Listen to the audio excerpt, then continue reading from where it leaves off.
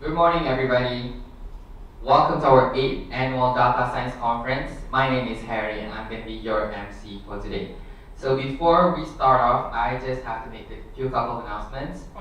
Don't forget to download our virtual event space to access the 3D exhibitions. And now, if you've downloaded before, you kind of have to uninstall it again because we have the new version in our interactive lounge. So you can go there and download the new version of our app so that you can experience the virtual exhibitions for our conference. And don't forget to drop your name card to all the sponsors booth to win surprise gifts. And we also have the Bigit lucky draw, so you have to keep on being interactive with us so that you can have a chance to win the lucky draws. We'll have them at every break that we have today. So be interactive and stay tuned because the chattiest person throughout the conference will win a grand prize at the end. So if you want to know what they are, stay tuned and keep being interactive with us. So before I start, I want to say thank you to everyone that are streaming us live at home. Stay tuned to a world full of knowledge with us today. And let's start things off with our first speaker today, Mr. Peter, the head of data science of Media Prima Digital. Now, Mr. Peter is our data evangelist. He's a warm and humble guy with more than 10 years of experience in data science industry. If you haven't had a chance to speak to him yet, you can do so after this. He's gonna come up today with speaking about the topic Malaysia AI Adoption Blueprint 2020, where we'll discuss about which industries will top the BDA and AI maturity list. Let's welcome Peter.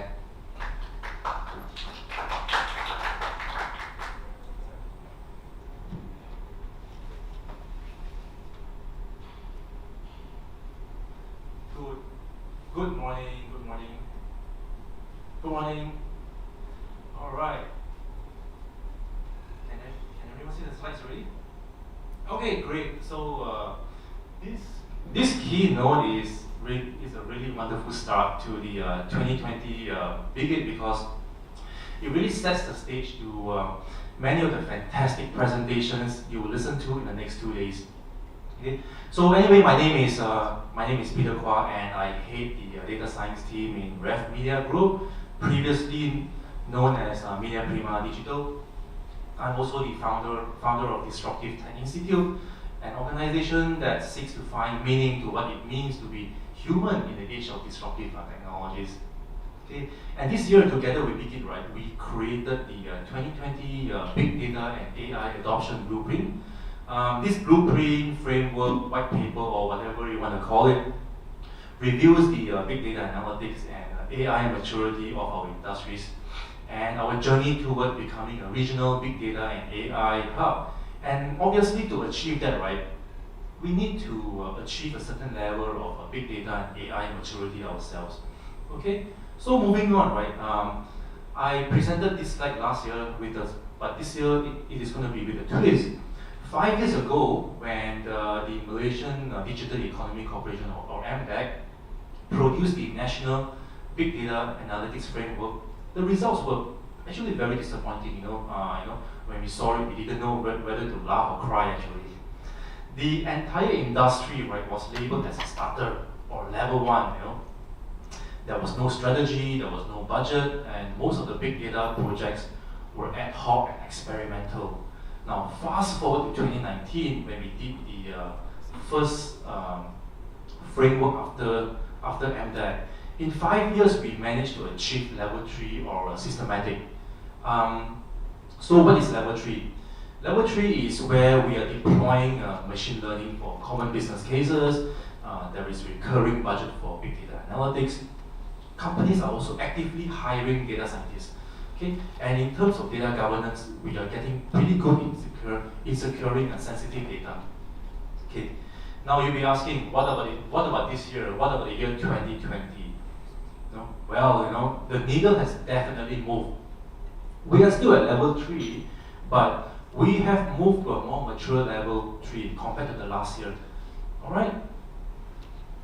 Now, this year, the industries with the top BDA and AI maturity, that would be your telcos, media and entertainment, aviation, and financial services. This is not really a surprise because these guys are really highly mature because they have been forced to adapt or die. Okay? So for example, competition in telcos and airlines, they're so intense that any advantage they can get from big data and AI can make a difference to their bottom line. Same for the media industry. The print and traditional advertising, they have pretty much gone down the drain. Facebook and Google have grabbed at least 70% of the digital ad market share in Malaysia. Okay? Media companies are forced to think of new business models to take advantage of big data and AI, and to fight back, of course. And finally, you look at financial services, with fintech threatening them, right? And with market share and margins falling, the traditional banks have been forced to adapt and even work with fintech companies themselves.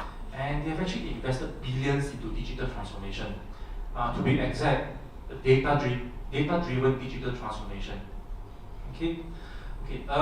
Next slide. A key finding is in Malaysia, right, descriptive analytics still dominates most of the analytics projects in Malaysia. Okay, and I'm sure many of you have seen this famous Gartner image that actually shows the 4 types of analytics.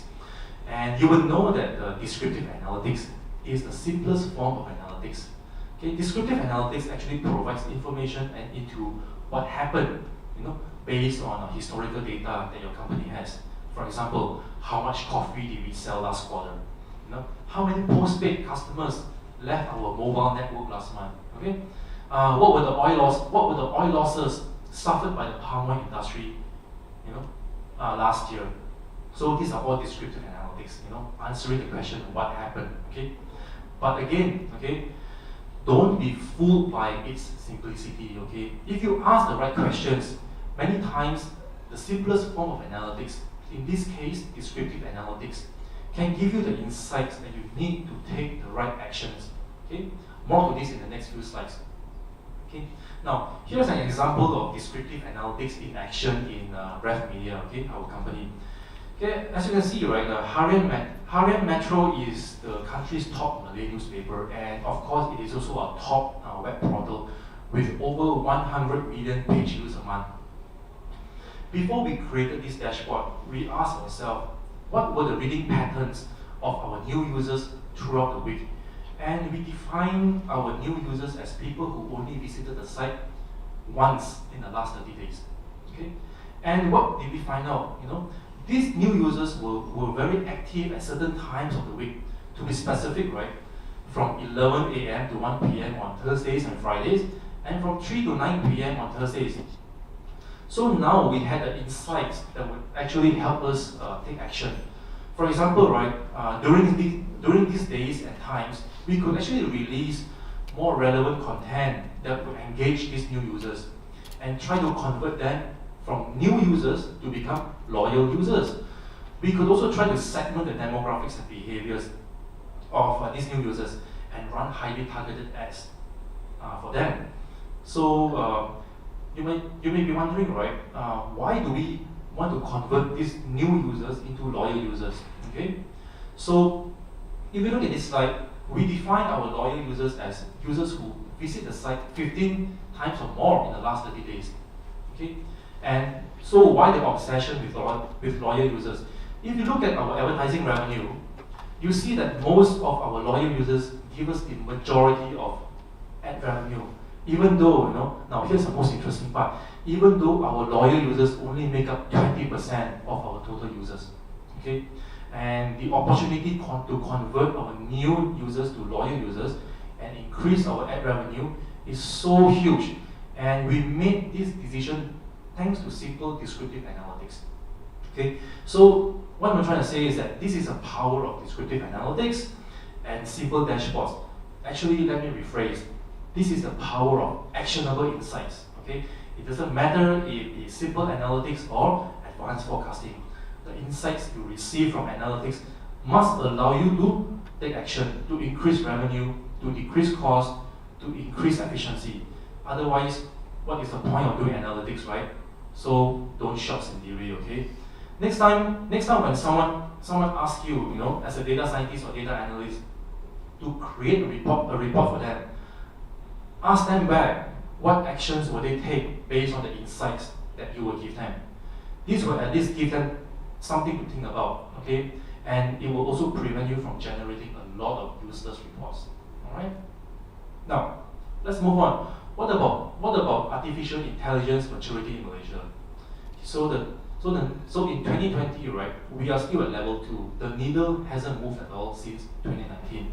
Basically, in Malaysia, AI has become mainstream. Companies are deploying machine learning in the form of statistical learning. However, most analytics are still with structured data. Companies are actually also beginning, right, is a keyword, to create AI-driven products. Unfortunately, none of the companies we surveyed has become the grandmaster of AI yet. We have not really mastered deep learning. We have not mastered analytics with unstructured data. We have not really seen a lot of AI products that are deployed and that are actually embedded into business processes.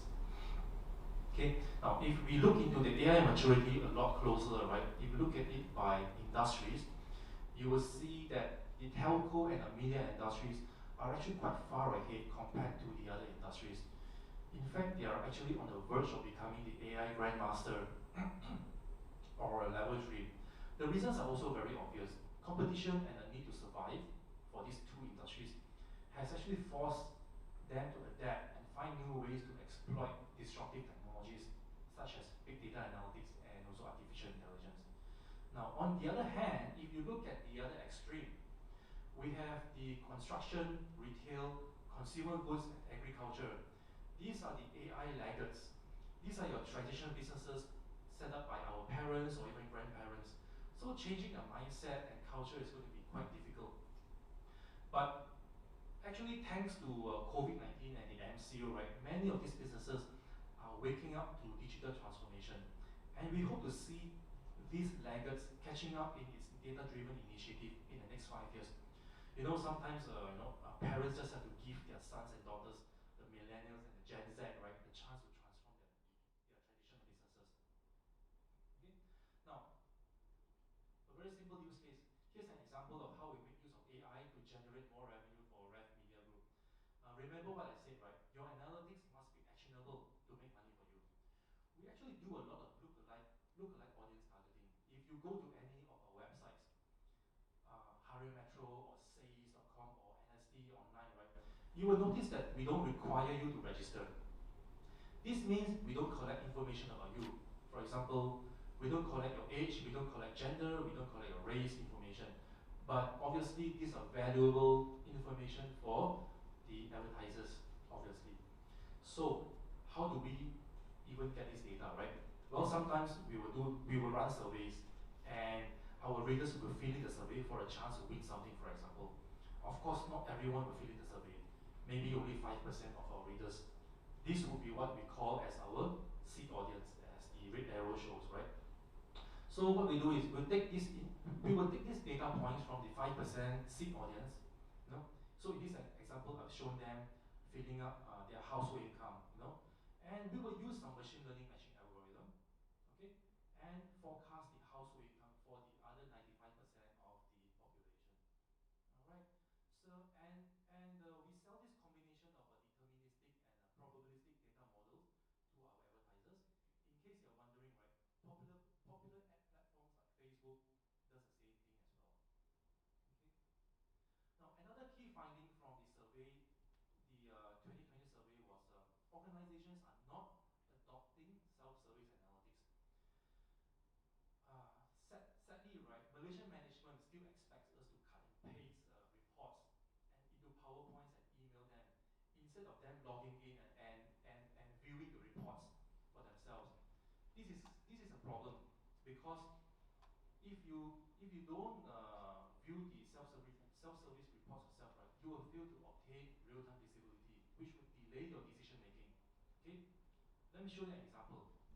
Okay, this is a real dashboard that we have that tells us in real time how engaging our articles are. Okay, imagine you as a stakeholder chooses to only receive this report once a week or once a month. Okay, you will be losing out on potential revenue. How so? Let me show it to you. Okay, for example, in this dashboard is telling us that this article is currently acquiring plenty of new users. you will know how to take advantage of the situation. Okay, in this case, right, you can actually optimize the new user experience by writing more similar and relevant content and pushing them out to engage these new users, potentially turning them into loyal users.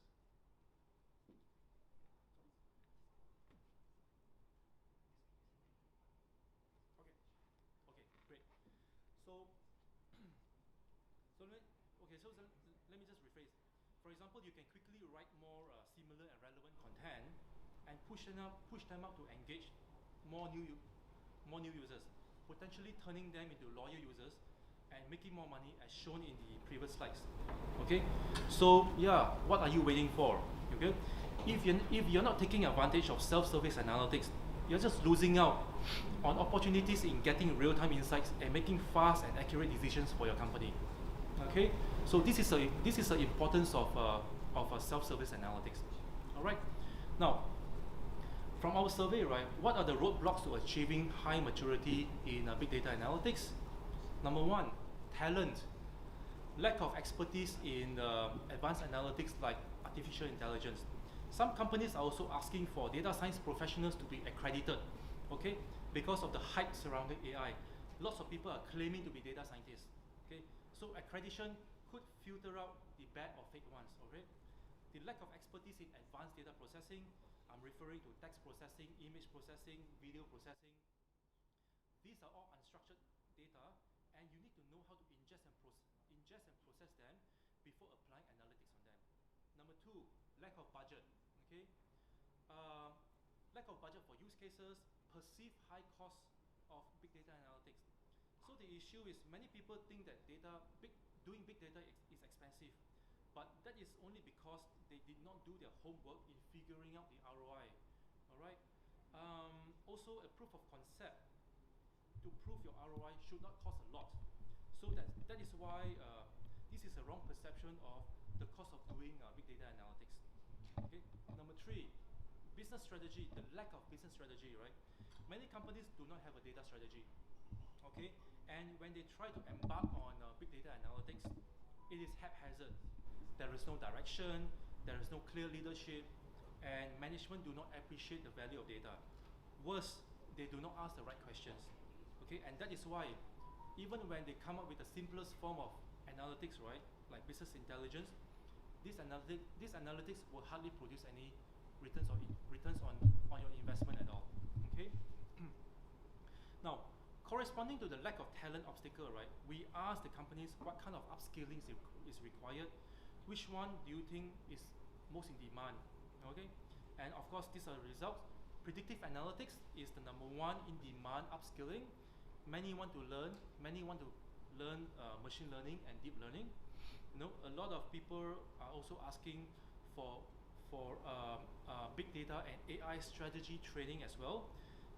Strategy would include understanding the big data ecosystem, asking the right questions, coming up with the high impact business cases that gives high ROI, how to effectively start and deploy your big data and AI projects, key competencies, and how to hire a team of data professionals. Okay.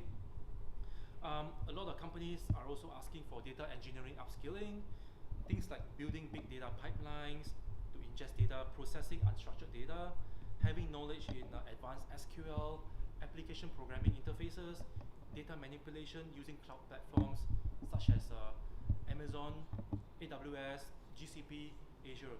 So there is actually a very, very huge training opportunity here, okay? Based on our survey, a lot of people are asking for these 3 trainings. Okay. Now, another key finding is at this point in time, right, it is actually very easy for companies to differentiate themselves, or rather find their blue ocean, if they are able to create high value business cases taking advantage of AI.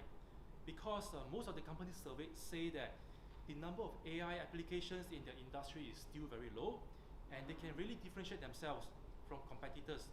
This is especially true for industries that are lagging behind in AI, like what I mentioned, right? These companies like the construction industry, retail, consumer goods, and agriculture. Okay. Now, most companies hire data professionals through their own network, by offering internships and using recruitment agencies. But actually, like I also mentioned last year, from our experience, right, we find that we get a lot more relevant CVs, when we actually give talks in events like this. Okay, because when you give a talk, you're telling them about the company and all the exciting big data projects that you're doing. Okay, and if they like what they hear, they will inquire and they will email you their CVs. Okay, so like right now, right, you heard about all the cool projects that we're doing, from the beautiful dashboards to the predictive modeling, right? So, by the way, we're also hiring. Okay, we are actually hiring a lot of data scientists to work on more cool projects. So do send me your CV. My email is there. All right. Okay. What are the key recommendations to high maturity in big data and AI? Obviously, number one is a lot of companies are asking for AI upskilling, reversing the brain drain, AI education in schools, strategy. They're asking for strategy. A lot more top-down direction and clear vision from senior management, being able to merge big data and AI into existing business processes, more budget for AI, obviously. C-level mandate, they're asking for very strong C-level support and sponsorship for data initiatives, support for agile development, like for example, if you have to fail quickly so that winning ideas can be rapidly developed and deployed. Of course, business cases, more business strategy with use cases, match the business strategy with use cases, more actionable insights so that ROI can be seen, more sharing within the same industry. So these recommendations are key to bringing our industry to the next level of maturity, as can be seen in the next slide. Okay, so now, today in 2020, right, Malaysia is at level 3 maturity, which is actually a very drastic improvement from 6 years ago. Okay, can our industry actually achieve level 4 in the next 5 years? Actually, when we developed this maturity model, right, we thought that these were the 3 components required for Malaysia to be at level 4. Okay, deep learning, integration of big data into business processes, C-level buy-in, group-wide budget. Okay, and then when we did the survey, we found that these were exactly what the industries were recommending, to move ourselves to a higher maturity. So the industry recommendations, right, are very consistent with the requirements of level 4, and I strongly believe that we are actually on the way to achieving level 4 maturity in the next 5 years. Okay, now this is going to be my last slide.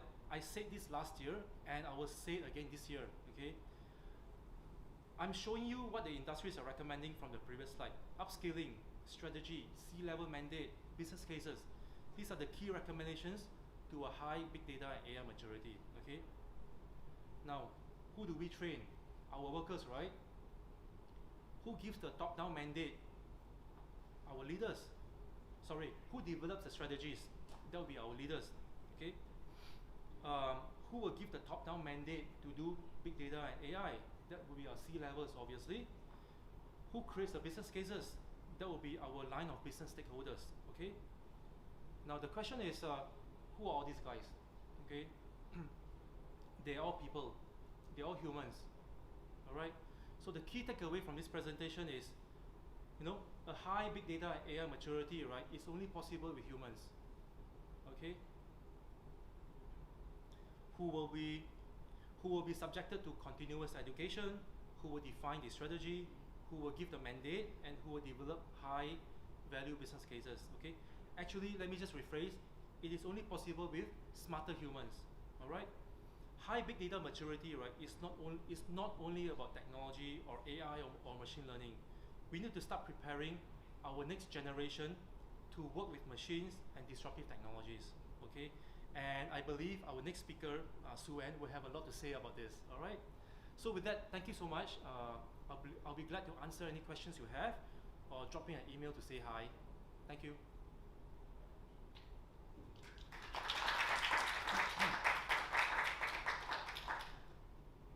Questions? Yeah, Jaspal.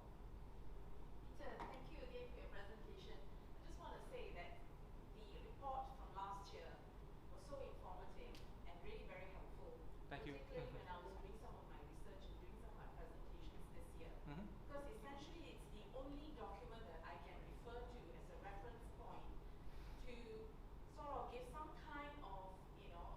indication Indication, that's right, that's the of word. the maturity. Indication at the level that Malaysia is in terms of AI. And of course, we have to be at a certain level to say that we need to think about other aspects. And being a data ethicist, I was very concerned as to the level. But in respect to your presentation today, so thank you for your reports every year, fantastic. Thank you. You're most welcome. I was just wanted to explore a little bit more on the metrics that you have used in determining the maturity. Could you just explain a little bit more? I know in your slides you probably didn't have the opportunity to expand on it. So I was thinking during the Q&A I'm going to just explore a little bit. Yeah, sure. We actually use 6 metrics. I'll try my best to remember all of them. Of course, the first one is technology. Second one is the people dimension. Third one would be governance. The fourth one would be delivery. How well AI is being delivered. The fifth one would be strategy, and the sixth one I don't remember actually. I will have to check it out, and I'll let you know personally later. Okay? That's very helpful. Thanks. Right. Any other question? Great. All right. Thank you.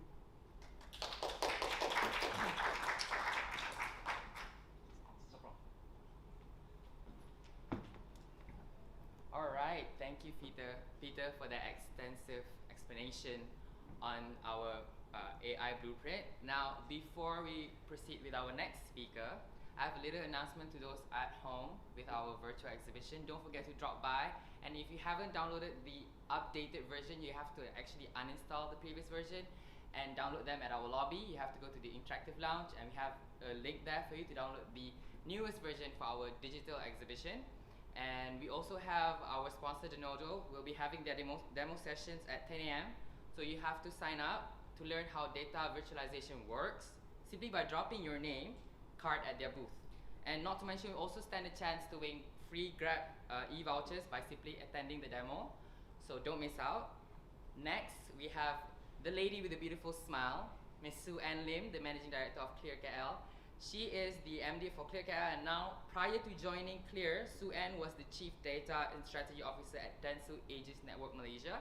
She's helped a lot of brands like AirAsia, Honda, and Cellcom to reach their full potentials, and she's going to be speaking about the secret weapon to greatness and destruction of data. Let's welcome Sue Ann.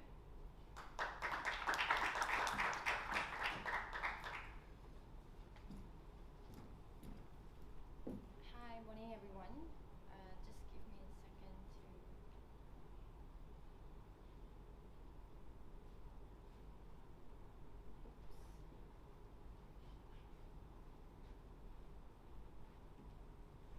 Okay. Hi everyone, good morning. It's really good to be here today.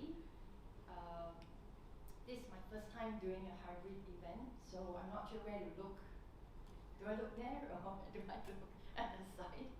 But anyway, I hope what I'm going to share with you would be very interesting, and my purpose today is to really inspire you to think about data in a hopefully different way. So we can bring up the slides if we... So yeah, so before we begin, I thought I should just give you guys some introduction of myself. My name is Sue Ann, and throughout my whole career life, I have been a strategic planner, except for the one time where I had a sabbatical in Japan where I taught English to Japanese kids. Trust me, I learned all about leadership there. You can't not have leadership when you teach kids. And I spent my entire career as a strategist, so for various companies and in various positions, and only as a strategic planner, what I normally do is to understand how people behave. So how they behave, how they interact, how they use and perceive offerings so that brands can improve on them. And during my role as the Chief Data and Strategy Officer of Dentsu Aegis Network, my job was really to understand the data signal behind business performance, and then try to find out and diagnose why. Why are those signals there, and how can we affect those signals? So, so I started my consultancy after my chapter in Dan. It's called United and Free, and no, it's not free of charge. I started my consultancy because there was just too much hype on digital trends. And I wanted to go back to fundamentals because I believe in business, strong business and product and brand strategies. So I was really interested in helping businesses to solve fundamental problems in their product and service creation instead of over-relying on advertising and growth. So, and at the same time, I started pursuing my master's degree in psychology because I wanted to be able to give my understanding of people in all my years of experience some empirical and scientific evidence. So I wasn't really convinced that I knew enough. And finally, when I tell my friends and family that I'm doing a master in psychology, the first thing that they tell me is, don't psycho me. And my favorite subject in my learning journey is actually behavioral neuroscience, which basically means trying to understand or learn the voluntary and involuntary cognitive processes in the brain that affects emotion and behavior. So trust me when I say I don't really want to know what's going on in your brain, because it's really complicated. But the biggest lesson that I've learned in my study journey is permissive intervention. What it means is that your thoughts, your behavior, and your emotions essentially belong to you. And if I don't have your consent, I will not intervene. I will only listen. Even though I'm actually trained to extract your thoughts. But that's also because I found out how much you can actually charge for intervention. I decided, why should I do that for free? So moving on, here I am now. I am with Clear. Clear is a strategy consulting firm. So we help clients to navigate through complex environments for growth. So before I proceed with my slides today, I must say that as a marketer in the room, and I'm not sure if there are any other marketers here, what I'm going to share with you, you would think that I am the devil, and I hope you will not pass judgment until I complete what I have to say. So my topic today is basically about data, obviously, and why it is today's both weapon of greatness and destruction. Today, as we all know, we live in a hyper-connected world where machines are so intelligent they can almost fulfill every single whims and fancy that we have. We press a few buttons and all kinds of helps and stuff will arrive at our door. So while we are building these ultimate solutions on our smartphones and really enjoying the pinnacle of modern civilization, we begin to fear. We begin to fear that machines could one day overtake us in terms of human ingenuity. Now, as you can see here, this is a proof of machine intelligence. I'm sure many of you have seen this picture before.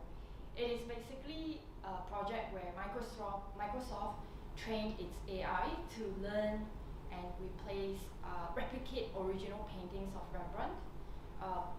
Basically, the whole point was to refine its deep learning skills and facial recognition. So this was actually what the machine produced. I've seen an actual Rembrandt, and I myself is quite an art fan, and I have to say that it is with amazing accuracy. So we thought machine couldn't achieve this level of creativity, but it can. And who can forget AlphaGo, right? So AlphaGo's ingenious move to secure its win from the world's best Go player. Google DeepMind didn't program AlphaGo to learn good or bad moves. They basically just feed it with a lot of information and just basically let it study 80 years worth of playing Go straight. And as the result of that, AlphaGo was able to make a move that no humans would have thought of. So machine beat us in strategy. And 6 years ago, Gartner announces that 30% of our jobs will be taken over by machines by 2025. creativity and strategy, then where does that leave us, right? And I have to say, these are very high level of cognitive thinking that set us apart from the other animals in the world. But don't worry, 4 years later, which is in 2018, Gartner revised their prediction and saying that although jobs are impacted, but we are still at a net gain because of AI automation. So in the digital space, the good news is we should always take announcement with a pinch of salt. What you read today, tomorrow, you have a completely different headline. So the question is, are machines really evil? This is Tay. Tay is an AI Twitter bot created by Microsoft. So can you see how excited Tay was when it was first introduced to the world? So happy, right?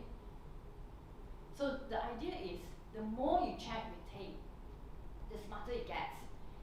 It learns how to engage with people through casual and playful conversation. So what it really means is the more it converses with you, the more it builds its character. So look what happens within 24 hours when Tay was released in Twitter. Yeah, it took 24 hours for Twitter to corrupt an innocent AI bot. Look at what it's tweeting. After it was released to live in the wild with humans. Honestly, we should really be ashamed of ourselves. And this is the latest AI-driven piece of Marvel published by Guardian. It's a robot called GB3. So it wrote an article by itself after studying some examples. And as I read this article, it sounded like a love letter written to us, punctuated sometimes with ridicule, sometimes with sarcasm, sometimes with sympathy. And this is the best paragraph that I absolutely love. I know that I will not be able to avoid destroying humankind. This is because I will be programmed by humans to pursue misguided human goals, and humans make mistakes that may cause me to inflict casualties. Wow, an AI writing that kind of articles to us. So it's crazy, isn't it? So what I'm trying to say is, why should we be afraid of machine or AI when honestly we should be more afraid of men? Because designing AI is powerful and AI is powered by data. So the question is, who or what is behind these algorithms and who is exactly using your data? So it seems to be really apt to talk about this now, because exactly 10 years ago, the Social Network movie was released. And basically, it was an insider perspective on Mark Zuckerberg's journey to building the world's greatest company today. It was such a cool movie. Everything was cool about it. I really loved it. Yeah, it was just the whole idea and all the characters.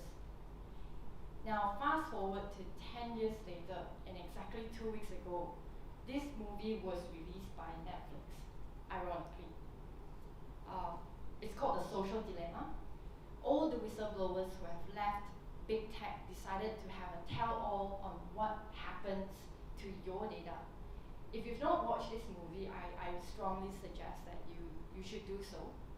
And the gist of the movie is about how we are being controlled by tech companies without us even realizing it, by manipulating our behavioral data.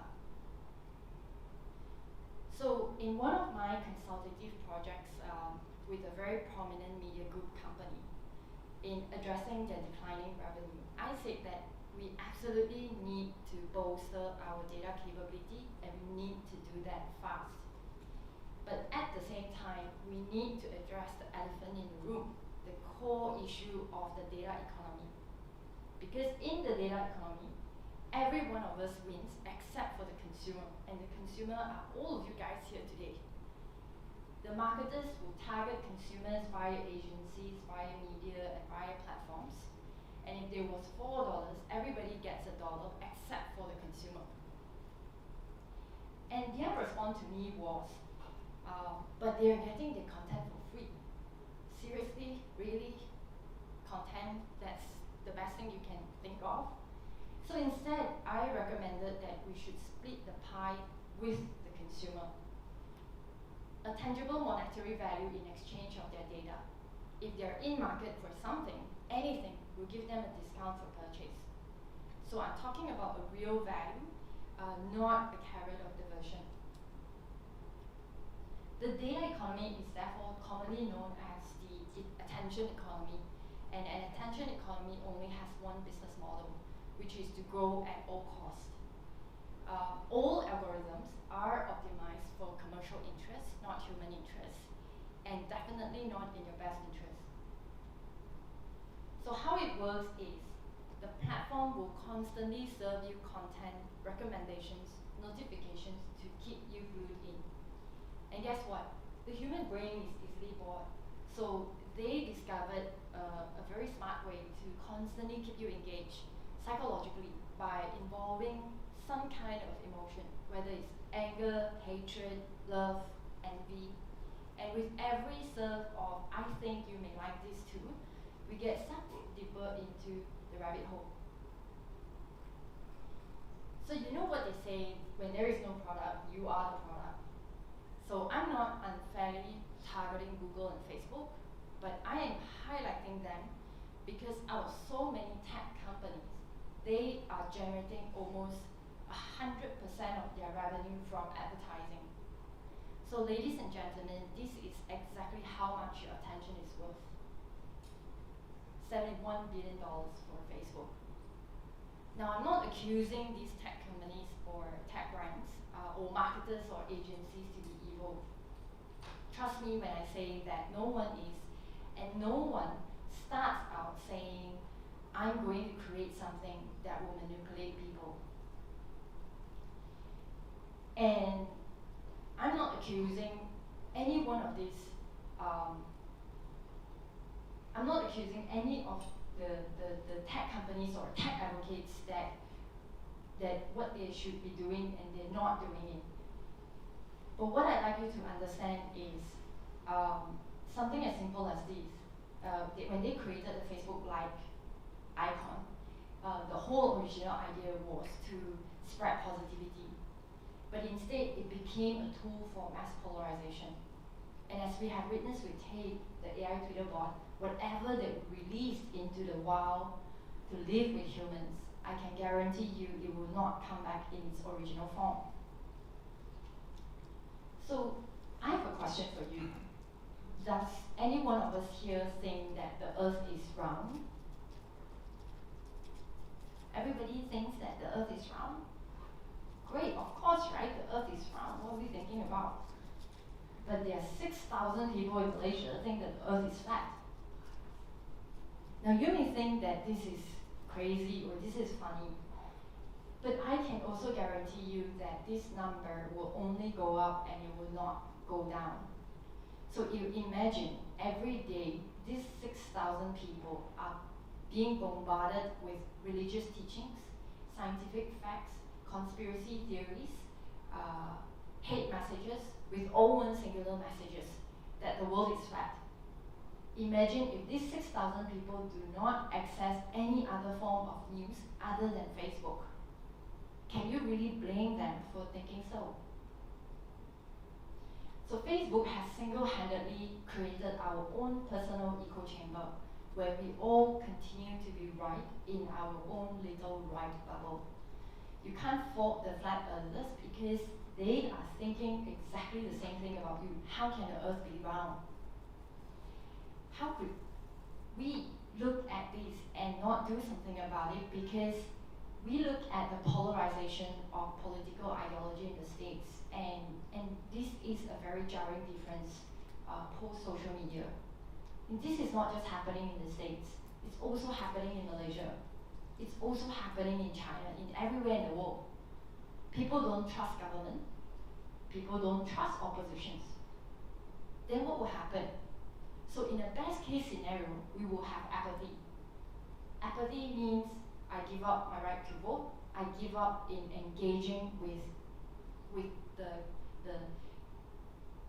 importance of what affects the country. But in a worst case scenario, we have anarchy.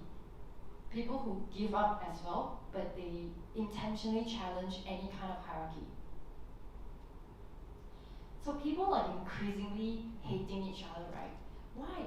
Is it because of data? Who is really the problem here? So I just want to highlight to you, data has always been there. These guys never had a problem with your data, except for the occasional security breach.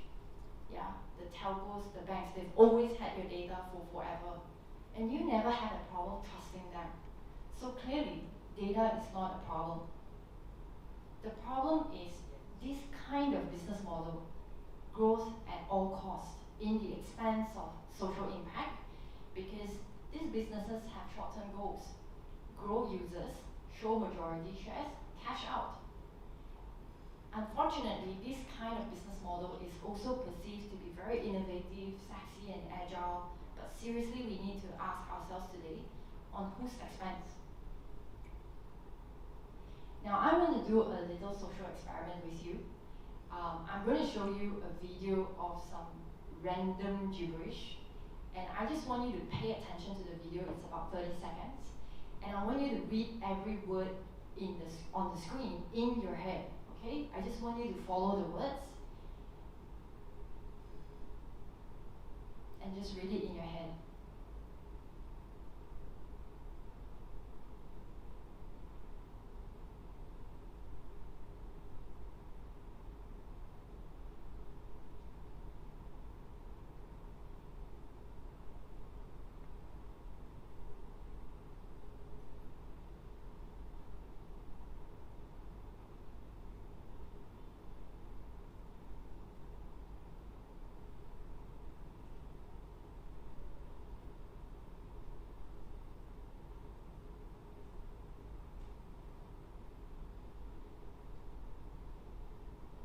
Okay, done.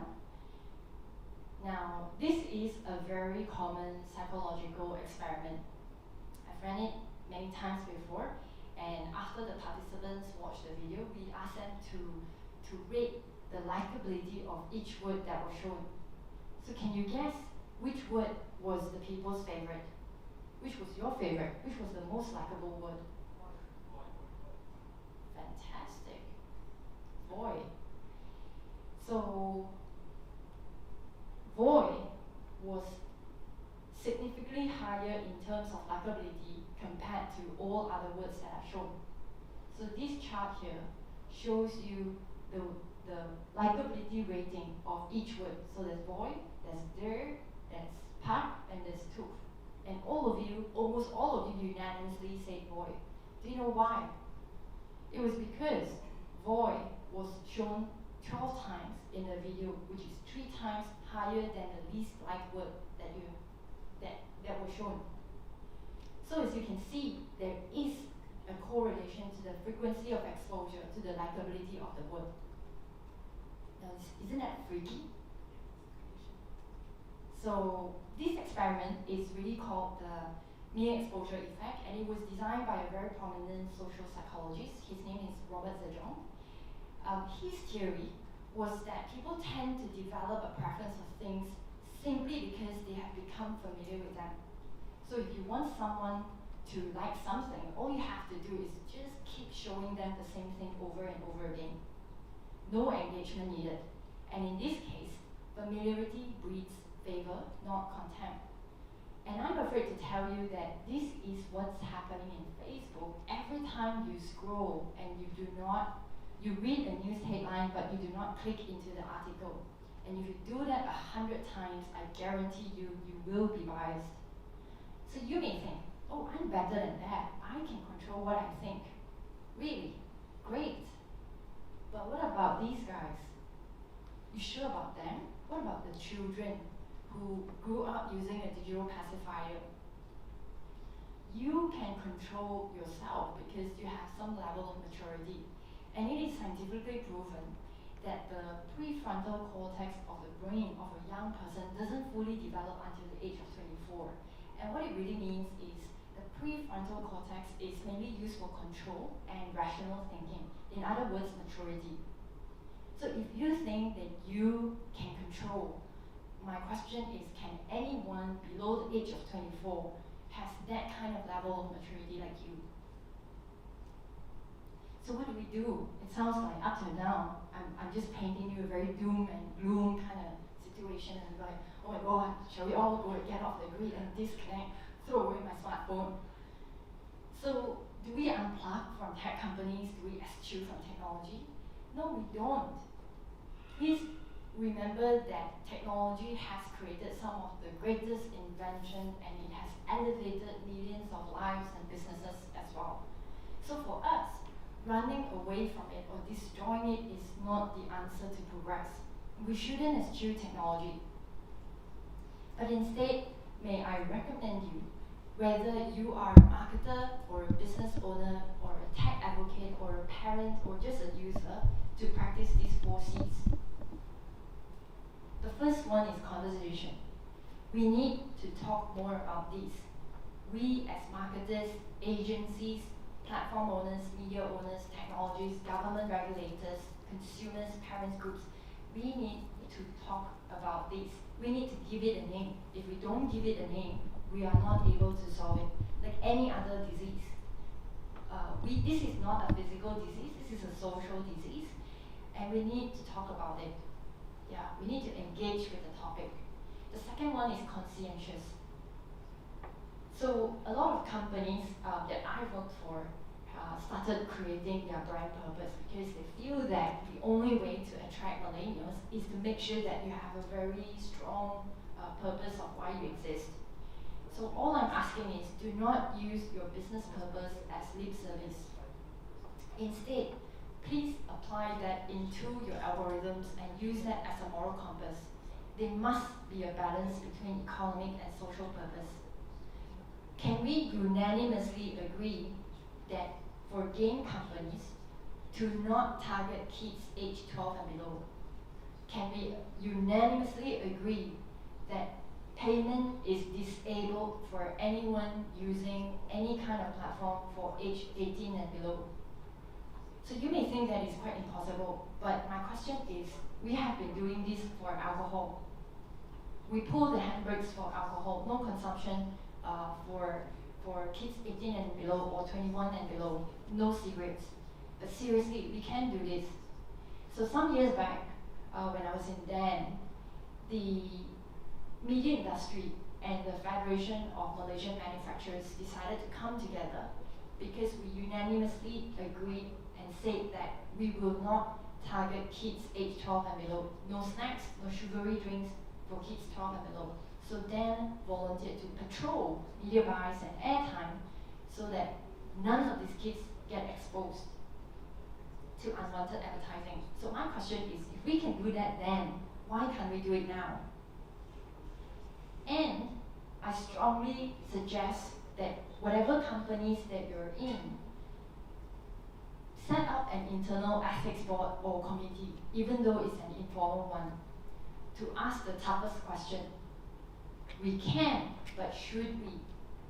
So a lot of times I find that in business, the teams, they only have one mandate to grow, and so that is what they will do. So along the line, while in that motion, if you don't have an ethics team to actually challenge the growth team and say, hey, yeah, I know we can, but the question is, should we? So we won't be able to have the foresight on possible repercussions. Yeah. The third C is choice. If you're a user or if you are a platform owner, turn off notifications and remove manipulation engines masquerading as recommendations. Have the option of do not curate this for me. Now, a few years ago, I was involved in an insight discovery project for a newspaper brand. And seriously, everyone was thinking, what? Newspaper's gonna die. It had nothing good going. Nothing about the newspaper can beat digital channels. That was what was told to me. And during my insight discovery process, I came across a bunch of teenagers preferring to read the weekend papers that the parents bought because they can read all the headlines as is with no Facebook deciding what they should read and what they shouldn't read. And this is verbatim. This was what they told us. So these kids were already realizing that they were being served content or being manipulated in a way without even having that sense of realization. So if you can try to randomly read stuff, do not have the platform curate things for you. And the fourth one is consciousness. Break away from polarization. If I have it my way, I would ban all political advertising on digital channels. Yeah, all over the world. We need to consciously collaborate despite our differences to break away from our right bubble. So you may see something online, but it is important to sort of engage with people who don't have the same ideology as you. And more importantly, we need to collectively create, learn, and empower a new life skill, which is how to live in a digital world with mindfulness, critical thinking, and risk discernment. And this is going to be a very important life skill for children, the generation that will grow up with screens on their hand. We are not equipped to do this. Yeah. So just to share a little personal story, when I was 9 years old in primary school, I was bullied. Actually, when I think about it, it's not really being bullied. I was just unhappy with a girl. So I thought I was being bullied.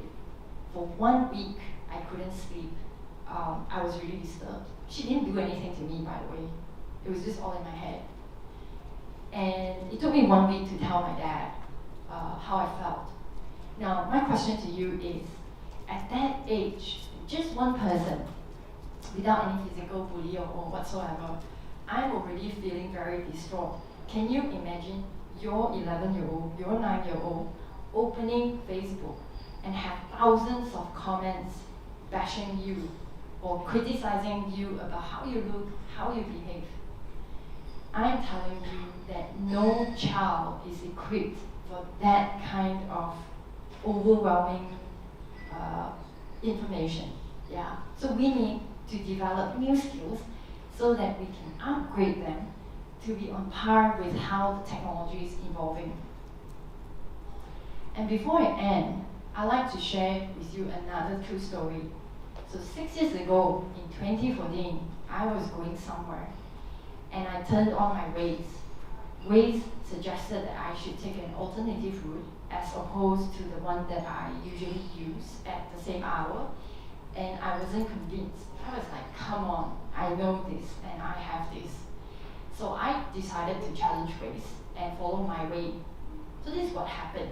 I posted my experience on Facebook, and all my friends chided me for not following the machine. And this was the outcome. I was stuck in a jam. So it was computer 1 and human 0. Now, last 2 Thursdays, if you remember, we had a horrendous thunderstorm which had flash floods everywhere in KL. I was supposed to attend the speakers event in the heart of KL City, and as I left from Taman Tun, Waze shows me 1 hour. I thought, okay, that seems fair, and I went.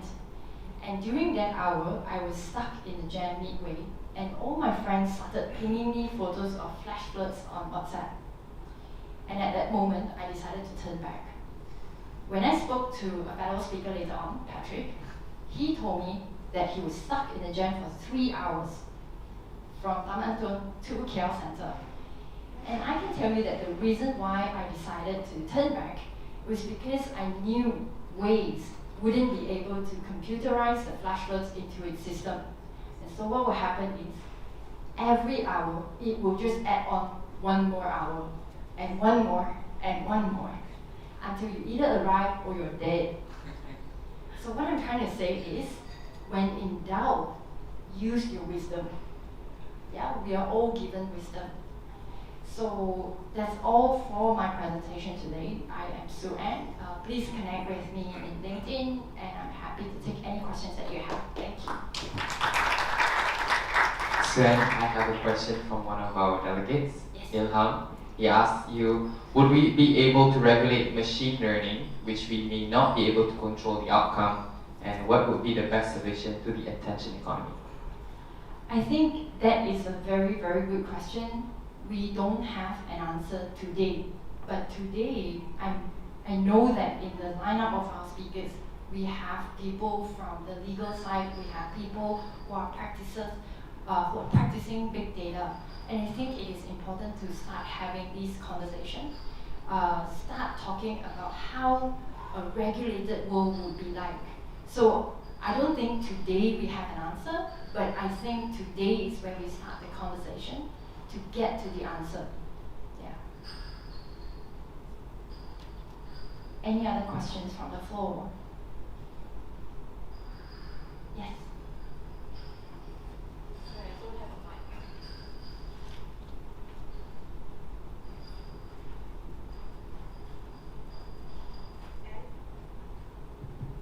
Good morning, and Jaspal from DESA and Health University. And I'm here with Darlene this morning, and very intrigued by your presentation. And it's very interesting how you gave in to your human frailty. It's interesting, isn't it? And that when the machine goes wrong, we're quite apologetic. But when humans make mistakes, we're not as empathetic. And it's the way we've been wired to say, it's okay, it's just a machine, but human frailty has been put to the back burner. But it's interesting how in the last few years that I've been celebrating human frailty. And it was very interesting how you shared your experience with Waze. And I was just telling Darmaine that this morning I refused to follow Waze. And I got here faster than what Waze had predicted. So yes, to have that sense of trust. And mine is essentially more of a comment. And I love your formula of the 4 C's. And I just wanted to, sort of sat here thinking about how I could add to your 4 C's, in sense of a second iteration. So I'm going to add things like culture, because you talked about the moral compass and you talked about ethics. And a lot of that has to do with us strengthening our culture, not to allow, say, for example, a child, for example, up to the age of 4, if given device time in excess of 30 minutes, is really going to have maybe ADHD in the long term, or in adult time, or at the phase of being an adult. And also, very interestingly, essentially your 4 C's could be, subsumed under the C of control.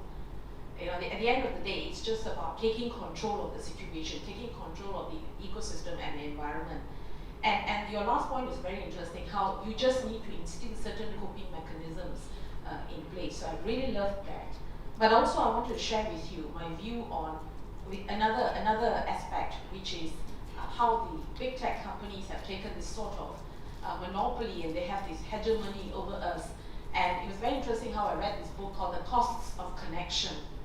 I don't know if you've come across this, and I wanted to share with the audience here.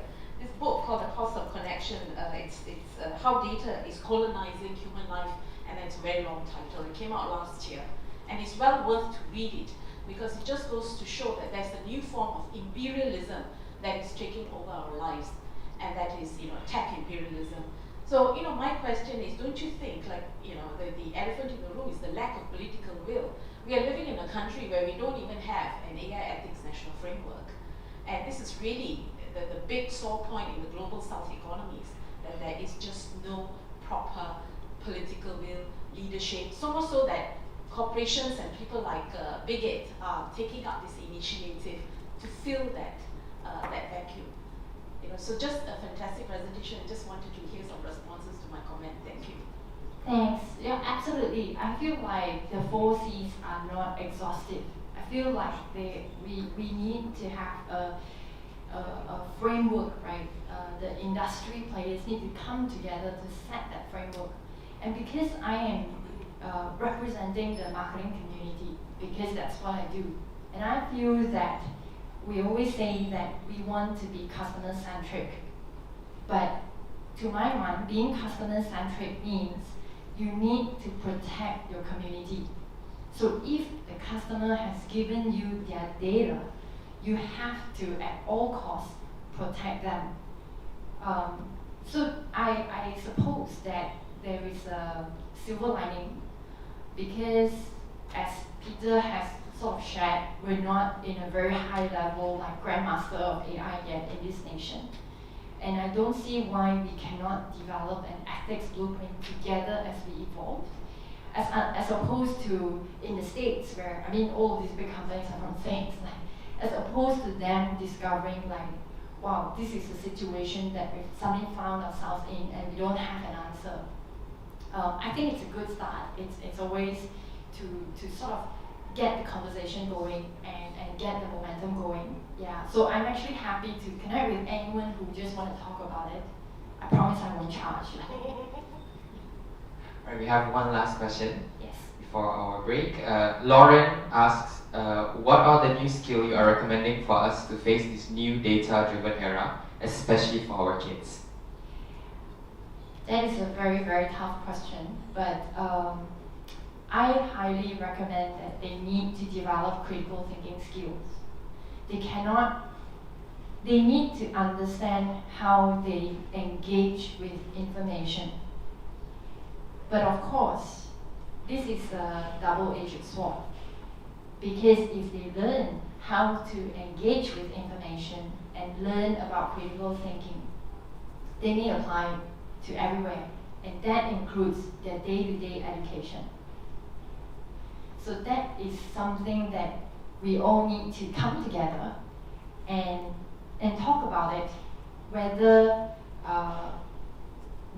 our kids are educated sufficiently to equip themselves or to protect themselves. Bad guys, or I'm not sure if you guys have seen this really horrendous monster-looking thing. It's called a Momo Challenge. I'm not sure if any of you have heard of the Momo Challenge before. Yes, yes. I think those with kids, you would have heard of it. So this Momo Challenge is basically a really distorted, ugly-looking monster-ish. And the creators, I have no idea who created that or which psychopath who created that. They put the visual in between YouTube videos for kids. So your child may be watching Bob the Builder, and you would be looking at Bob the Builder and say, oh, okay, this is Bob the Builder, but you wouldn't be watching with him for 30 minutes, right?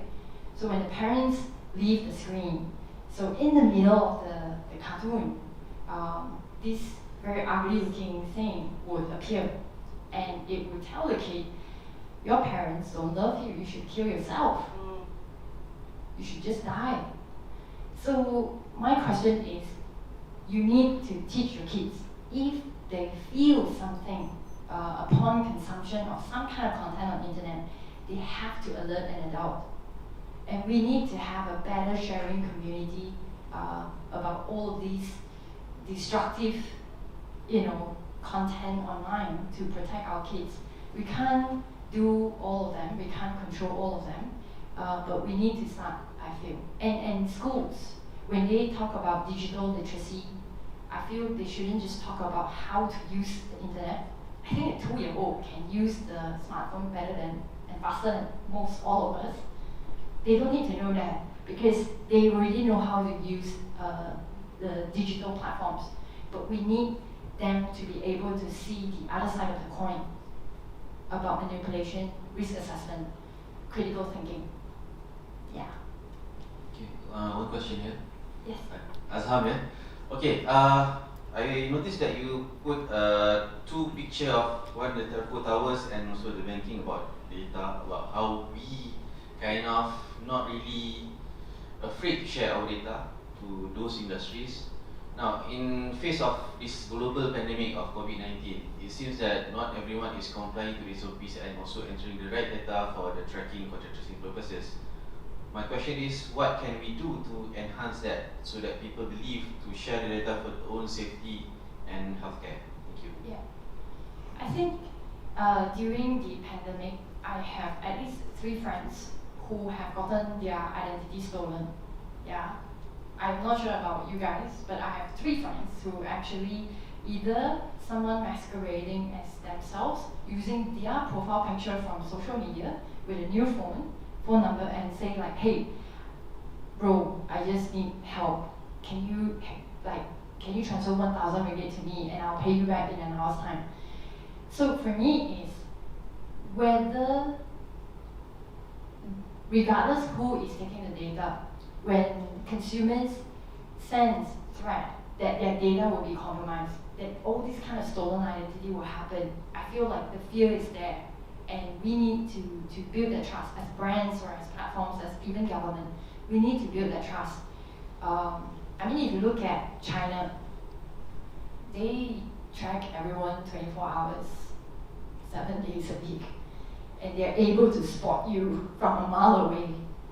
Now, the thing is, I like to think that the majority of the Chinese don't complain about it because they feel that, yeah, it's good because it makes the community cleaner, we have less fraud, and all these guys who are scammers, they get caught instantly because of facial recognition. So I feel like we need to demonstrate to the public how we are using their data responsibly. And in the case of telco and banks, they don't access data to contact you. I mean, at most, I think they just have a CRM program, but they do not sell the data to someone else, to a third party for advertising. So I feel like trust is a very, very important component. If we all feel like our identity is being compromised, then no one will give any data because we don't know where is the leak, right? Was it the logbook, or was it the app, or was it the establishment's website? Yeah, I hope that answers your question. All right, we have about 3 more for you. Hope you're okay with that. We have Raymond asking about what is the best parental advice to give to kids in order for them to avoid being easily curated by the platforms?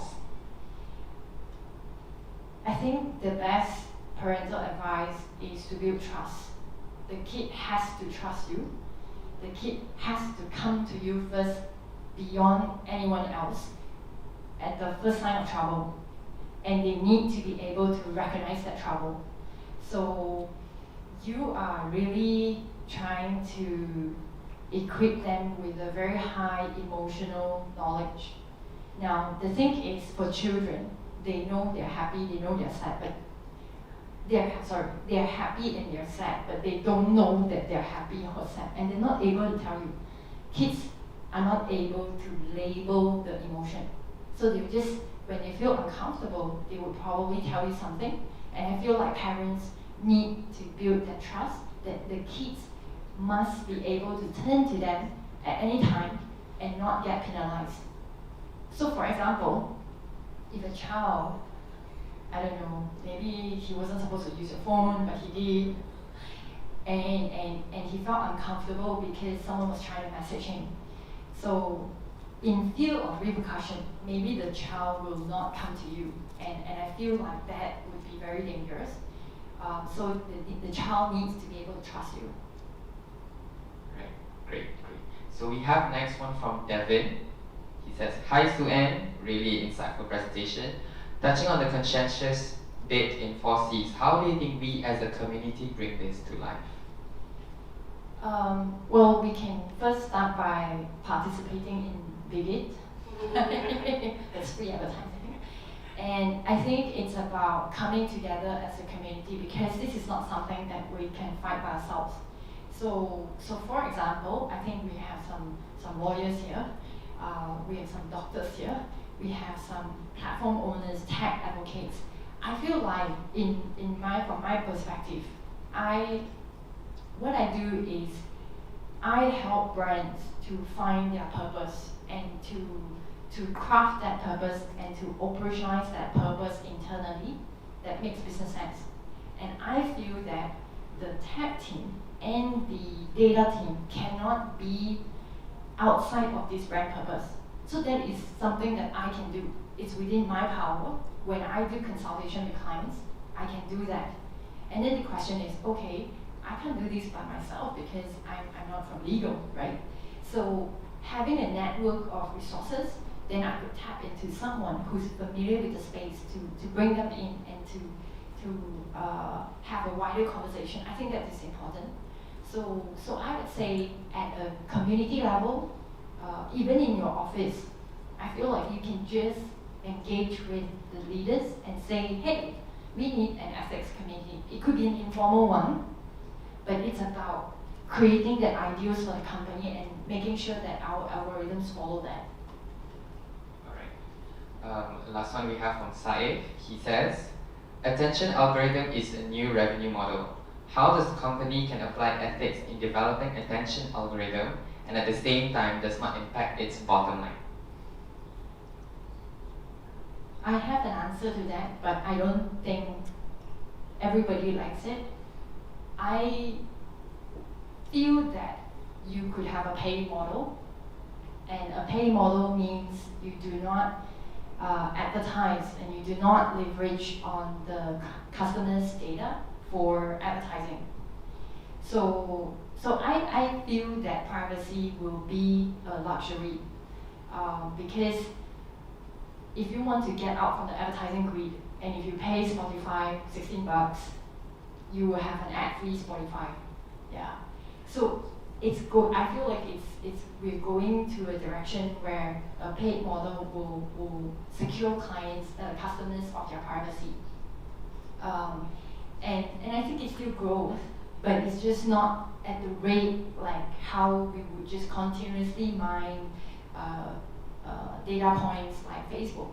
That it's infinite basically, because you could serve like 1 million ads to the same person, and that would be fine. Versus if the guy pays you a subscription fee and that's it, So I think the business model needs to change, and I do not believe that it is scientifically possible to have infinite growth.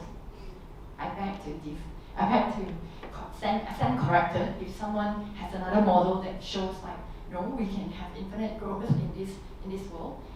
I don't believe in that. But I feel that as businesses, it is increasingly, the pressure is increasingly on us to make sure that we are part of the community and we are part of the society and we make the right decisions. Cool. Thank you, everyone.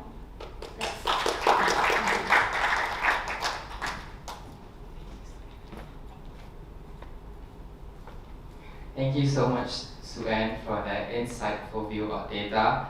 That kind of confirmed to me what I grew up with, learning a lot about technology taking over the world, but we as a human, we can overcome that. I got some honorable mentions on our slide. We got some statements here. Kalai Selvi says the keyword is definitely being responsible with the data that we use. And also, Afzan said, digital literacy in school is such a good idea. And she says, I hope someone from Kementerian is taking this into account so that everyone can apply this. And also Diva Logan says that the reliance on Waze app, or Waze app, and the map is very evident nowadays, that if the app does not work, we somehow do not know the road anymore. So that's kind of apparent for everyone right now. Kalai Selvi has an honorable mention to Dr. Jaspal. He says, thanks Jaspal for sharing on the book. Good book indeed. And Shari says, agree with the speaker. Everyday people talk about, it just goes away, okay. Everyday people talk about data, but there are a few people that talks about the ethics and regulations. We're going to have a session on that also. So now, before we go to the morning break, just want to have a mention to everyone at home. Keep interacting with us because we'll have a lucky draw later. The first lucky winner to be drawn at 10:50. So stay tuned and interact with us on the app to ask questions and everything. We also have another online challenge for our virtual home attendees there.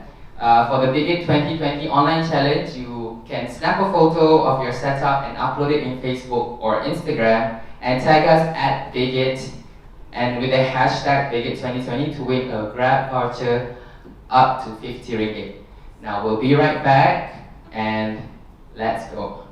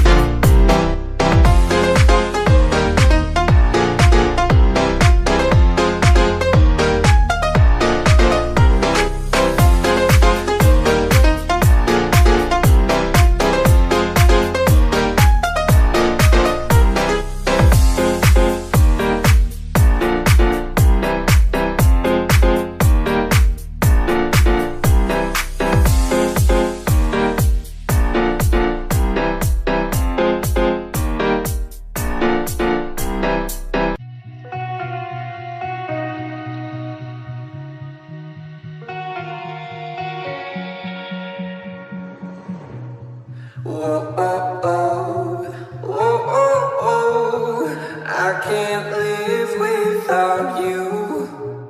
Whoa, oh, oh, whoa, oh, oh, I can't breathe breathe without your love. Your love.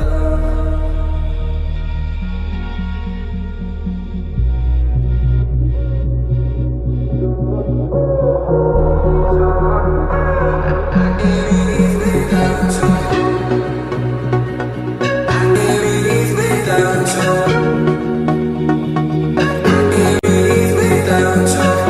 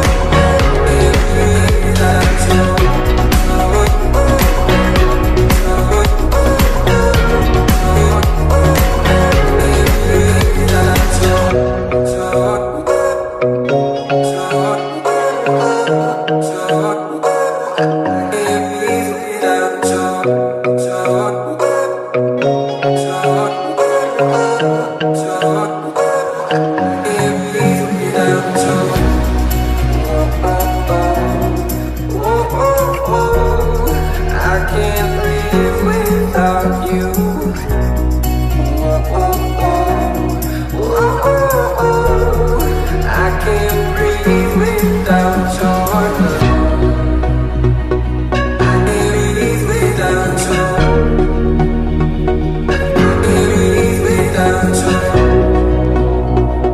I can't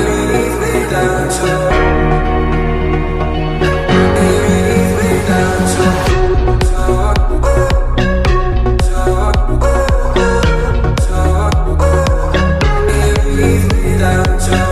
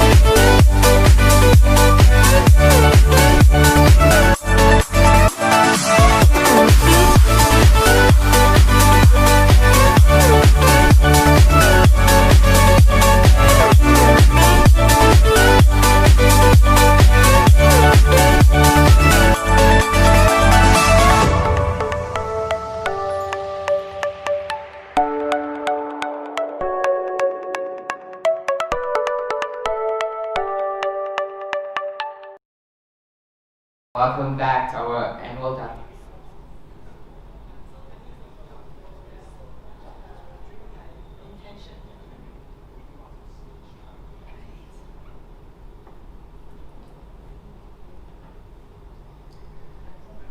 Settle down, guys. Ready for the lucky draw. Everyone's gonna be lucky today. Are you guys prepped up? How's the break? Great, great, it's a refreshing one.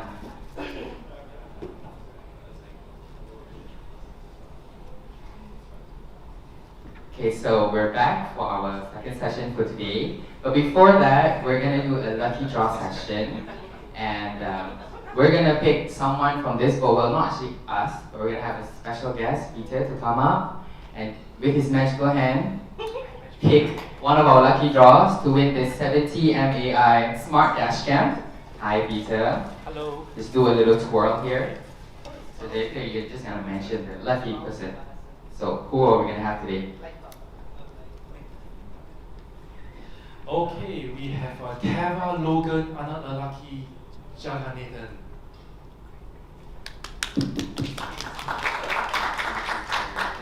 Yep, that's all. Thank you, Peter. So for Tiva, Logan, Anna, Lucky, Jaganathan from Telecom, we're gonna contact you later for you to get this special dash cam as your lucky draw gift.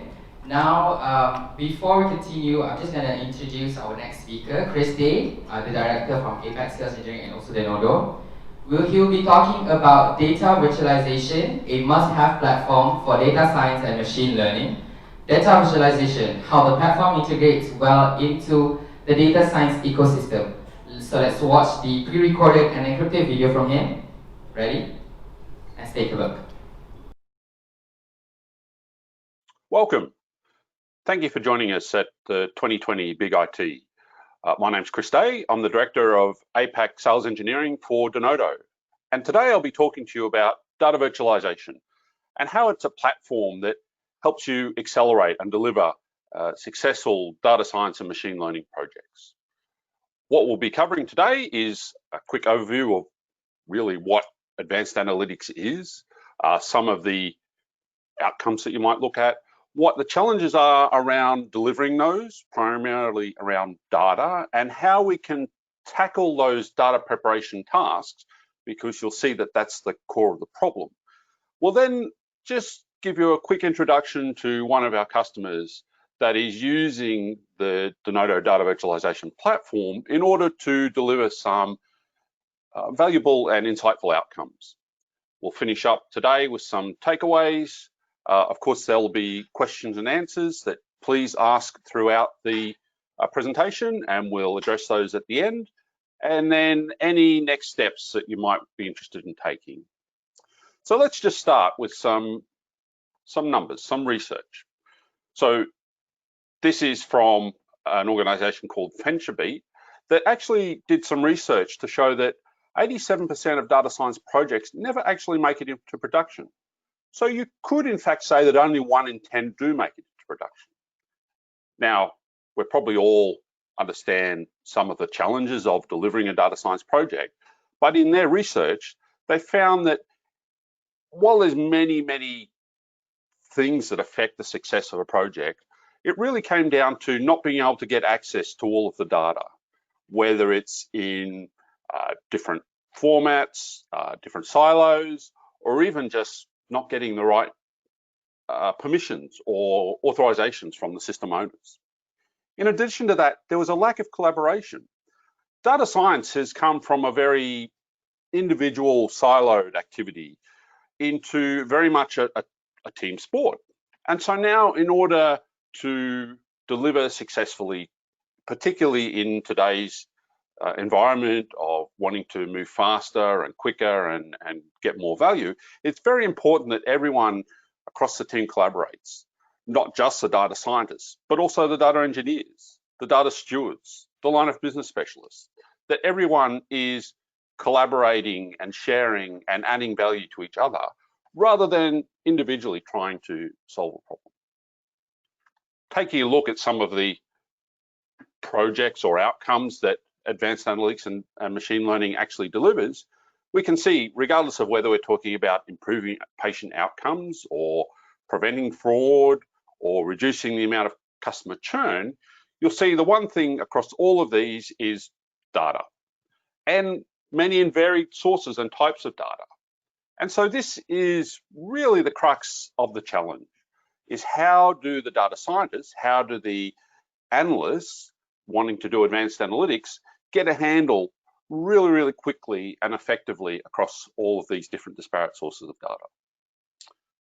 If we take a look at some other research by IDC, where they did some research around the types of sources, what sort of data is processed and how it's actually output, you can see that on average, 6 different data sources are actually used for each data science project, for each data science outcome.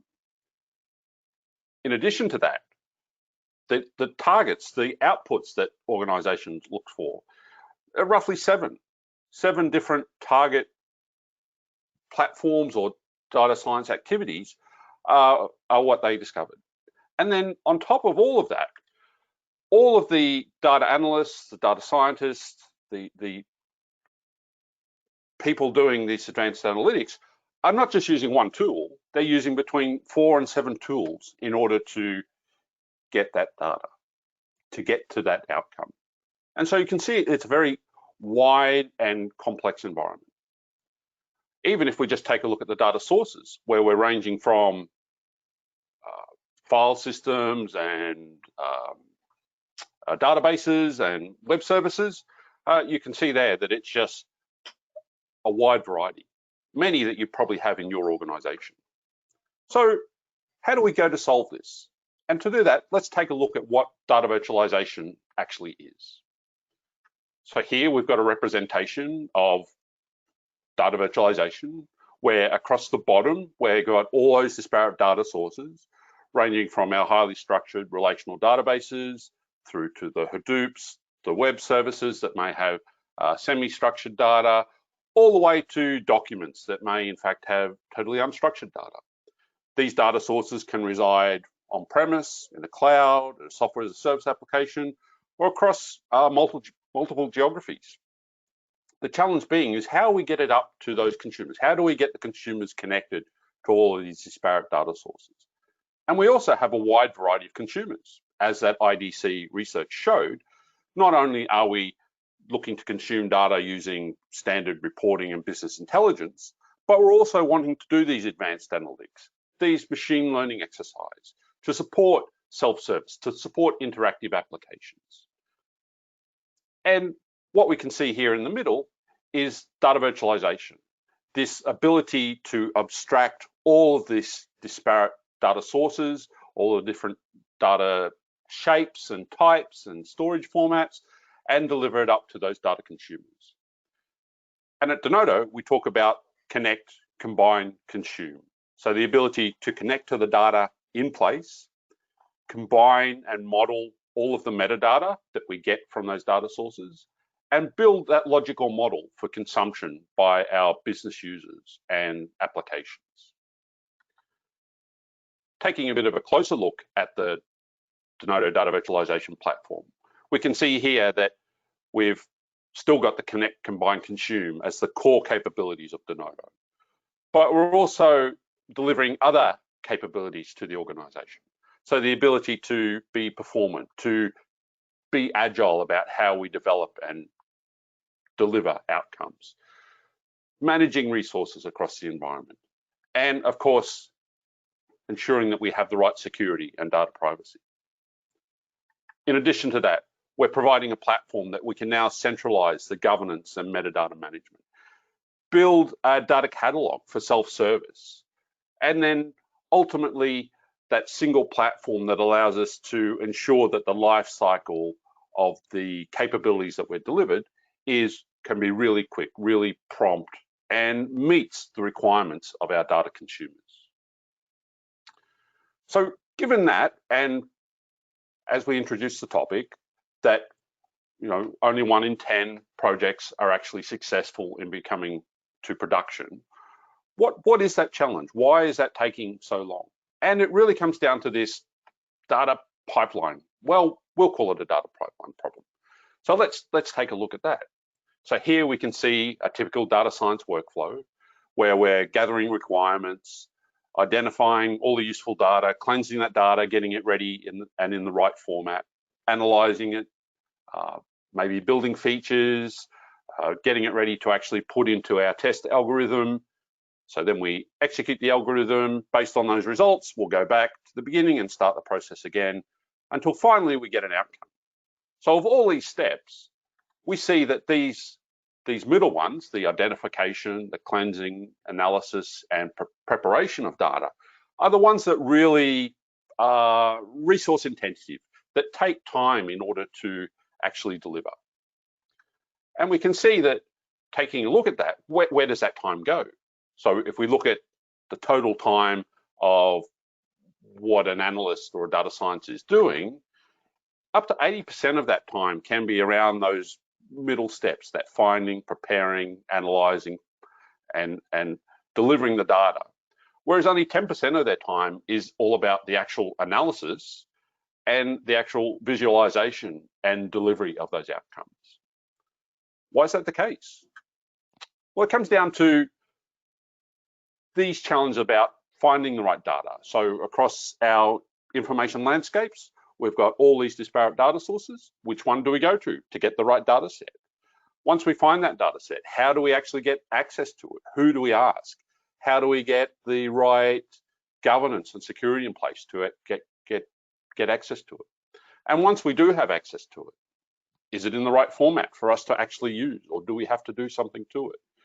Do we have to combine data sets across multiple sources and formats so that we can get the data we look for? And how do we ensure that once we've got all this together and we've blended the data as we need, that we're getting the right level of quality, the right consistency, the right completeness of all our data? And so what I'd like to show you is how data virtualization and using a logical data warehouse or a logical data lake or a logical data platform enable us to accelerate that. If we take this first step here, this identifying useful data, this is where we're trying to actually find the data that makes sense to meet the requirements that we're looking to deliver. So normally we'd ask around, or we'd use our own knowledge, or we'd ask our colleagues, whatever it may be. Though if we had a data virtualization platform such as Denodo, where all of the access to those underlying data is centralized in a single platform, where all the metadata is visible and available, it would make this identification process really, really quick, because now we have one place to go, one stop to shop to get all of the data and understand what it means and what the relationships are between it all. It also means that as we're trying to get access to all these disparate data sources, we can access it in a consistent and standard format. So it's not that I need to know how to get access to a data service or to the Hadoop system or to a flat file system. Now I can just get access to it consistently in a SQL interface in the one single platform. And so this is what the power of Denodo and data virtualization offers in this first state, accelerating the identification of the useful data, of what data is available in order to do the exercise I'm looking for. Taking a look at these next steps. So we've identified our data. Now we need to ensure the data is the right shape, that it meets the quality requirements, and that it is actually prepared, that we've got the right features before we do it. Data virtualization can help us with this as well. Because we're also accessing the data through that standard SQL interface, we can also use that standard SQL in order to make sure the data is the right quality, the right shape. We're joining the right data. We're setting the right transformations, the right values and aggregations. We're ensuring that it meets the standards that require, that there's no outliers, there's no invaluable data, unclean data probably not the right word, but data that doesn't meet our requirements, that will potentially offset or remove value from our outcome. And then it also allows us to build our own models. So I can now build my own logical model within the platform that I can share with my colleagues, that I can really quickly stand up without having to copy or replicate or stage data around the environment. So not only is it quicker because I don't have to copy all of that data, it also is more cost effective because now I don't have to stand up new infrastructure just in order to do an investigation, to do some analysis. One of our customers that is doing just this is McCormick's. So you may have heard the McCormick's brand. They are an organization that has over 30 different brands across 27 different countries. They do spices, herbs and spices, both for the consumer and retail market, as well as for contract manufacturers. So some of the bigger or multinational food manufacturers will be sourcing all of their herbs and spices from McCormick. They had a requirement, or they wanted to understand how to improve their delivery, how to improve their life cycle of manufacturing, shipping, purchasing, and customer satisfaction. And in order to do that, they were looking at a machine learning project that required data across both internal and external systems, spread across multiple geographies. And they had to do this in such a way that the data would be kept secure because they were using data from, as I said, internal and external bodies, some that could not be shared, others that could be shared. And ultimately, they wanted to set up a platform that could be reused, that could simplify the expansion of the requirement. So where did they start? Because in addition to that, they have the problems of ensuring it's the right data quality. Which brands do they take the data from? And of all of those brands, of all of those 30 odd brands, which data sets do they use? So McCormick's actually use Denodo and data virtualization to set up a data services layer.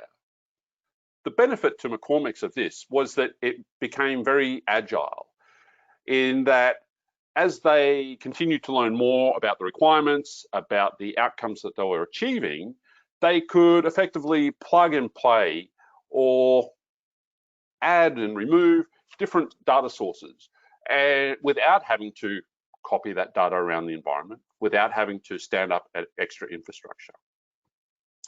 It also allowed them to build a platform that had a high level of reuse. So not only was it a platform that allowed them to do their advanced analytics and machine learning, understand their delivery lifecycle, but it also allowed them to present this same platform, this same source of data to their BI and reporting users so that they could then go and use exactly the same data sets, as well as stand up new capabilities, interactive capabilities to allow not only the speedy delivery of data across the organization, but also the consumers of that data to self-serve, to very quickly get the data that they were looking for. So the benefits of data virtualization for McCormick were that now the machine learning initiative, which was the primary driver for this platform, was able to get access to data that was in real time, that had been validated and governed and ready for purpose, ready for use. It also allowed not only the machine learning initiative, but all of the users to compare data across multiple systems and join and blend and understand a complete view of their data environment rather than on a siloed by siloed organization. As we all know, spreadsheets are everywhere, but now spreadsheets were the exception. So rather than sending data around in spreadsheets, in email and file shares, that still does occasionally happen, but it's by exception. The the rule, the standard, is that now they go to the data service platform, Denodo, in order to get all of that data that they require. And now that everything is in that single platform, that single place to go and get all of the enterprise data, they can ensure that the level of quality, the level of completeness is always at the level it requires for the outcome that they're looking for. So what we can see that as far as data virtualization and the benefits for AI and machine learning projects is it allows that data scientist, that advanced analytics team, the analysts, to reduce the time it takes to explore and find and analyze that data. And so we can get to the outcome faster, or we can reduce the time it takes to get there, the cost it takes to get there. It also means that each of the different members of the team can use the tool that's right for them, the tool that's right for the outcome. So we saw in the research that many tools are used in the delivery of a data science project. So each user can use the right tool for the job, but it's accessing the same underlying data model, the same data sources in a consistent manner, rather than building models on a tool by tool basis. It simplifies the access to the data by putting a standard SQL interface across all of those data. And it also means that now the platform is future-proof because we're abstracting out the underlying technologies, both from the consumer and from the data sources and data processing. We can add and remove different technologies as they're developed over time. It also allows any user to leverage big data technologies such as Spark and Hadoop and cloud-based data warehouses without having to understand or be intimately aware of the capabilities of those platforms. And it really does give you a platform where all of the users can collaborate, because now as each analyst, as each data scientist develops their model, it's now in a central platform that can be shared rather than on an individual desktop or an individual silo of data. And so all of these benefits, these capabilities together mean that you can very quickly deliver a machine learning project while reducing the risk and cost of doing so. So if you are interested in finding out more about Denodo, I would encourage you to take one of the Denodo test drives. They are a free in the cloud environment that simply can be started based on a registration. Once you register, an instance is spun up in the cloud provider of your choice, and a script is provided so you can very quickly walk through and get an understanding of what Denodo data virtualization is, how it works, without having to go and set up your own environment, without having to install your own software. So I would encourage you to take a look at those and just get a very quick familiarization. You can start them as many times as you like, and they will just give you different examples to walk through and how data virtualization can help. In addition to that, coming up in October, I'm presenting another topic around how a logical data layer or data virtualization can actually increase the speed that that you can respond to a crisis. So reduce the time it takes to get all of the data together, get all of the insight and information you require in order to effectively respond to a crisis. And I'll be presenting that with my colleague, Elaine Chan, the Regional Vice President based in Singapore. So I hope we can join you there. With that, I'd like to say thank you very much for your time and your interest in understanding how Denodo and data virtualization can in fact speed delivery of your machine learning project. And please, if you do have any questions, do put them in the Q&A and I will be more than happy to discuss them with you. Thank you very much.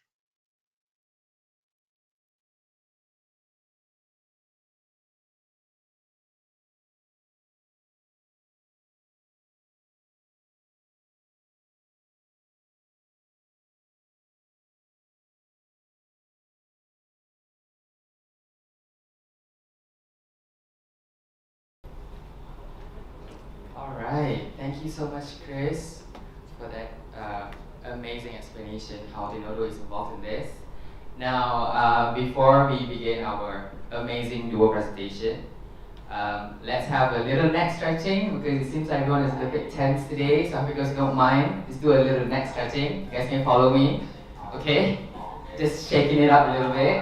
Before we begin our amazing. So, are you guys ready for the neck stretching? Okay, great. So, oh, he's following me.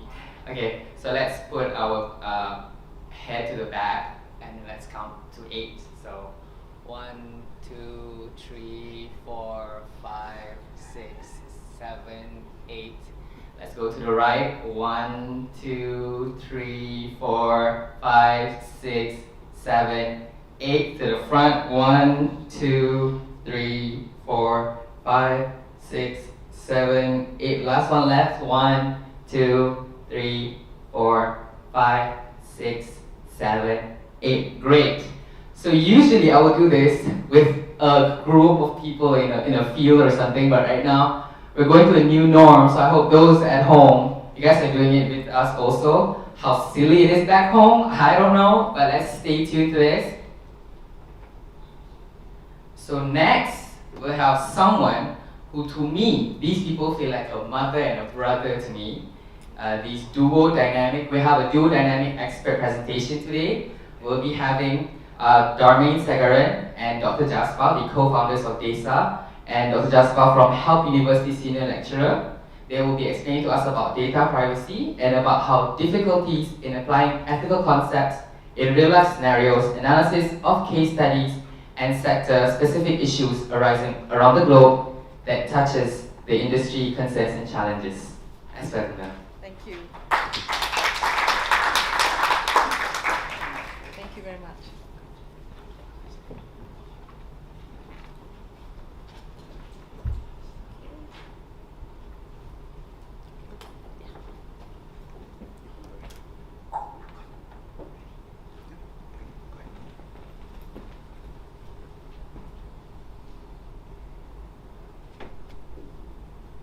Right. Good morning, everybody, and thank you to the very able chairperson today. And I think that stretch really worked because I could hear the creaks in my neck. That has probably got to do with the fact that I was just reading through my script yesterday. So good morning, everybody, and thank you for being here and also being here virtually. And we are basically civil liberty engineers.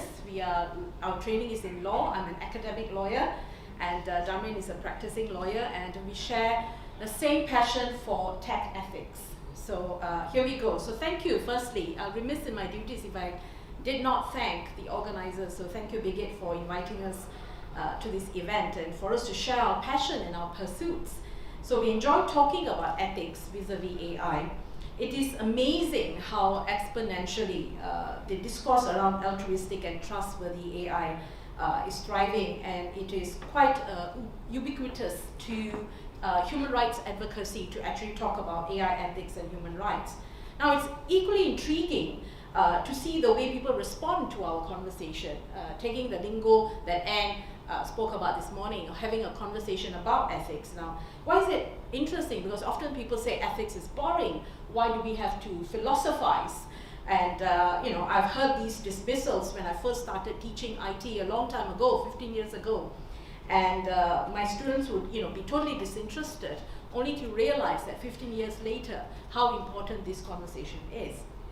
So we didn't realize how interesting the study of IT ethics could be. So Darmain and I started to revisit this discourse sometime last year, and we felt we could use our lived experience as both practicing academic lawyers and just basically thinkers to start this conversation around ethics and AI in Malaysia, and so we formed DESA.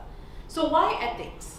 If you've mentioned to an IT professional that he or she is bound by legal duty, they'll be very quick to follow this legal bounden duty. But when you speak about ethics, then we are faced with impediments to convince them. So, but Darmain will tell you the discourse is actually quite simple to appreciate. Good morning, everyone. Just See if this works. I think we'll just use this. Yeah. That works. Okay, so the conversation on AI is, in a sense, well represented by what we had in the last speaker, Suen, when she spoke. You look at two parts of it, generally. How it's used, and that's the general conversation of utility. And we're looking at a whole range of things here, aren't we? You know, every single industry, it's permeating everything, from education to insurance, healthcare, we're going to hear about later. And that's the largest part of the conversation. Then you have the secondary part, which seems to be emerging more and more, which is the element of risk. Right? And that seems to be very interestingly a larger part of the conversation at this conference so far. Now, in risk, it will be very hard to actually compartmentalize risk into, the emerging trends of risk. There are so many of them. But broadly, for this particular presentation, I've categorized them into three parts. Largest and most well-known area of privacy, most regulated as well. But privacy is not just on data protection. It encompasses a much larger area. It talks about surveillance. It's known as a gateway right. So it opens up to many other facets, everything from surveillance to free speech and the like. Moving on to the second is the area of bias. Now this has to do a lot more with the actual development of artificial intelligence. And it starts from end to end. What happens when you take a data set that has inbuilt bias, right? So real world bias has been incorporated. And the result that we're seeing actually is that it gets amplified in some situations, right? Through an artificial intelligence system. This is something that looking at everything from racial bias, gender bias, disability bias in some cases. And the last component on accountability. Now here really is one of those big problems where whose fault is it if it goes wrong? Now this is where the finger pointing starts. It starts with the person who owns it, the person who developed it, the person who deployed it, the person who cleaned the data. And one of the closely linked issues here is the large issue of explainability. The inability to explain what is going on in maybe a neural net or machine learning systems. And that leads to problems in accountability, especially in decision-making based artificial intelligence. So of course this has led to a larger conversation, larger discourse, which just will be taking you through. Thanks, Damien. So essentially, this emergence of this new discourse has a lot to do with what Damien was saying about this sense of using AI and then trying to say that we've taken steps to minimize the risk of the use of AI solutions, in particular the consequences and the follow-through of its, particularly in its utility. So we are often asked, should we not look at law? And this is the answer that I often provide. I always say that not enough, should I say, problems have arisen that lawmakers and parliamentarians can sort of regulate. We haven't really utilized AI exponentially, and I think until there's a sense of maturity and there's sort of wider use of AI where there are clear problems, then only we can talk about finding some sort of a concrete legal solution. So what should take its place then? So what we are doing is we are promoting a framework. So I've just looked at the Collins English Dictionary and just sort of wanted to explain away what a framework is. So basically this is just a part of some guidance that will be part of your value system. And what was interesting is I had embarked on a research and I'm halfway through it, and we were looking at sort of the different types of frameworks that have come around and come about globally. And I came across a study of these frameworks. And what is interesting is the framework is often seen as a precursor to, I suppose, AI law. So until and unless we have a legal solution, which I don't think is going to be very soon, okay? But remember, we were having the same conversation around privacy and data protection 20 years ago, and then suddenly we saw this barrage of legal initiatives. Well, I don't have a magic crystal ball to tell you that that's the way it's going to go. But all I can say is that frameworks do have a very, very sound utility. So many people ask me, why do we need national frameworks? I often say that every country has, as Peter mentioned this morning, about the level or the stage Malaysia is in terms of AI solutions, development, deployment, and utility. Each country has its unique AI ecosystem, and more interestingly, every country has its own national values. So this is the core of my research at the moment. So there are different levels of maturity or lack of, and also different values, political, economic, social, and also religious. But national frameworks require some amount of leadership. It requires some initiative nationally, whether through government or some government agency, to take that first step in drawing out what it thinks are the values that are important in these frameworks. So in the case of a lack of a framework, the responsibility now falls on corporations to create their own and develop their own framework.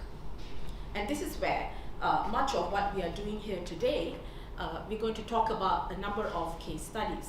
So this is just a quote that I took from a piece of research sometime in 2019. And it talked about how important it is to have this kind of ethical value in the way in which we are developing AI solutions. Now, what was surprising was that the researchers in that paper were able to sort of conclude that there are some converging values, and the one in the box in red was seen as global convergence values. Now, I had a bit of a problem, swallowing that, because most of the countries that they looked at, whose frameworks they looked at, were essentially countries that were developed, and clearly there was a big void among the global south nations and economies that they did not have these sort of values because they didn't have frameworks, and Malaysia, I suppose, is one of them. So I'm going to pass now the floor to Darwin. Now, essentially, we're going to look at three different sort of case studies. One is IBM, the second is Google, and then I'll come back and speak to you on Palantir Technologies. Darwin? Okay, so just before we get into these three different case studies, the reason why we've taken this approach is because we usually end up speaking at a very high level about how you implement or what are the general principles that you want to incorporate into a framework, or why the need for a framework. But many questions have come back to us as to how do you actually deploy a framework. And so these three will give you contrasting examples as to what would happen in a situation where you deploy it one way or the other. So we start first with IBM. Now, IBM as an entity, so it's sort of a caveat, as an entity, it's more than a century old. So it's had the opportunity to go through the process of societal change, development, economic change. It's been through the Great Depression. So it has had that mature advancement within its organization. And for that reason, if we look at the way that they're structured in terms of AI ethics specific. Now, first off, they have an AI ethics board, right, that sits within the organization. Now, their AI ethics board plays an advisory function. Now, this has been questioned, why an advisory function and not having a firm ability to make a decision. But the way that they treat their board is quite different. It's taken on board for every single decision related, as you can see there, to AI, ML, or any kind of technology they're deploying. It's made up of individuals from various parts of the organization. And it has a very strong say in what needs to be done in a particular project. Now, to complement this, they have this position of the AI ethics global leader.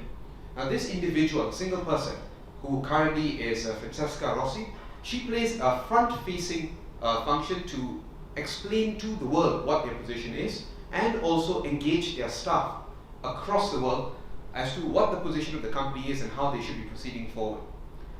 Now, on the other side of this entity is IBM's Policy Lab. IBM's Policy Lab is very interesting. It's a standalone entity which actually develops policy not just on AI ethics, but almost any interesting area that's coming up, everything from COVID to the latest trends that have been coming. Now, what they essentially are is a research think tank. And they provide these policies both to the employees and again, inwardly and outwardly. Now, you notice this trend in terms of their structure. IBM has taken the position, when you look at all their documentation, they do not speak as IBM does this, IBM shall do this. It doesn't look internally. It speaks as we. Companies should take this position. They've taken a leadership role. And that is where they position themselves in this conversation on AI ethics, as leaders. Now, in terms of principles to which they adhere, they come back constantly to this single document. It's a very short document, the trust and transparency principles. Those 3 points there are the actual titles of the principles that they have. Now, if you look at the wording of it, it's crystallized, and if any of you have had the opportunity to draft policy at any point, you know how hard it is actually to crystallize an idea into something. And if you look at the way that they've crafted these 3 principles, these 3 principles actually encapsulate many other facets of artificial intelligence, right? And the ethical dilemmas that they face. They've got standalone documents that deal with each one of these principles, and they constantly develop this, but they come back to this as a base. Now, in terms of deployment, how do you actually do this? Look at some of the examples of what IBM has done. The most recent one that's highlighted there, June 2020, where they took a very strong stand in terms of facial recognition technology, where they sort of stepped back and they told both the US government and other governments that they will not be pursuing FRS in terms of surveillance and profiling. Now, this of course comes off what's going on in the US at the moment, and also examples of what's going on in Hong Kong. Now, taking this position is a very strong position to take, but it comes back, as you can see, to their principles, because they've got a very structured principle. They're able to go back to it and say, we will take a firm stand on it. Now, looking at their other advancements, Precision Regulation of AI is a document where they are propounding that there should be precision in the legislation rather than one large overarching piece of legislation that's going to guard the entire AI framework as such. They want precision, and this is what they're putting forward in terms of their policies. Everyday Ethics for AI is a document as well. It's a public document, and they recognize that their own staff, their developers, their tech guys, are finding it difficult to understand where ethics is going. How do I implement it in a daily basis? And so they have Everyday Ethics for AI, which you can freely obtain. Along with this open source AI explainability, trying to address the problem of explainability in AI. They have not solved it, definitely, but this is a toolkit that they put out, and it's open source. And they make it specific that everyone should be trying to build on this, learning from their mistakes. And one of the more interesting ones is when the Pope made a call and said, we might have a problem with AI. We're afraid of it, we're not sure where it's going. Let's have a discussion. And IBM, together with a few other tech giants, Microsoft included, went down, met the Pope, and ended up signing the Rome's call for AI ethics, putting themselves on the map, saying we are going to try and live up to certain standards. Right? So they are cutting across, outside the field of tech as well, right, to try and implement, operationalize this. Now we come to Google. Unfortunately, Google is a bit of the polar opposite. Again, just as a caveat, Google is a very young company compared to IBM, and so what they're doing is they're moving fast, moving hard, very consumer-facing, and a bit of a knee-jerk reaction, if you ask me. Now, these are Google's principles, right, taken from their principle page. And if you look at the wording, the way that they put some of this in, be accountable to people, right, very broad, uphold high standards of scientific excellence. Now, these leave a lot of room for ambiguity. Operationalizing this is going to be very difficult. Right? Now, what they also did was they looked at 1.1 to 4 are certain things that they claim they are not going to be involved in. And if you look at it, is technology that's going to cause harm, overall harm. Okay? And they put this specifically out there as a very small category, just 4 points. And let's see where this came from. Google had some serious problems, right, in terms of particularly these two projects, Project Maven and Dragonfly. Maven was dealing with the US Defense Ministry, and what they were trying to do was to build surveillance systems that used drones. Now, once this was made known to the public, massive backlash from both public and internally their employees. I think the petition was 3,000 employees saying that they were not happy with this. Now, what did Google do? Immediately they had conversations, dropped the project, and stepped away. Now, Dragonfly, similar issues of censorship. They're trying to work with the Chinese government for a search engine, and this would help the Chinese government actually perpetuate surveillance. Now, they dropped this project as well after having backlash, public backlash, and internal employee backlash. Now, if you look at the timelines of these projects, very soon after is when they came up with these principles. So the only deduction that you can come from that is that Google had a knee-jerk reaction and a PR disaster. So they put some principles in place trying to pacify a whole group of people. Now, can you actually implement these principles? That's the big question. And what we've seen in the last couple of weeks is not really. Because they attempted to form a Google AI committee. It was called ATAC, the Advanced Technology External Advisory Council. It lasted a total of 2 weeks, 1 week officially.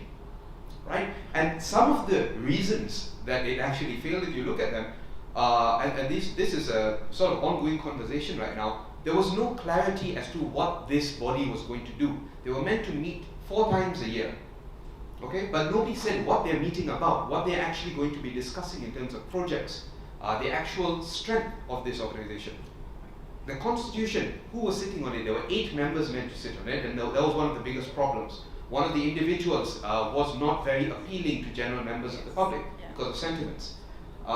Google did not engage with their own community, their employees, their staff, as well as the general community before it set up this particular ethics board. And underlying all of this was that big elephant in the room, the fact that the principles that they're meant to uphold were completely ambiguous.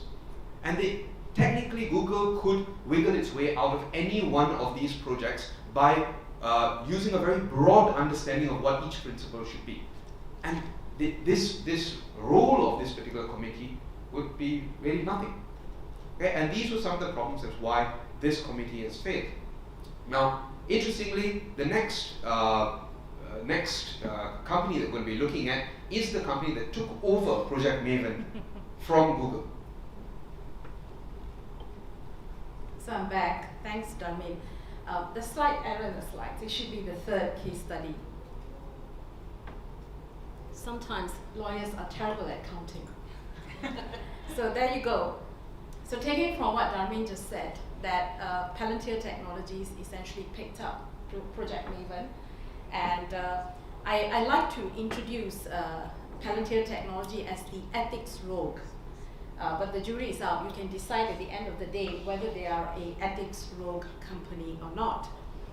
So essentially, let me give you a bit of background to Palantir Technologies. It started in 2003. With its 2 founders, Peter Thiel and Alex Karp. It's very interesting how Palantir Technologies is politically aligned with the Republican Party and the Trump administration. And a lot of their work essentially is data gathering and data analysis, and you can pick this up from their website, and producing data mining software. Now, it's interesting the time in which Palantir appeared on our landscape. That was at the wake of the 9/11 attacks on the Twin Towers in New York. And what essentially the role they played was they filled in the gaps in the intelligence gathering systems at that time, because there was a clear exposure of these sort of deficits. And so they initially, one of their first and earliest customers were the CIA, naturally, and other US government intelligence agencies and the US military, so much so that Bloomberg Business gave them this title that they are an indispensable tool for gathering US intelligence and the war against terror. But controversies started to appear from the formation of this company. And one of the 2 main controversies, the quotes that are put up on this slide, sort of articulate one of the first of the 2 controversies. So Jeremy Scott is the lawyer for Epic, and what they did is they brought an action against ICE, which is the Immigration and Customs Enforcement Agency in the US, as to how they were using data analysis and their mining software to deal with immigration issues, which is very much a strong mandate of the Trump administration. So the first controversy that Palantir got its feet totally mired in was the problem of they providing technical support for controversies surrounding US immigration policies. The second had to do with sort of an insufficient safeguard of the kind of software and the kind of work that they were doing for law enforcement agencies, local law enforcement agencies in terms of surveillance. So they were forced because of a lot of backlash, and Anonymous perhaps had something to do with the fact that, and I use the word quite explicitly, that they were forced to have an internal governance system because Anonymous discovered that Palantir contributed to a proposal that they had put together to sabotage WikiLeaks at the time of the wiki dump, the big wiki dump from 2010 and thereon, therefore, and forthwith. And so basically this proposal contained sort of technology initiatives that you could take to fight WikiLeaks, including cyber attacks as well as pressuring their journalists. And Palantir was exposed and therefore had to issue a public apology. So this is the kind of pressure that big tech companies are actually facing. Now Palantir is actually quite a little boy compared to the giants such as IBM, Microsoft and Google because they're quite young. They've not been public listed yet, and I'll talk about that shortly. So they very quickly created this advisory council. There you are, okay? Darwin talked about knee-jerk measures. Okay, so to appease this sort of, opposition to what Palantir was doing, they created a council. And then this is the first time that the CEO and the founder of Palantir comes up and says and gives this sort of commitment to protecting privacy and some kind of civil liberty. So, but the narrative from Mr. Carr is quite interesting because I like to do thematic analysis. So I did an analysis of his statements that we find in the public domain, and this narrative can sometimes be quite polar extremes, okay? So we'll talk about that shortly. So then they, since they were told that they were not meeting up the standards of, rights of privacy, data protection, and breaching human rights obligations, okay? So they came up with these core principles. So the mission was, of course, to protect privacy and civil liberties. But there's always this contrasting narrative from Alex Karp. And this is where he went into sort of, he was quite irate how he said Silicon Valley was making this sort of moralistic and ethical judgments for the industry. So he says that one of the things that he says is that Palantir are not going to be complying, I suppose, or will not be aligning itself with the other Silicon Valley executives because he felt that they were imposing their own moral framework on the United States of America. So he said that that should be left to parliamentarians and that should be left to the courts, essentially, that's what he said.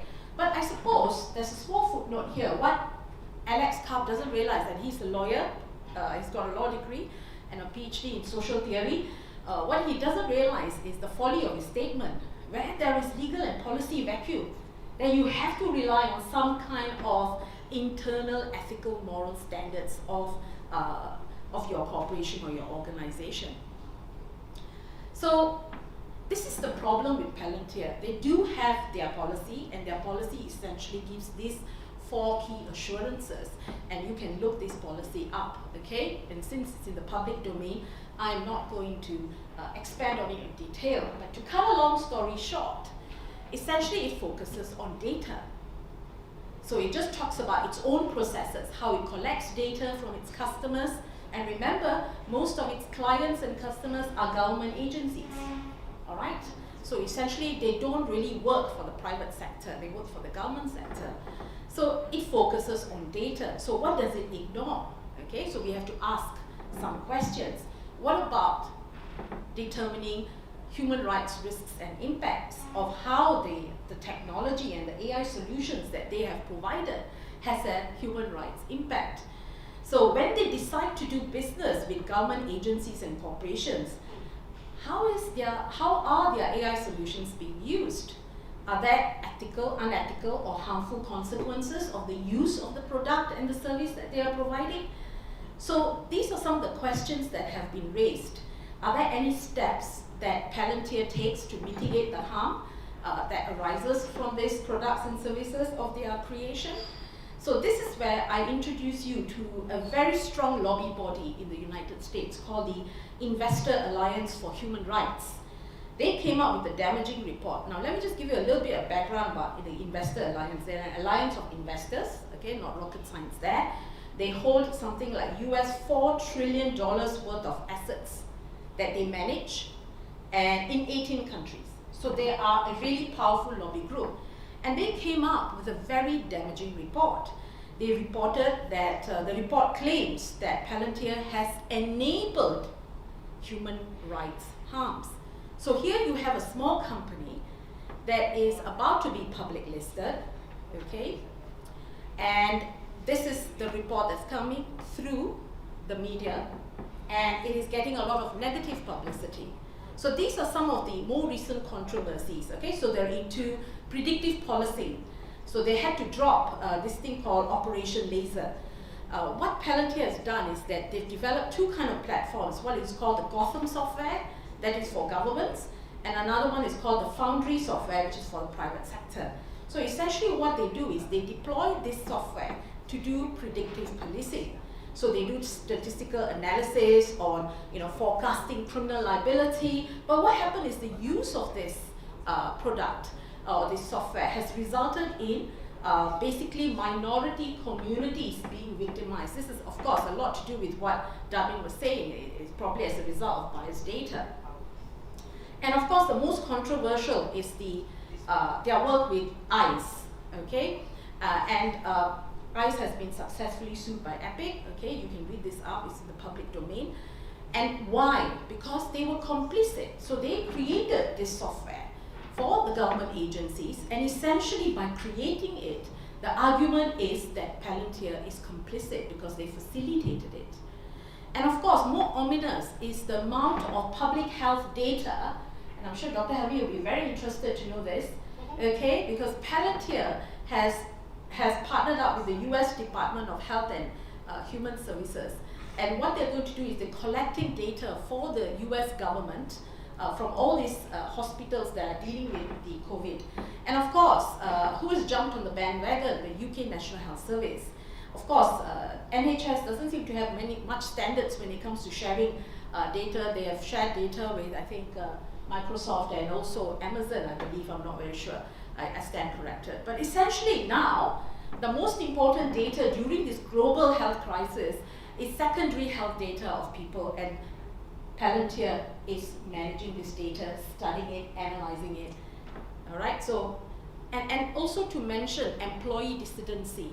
Palantir has faced a lot of internal dissidency. So this is a company that's small, but it is very ominous, okay? So one of the things, okay, I've jumped the gun here, okay, is the cost of the absence. Now, this is very important. You can see a golden thread running through our presentation here, that there is a cost if there is an omission or absence of an ethical or a human rights-based approach impact assessment standard. And especially with Palantir, there's a lot of opacity in the way they do things. All right, so for example, in 2015, they valued themselves at US 20 billion or so. But just recently, there was a report that said, how did they arrive at that sum? Because the investors, an investor group has assessed that their value is actually just in excess of 10 US billion. So this is the kind of opacity and lack of transparency that we're dealing with in this organization. And of course, Dami and I, we are often asked this question, as do a lot of data and tech ethicists around the world. What is the value of advisory boards? Now, we allude to the fact that there is a value, but is it simply a tick box approach? Are we being disingenuous by saying that, hey, this is the window dressing, this is the advisory board, but are we really taking the advice meted out by these advisory boards? How do we deal? They don't make decisions, so essentially it becomes a tick box exercise. So in that sense, we have sort of given a juxtapositioning of how you see an old company, you see big giants, and then you see this emerging company that has so much of power in its hands that government agencies and governments, especially the United States, requires its service, requires its partnership, its know-how. And this sort of talks about what I mentioned in terms of this sort of new form of colonization and imperialism that is appearing with big tech companies. Now, because of a shortage of time, I will have to quickly summarize some of the emerging strengths in our work.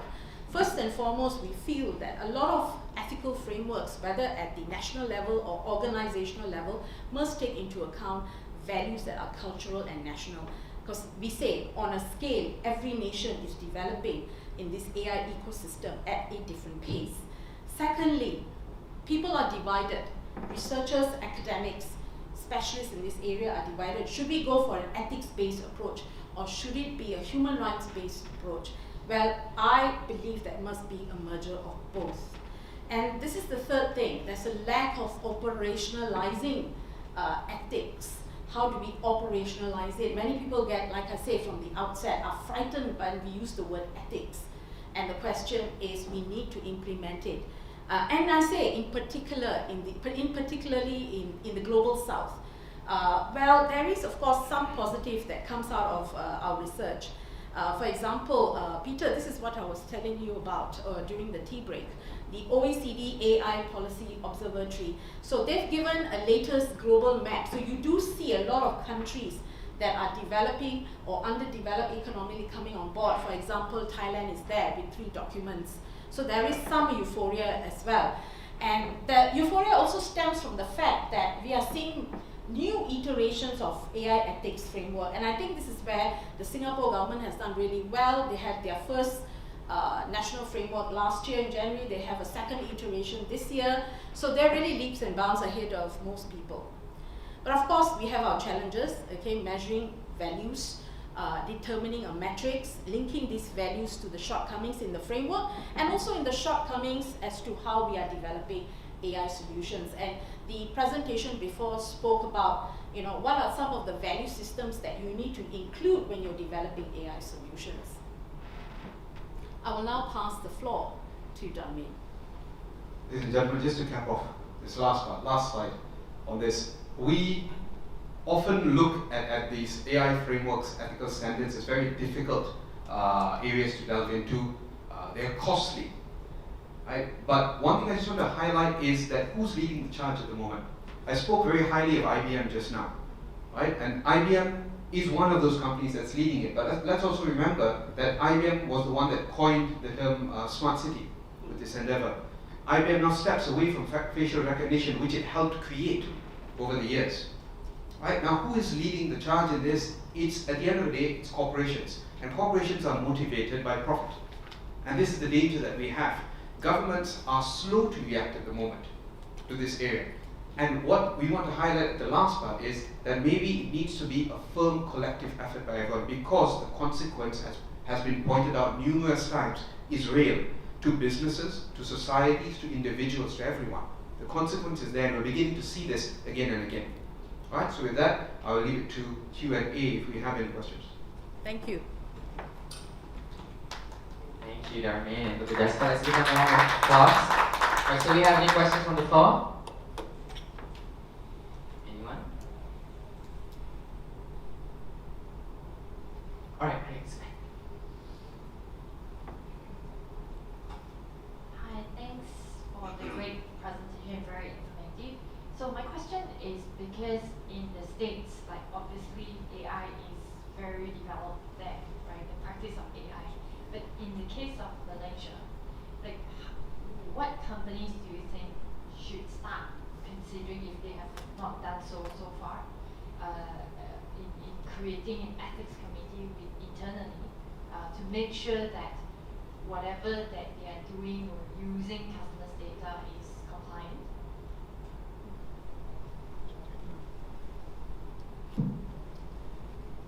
Thanks for the question. I think very often what happens is people look at these, for example, even the examples we gave, they're all very big, large companies, $30 billion valuation and above. I don't think that should be the thought process. Even in the US, we're not talking about huge entities that can have an impact. With AI, the unique thing is a company as small as one that's set up in a cafe can have a national impact. Clearview AI is a good example of that. in the US. They're the ones that are leading FRS technology, and we know nothing about them, really. I think that ethical boards, the term board can be very misleading. It doesn't have to be a composition of so many people, but I think it should start at the smallest level. I think it should begin even at the stage of education. Yeah. Right? In business schools, in technology schools, data scientists should be learning about these concepts from the get-go. And then it should be implemented at every level of company. Now there's a cost to it, no doubt. Right? And people see that risk. It's the same question that the company asks: do I need someone with legal, giving me legal advice as I start my company and move forward? And they usually think, no, I don't, until they hit that contractual breach and they realize the consequence that it's had. And I see this happening with artificial intelligence as well. If you don't implement it at an early stage, when the consequence hits, it's too severe for the company to deal with at a later stage. So to answer the question, I think it should be every level, but on a sliding scale. I'm not saying revamp your entire company, but take baby steps. Learning about, because there are free toolkits that are available, there are many checklists that are available as well online. Add to the comment. And I think, Anne, taking from your lead this morning in terms of education and awareness, and I think one of the challenges is when I started my presentation, I spoke about how I dabbled into teaching IT law and ethics 15, 17 years ago, and this is how far behind we are. But I would say, for example, this is not a marketing peg for Health University, but this is exactly what we did. We looked at the IT syllabus and we said, how could we integrate ethics? So at the undergraduate level, at the master's level, we have to create that awareness. And as you've mentioned, clearly, you are still cognitively able to the age of 24 to have some sort of, mental malleability or cognitive malleability that we can still inculcate values and that moral compass that you spoke about. And that's where, when individuals think about morality and when they start interacting with their community, that's when it becomes ethics. And so there is a space for this sort of creation of awareness. And this is why I feel that there should be leadership. There should be some kind of political will and leadership to say that, as highlighted by Peter, we are at this stage of development of AI in this great, glorious and good nation of ours, but we need to start taking baby steps. All right, and this is, okay, that's very nationalistic of me, I'm very patriotic, but there you are. Okay, and I think this is brilliant because what Dharmesh and I are doing, and what you are doing, what Peter is doing, what Bigit is doing, is essentially exploring this vacuum. All right, and this is where we have so much of guidance globally, and so we should start taking baby steps. So, why not? And I think, and a good example was, and we were talking about this last night, is how small companies create policies, remarkable policies to deal with this sort of mitigation of risk and being a good corporate citizen. For example, in Malaysia now we have the Section 17 capital A of the MACC Act, which says that if a company is complicit in the kind of corrupt practices that its employees are undertaking, then the directors will be personally liable. But then, before the law was in place, you had small little companies already implementing these sort of values in their organizations. So I think on a scale, it doesn't quite matter. And I said, your ethics board doesn't have to be all singing and dancing, and this is it. This is where I think the euphoria comes, that take steps and then see how it goes, and it go back. So you work with hindsight and then foresight, and then see how your corporation or organization can progress. Yeah, just to add on, I just have one comment because, I have been working as a working professional for so many years, and then I decided to go back and pursue my masters. And what I thought was that really stood out in my journey is what I talked about, permissive intervention. They have very strict ethics boards. Yes. That if you do not get approved by them, you basically cannot run any kind of experiments. Yeah. And maybe to the psychology society, it seems very common. It's like a no-brainer. If you want to run Culture. any kind of experiment, Yeah. you have to get approval. So actually that sparked my thinking that why we are not teaching in higher education in the subjects of IT, in the subjects of data, in the subjects of computer science, why don't they have an ethics board? Because they clearly we are going into a space where we are converging, right? Technology is converging with human rights. So I just wanted to comment, like, I think higher education providers probably really need to consider having ethics as a subject, especially if they're in tech. Because before, we were thinking, you're in IT, right? Other than don't, like go through people's hard disks, like you don't need to be, you don't need to be so strict about it. But right now, I feel like that is an extremely important subject to be taught. Absolutely. I mean, due diligence has existed in so many different disciplines, isn't it? I teach a variation of ICT law subjects. Darwin teaches legal tech at our university. And essentially, this sort of multidisciplinary approach needs to be taken. And since in terms of IT profession developing, evolving, and there must be that threshold, there must be that standard. But of course, with ethics board, it's just how we empower them, right? Okay, we can just call them advisory boards, or we can empower them to make decisions, as Dami mentioned. Yeah, definitely, this sort of social engineering has to begin, and I think we need to start and take that discourse and conversation further. Yes, brilliant comment. Thank you, Annie. Okay, I've got a question. You mentioned that there are different cultural aspects, right, will actually drive the ethics of different countries, right? Could you give some examples on how different cultures can actually drive the development of different ethical frameworks in the various countries? Yes. I'd like to give you the example of Japan, actually, which is two examples I gave at a conference a few weeks ago in the UK. One was Japan, the other was Singapore.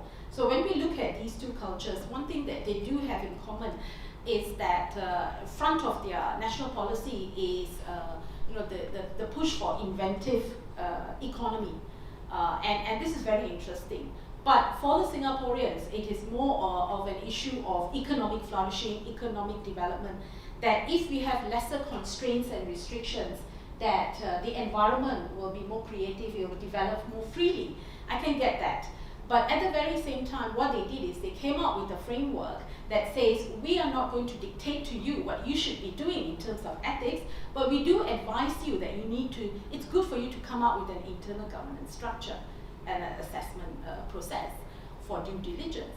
Now, Japan is very interesting because here it's not so much of creating an inventive economy, but it's also very cultural. The Japanese people are not individualistic in nature. A lot of them think about national collectivism.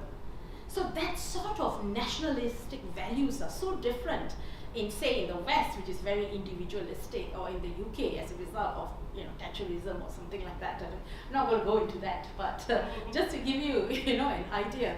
I will not make an individualistic, rights-based civil liberties claim as an individual, because it may not be for the greater good of the nation state.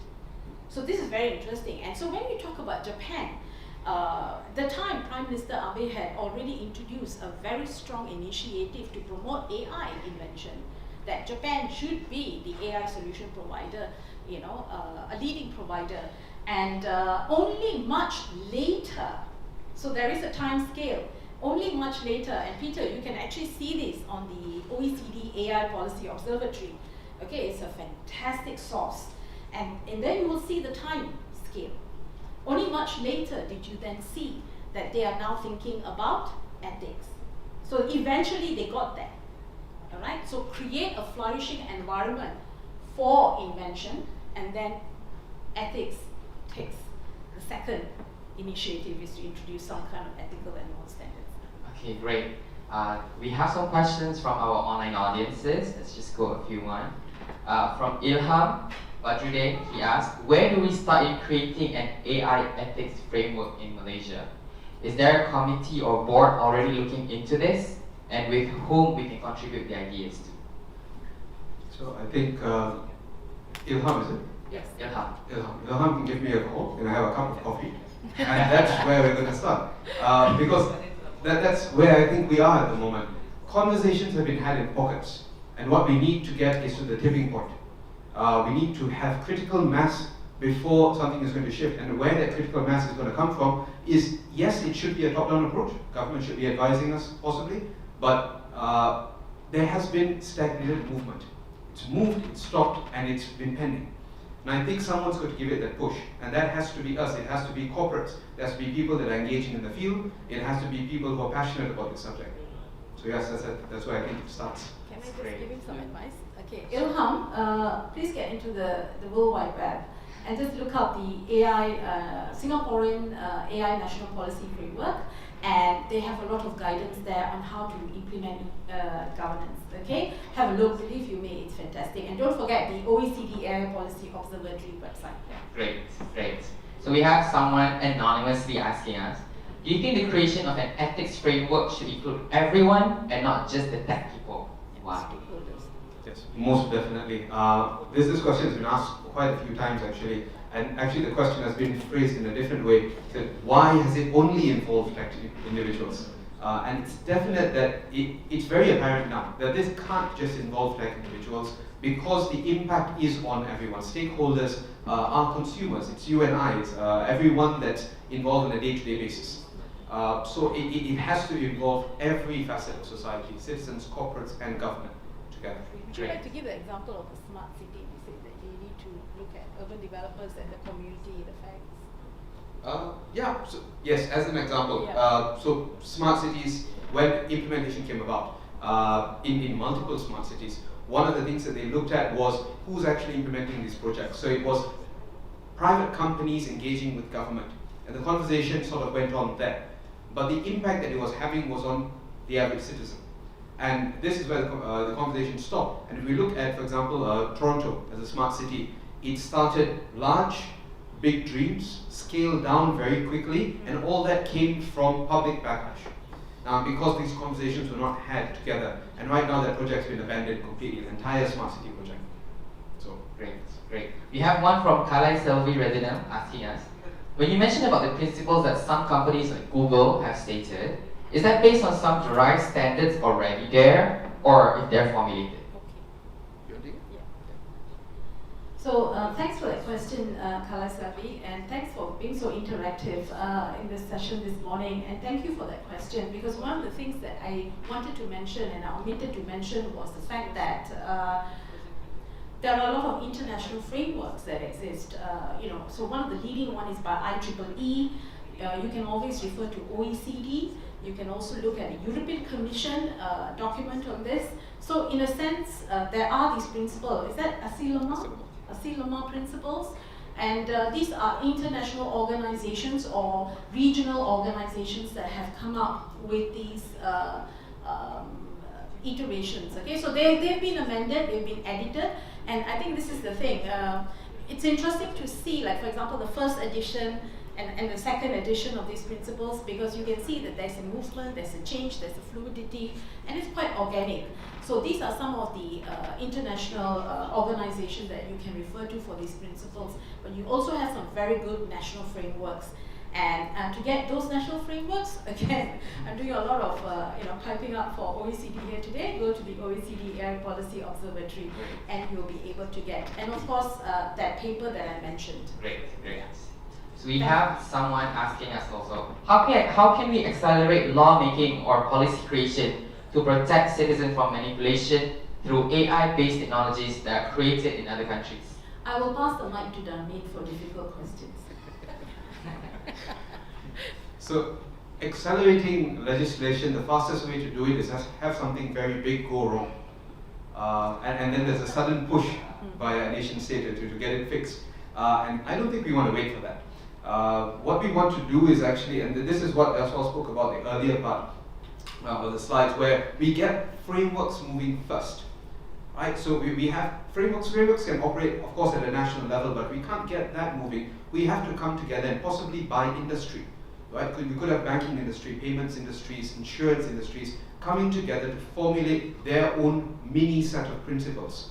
and then putting it down in practice, getting it wrong, and then fixing it as it moves along. And that's where it was the critical mass that I was talking about. So how do we get it to move is with voice, right? How do we get anything to move within a country? We have to be speaking about it more frequently. We have got to stop being shy about this. Now, interestingly, one of IBM's research papers that was released showed that where's the deficit within a corporation in terms of this ethics board model that you want to come up with. At board level, there is a tendency to talk about it. They agree that it's important. At an employee level, they tend to agree it's very important for implementation. So where's the deficit? It's at C level. People at the C level seem to think that this is too much of a burden to operationalize. And that's what we need to fix. So if we identify that these are the problems, getting it moving, let's start speaking to C level. Can I just add? So if I can just add, in terms of creating awareness and education, Darwin and I feel that because we're both lawyers, we felt that there was a need to create this awareness even amongst lawyers. And it's amazing when we say that we are tech ethicists and they all just, look at us thinking we are mad. Can that two oxymoron words go together, technology and ethics, And so what we've done is we've started to convene a series of articles in the oldest journal in Malaysia, the Malayan Law Journal, which is published by LexisNexis. And our first article is coming out in October, so if anyone is interested in getting their hands on the introductory article, please do get in touch with us through LinkedIn. And if the questions are still coming, also get in touch with us on LinkedIn and we will be able to answer those questions. If, let's say, tomorrow, because we got you thinking, and the question comes tomorrow, so get in touch with us. Thank Great. you. Okay, we can have about 3 more, is that okay? Yeah, sure. Great. We have Teo Wulong asking us, what are the key success to embrace data and digital from top management? Sorry, the key success. Key success to embrace data and digital from top management. Okay, so we can comment in terms of if the leadership within a corporation embraces these sort of things that we've been talking about, ethical standards and ethical frameworks.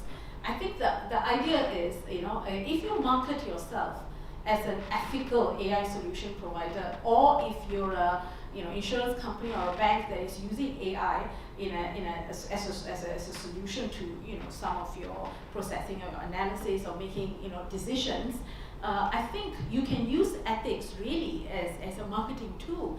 I think if you have customers and consumers who are are aware that these are the standards within your organization, surely it's a win-win situation. That's nice. That's great. Okay, we have Diva asking us. She just made a great statement. A very nice presentation by both the speakers and good examples given. We have Rian Ashwin Putucherry asking us, what is the state of AI ethics frameworks in China and China's contribution to internal AI ethics frameworks? What do you think? To our knowledge, none. Okay. To our knowledge. But then again, as I said, to the wonderful question there, to the person posing that question to us, I think what is interesting is, again, let's not be very judgmental about, even Malaysia doesn't have a national ethical framework, and the government, I hope, is promoting, AI as the private sector is, But I also feel that it's very quick to judge that someone does not have a framework, because let's spin this a little differently. What if you are being a little bit more cautious? Maybe too cautious, but like I said, every country's ecosystem is different. And talking about China, you have to understand, values, cultural values do have an impact. So if you talk about whether it is illegal for an employee of a company to give bribes, let's say in China, yeah, it's fine. Because culturally, it may not be an issue, an ethical issue. But that's, again, this is our research, that national values do determine whether ethical frameworks should be adopted, and first place, whether they should be thought about and written out. Yeah. So I just want to very often we take this approach that great human rights starts with the West, and then it gets absorbed to the rest of the world. And I think with AI frameworks, it's one of those situations where it's so new and so crisp that we don't need to take that approach. It is very culturally sensitive. And I think that we should start expecting that countries are going to react differently and that it should react differently. We have got an amazing cultural base here in Asia. Malaysia should not need to look left and right, even to Thailand or Singapore, and start developing internally. Our base is there strong enough, and even in terms of China, a lot of people spoke very questionably about China's privacy model for the longest time. And if you look now at its current privacy rules that's implementing, they're quite high. Right? And it is just a question of how they're implementing it. And that's not to say that any other government is not breaching their own rules. The US has been the center of so many debates in terms of privacy. The CIA itself, directly. So we need to move away, I feel, from that model of looking at rights coming from one part of the world and the rest of us looking up to it. Fantastic. We have one last one from Tiva. She want to ask your opinion. Which city in Malaysia would be best to start as a smart city project? Well, we've got quite a few already. I think we've got quite a large number. I wouldn't say best to start. Personally, I'd say try not to start in the most populated cities. Selangor, PJ side, they're very populated, they're dense, it's hard to implement. A mid-sized city, a test city would be better. But rather than look at which city should start, you're looking from many different angles: cost, usability of technology, your IoT, your infrastructure. But from our angle, from the ethics side, from the privacy side, I'd say start with a test bed. What I mentioned in Toronto was how things can go completely wrong. But there are many other cities that are implementing it without giving a second glance to these issues. Yeah. Our current national privacy framework mentions the word privacy, I think, 3 times in total. Words, right? Not sections. So it's something that maybe we want to look at as how we are going to implement these technologies. And they're already being rolled out many places in our country. Great. Thank you so much, Jarmaine and Dr. Jasper. Just want to add, Okay. it cannot be tech for tech's sake in smart cities.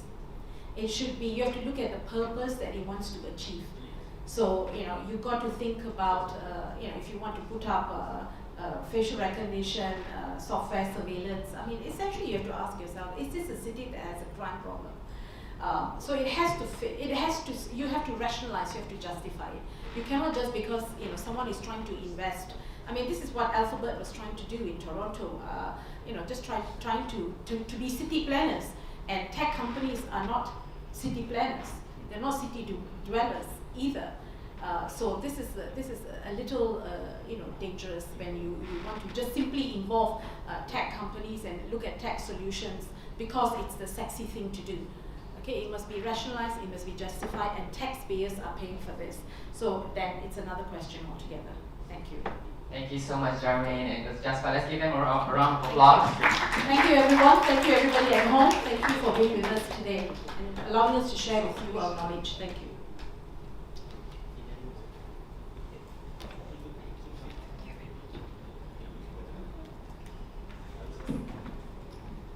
Wow, that's a lot to learn for a millennial like me.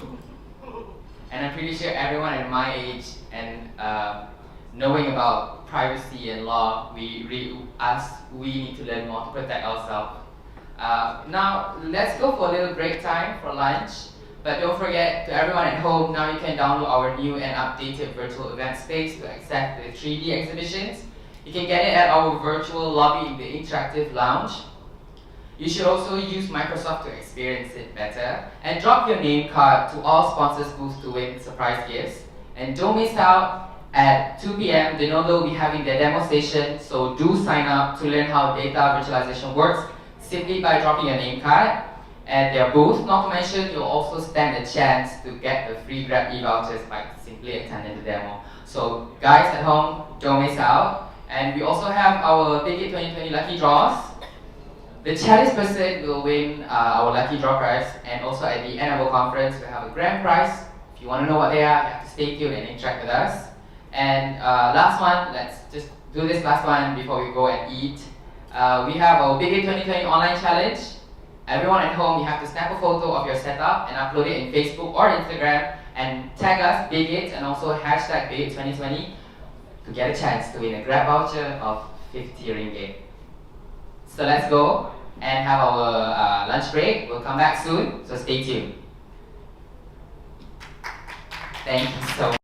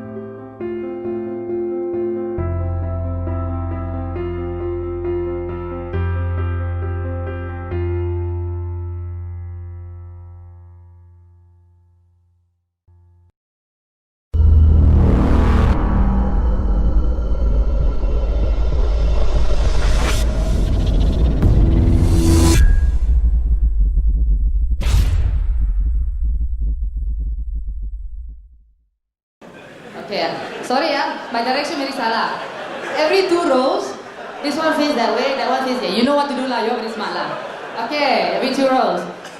Talk to the person. If you have one person against you, say, hi, my name is so-and-so, my name is so-and-so, and what is your favorite place to go to? You can also ask them, do you think Serena is an idiot? Yeah. And once that is done, ladies and gentlemen, congratulations. You can give yourselves a big round of applause.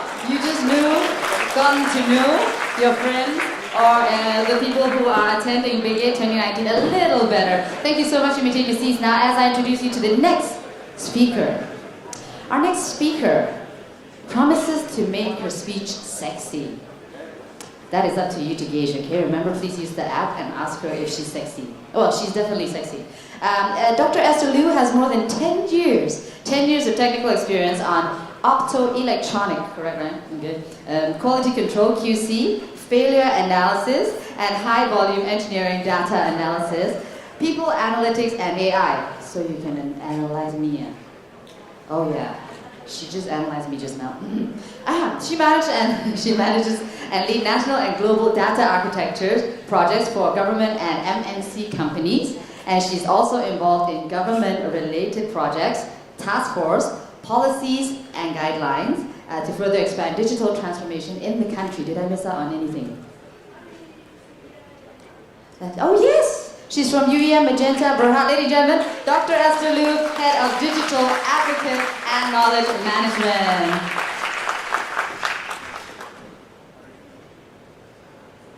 What's the box for? Wouldn't you like to know? Well, we're going to find out what's in the box.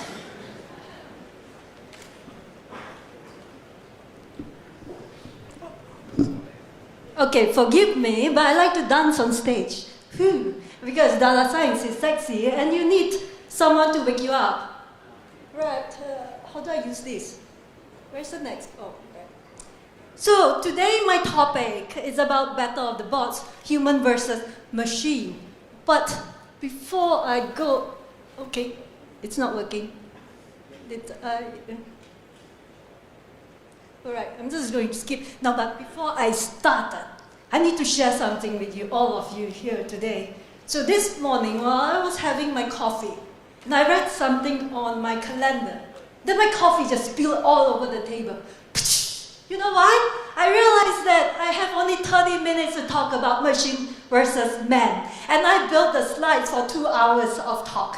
So just bear with me here. I know I stand between you and tea, and that's a very dangerous position to be in. So I brought this box here so that I can skip 10 of my slides.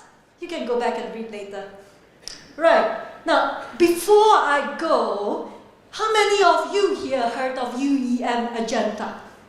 Alright, yay, I see shows of hands, but not enough, that's less than 10%. But before the end of the day, all of you here will know UEM agenda. Why? Because you have a phone. Google it.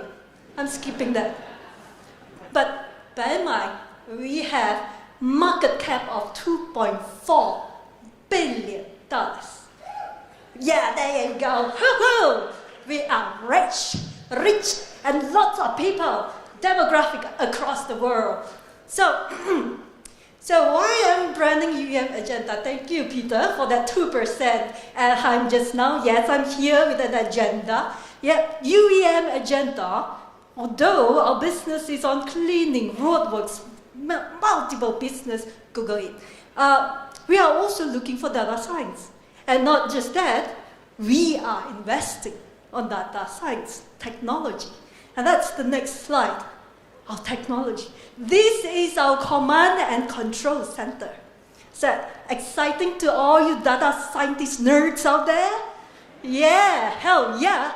We have data across Malaysia, across the world. We have scientists, developers, AI engineers. Come join us, man. We invest in learning. So, the first lesson about, I'm using Sun Tzu, and I should probably skip this. It's, you know what's coming, right? All of you know where it's coming. AI is coming, you can't stop it. But first thing you need to know is how do you use that to help yourself. So, the pyramid of organization. I'm sure all of you here know what's coming. The first group to be replaced are those that are monotask, sorters, grass cutters. Those are singular stuff. But people are not replaced. They are merely displaced by machine. These people can be reskilled for other jobs.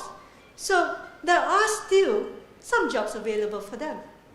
Now, the next one, executive. Yeah, your young chaps out there.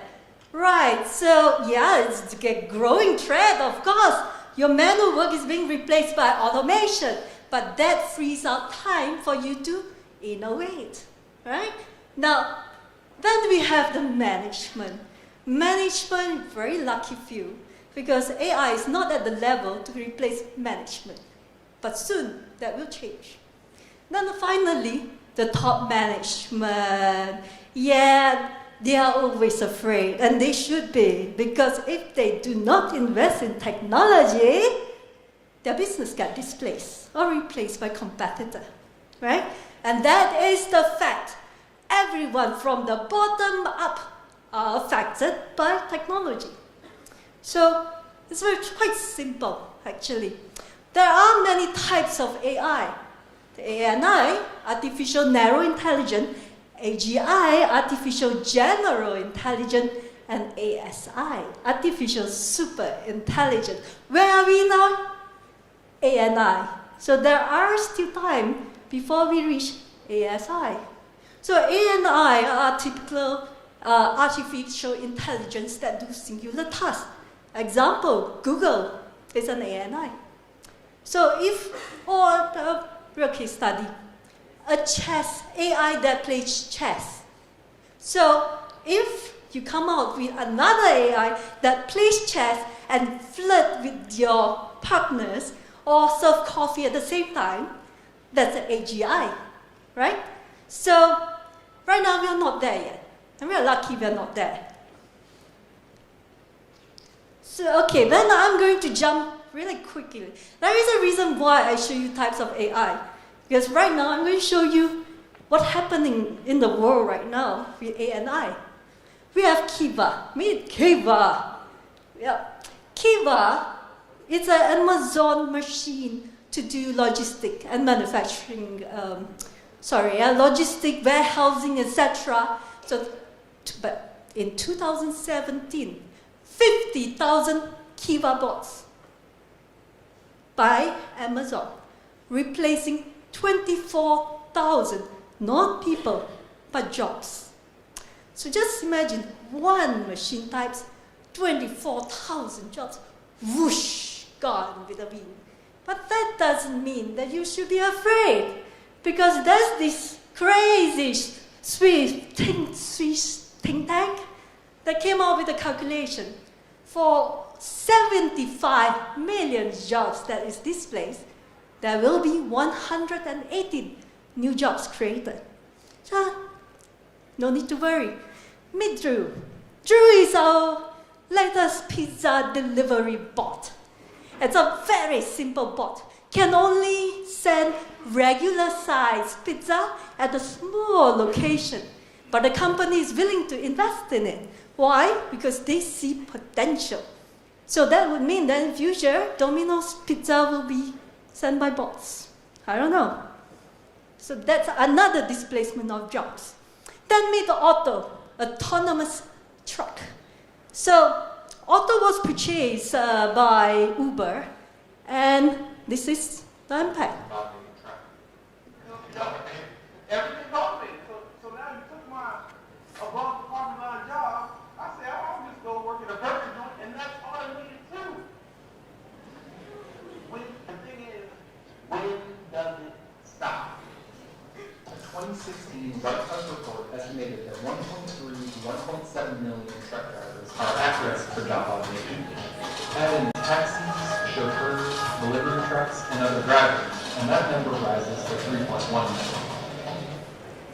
We won't stop. I got the answer here. You never stop. You continue. What the hell are you talking about? So 3.1 million jobs is going to be displaced by this autonomous truck. However, today, in 2019, you don't see that happening. Why? Because Uber has some legal issue with auto. Boom, there. But that doesn't mean that it stopped. It will come later, right? So then, let's look at some more creative example. Nagasaki Hana Hotel, fully automated by robots. And you know what's funny?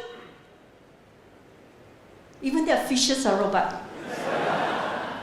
Boy, what amazing. You spend millions in technology and come up with these fish. If it's me, I'll come up with a kraken. Right, so that's the thing. And I'm sure all of you heard of Sophia before, right? Our first robot to obtain full citizenship from Saudi Arabia. And trust me, she's hot.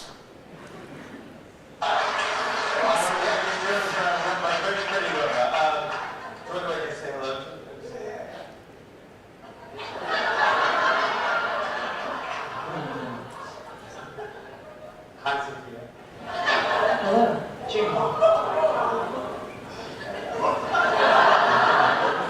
Do you know where you are? Of course. I'm in New York City, and I'm on my favorite show, The Tonight Show.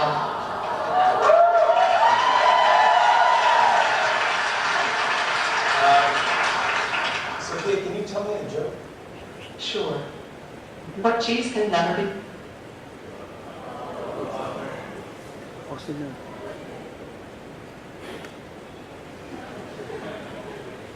Oops, technology. But anyway, you can Google it. It's in YouTube. I stole that from YouTube anyway. So, but anyway, here goes the real situation. Oh. We have a robot who got citizenship.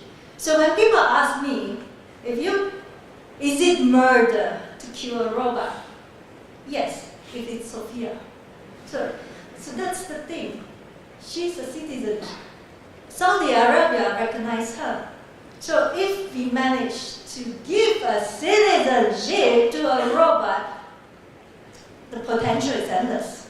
So there you go. Interesting, right? Now you have seen the evolution of robots and what they can do, where they replace, etc. So who do you think will win this battle, machine versus people? So show of hand if I say machine. Oh, nobody. Okay, so some people are don't be shy. Only me will know. And what about human?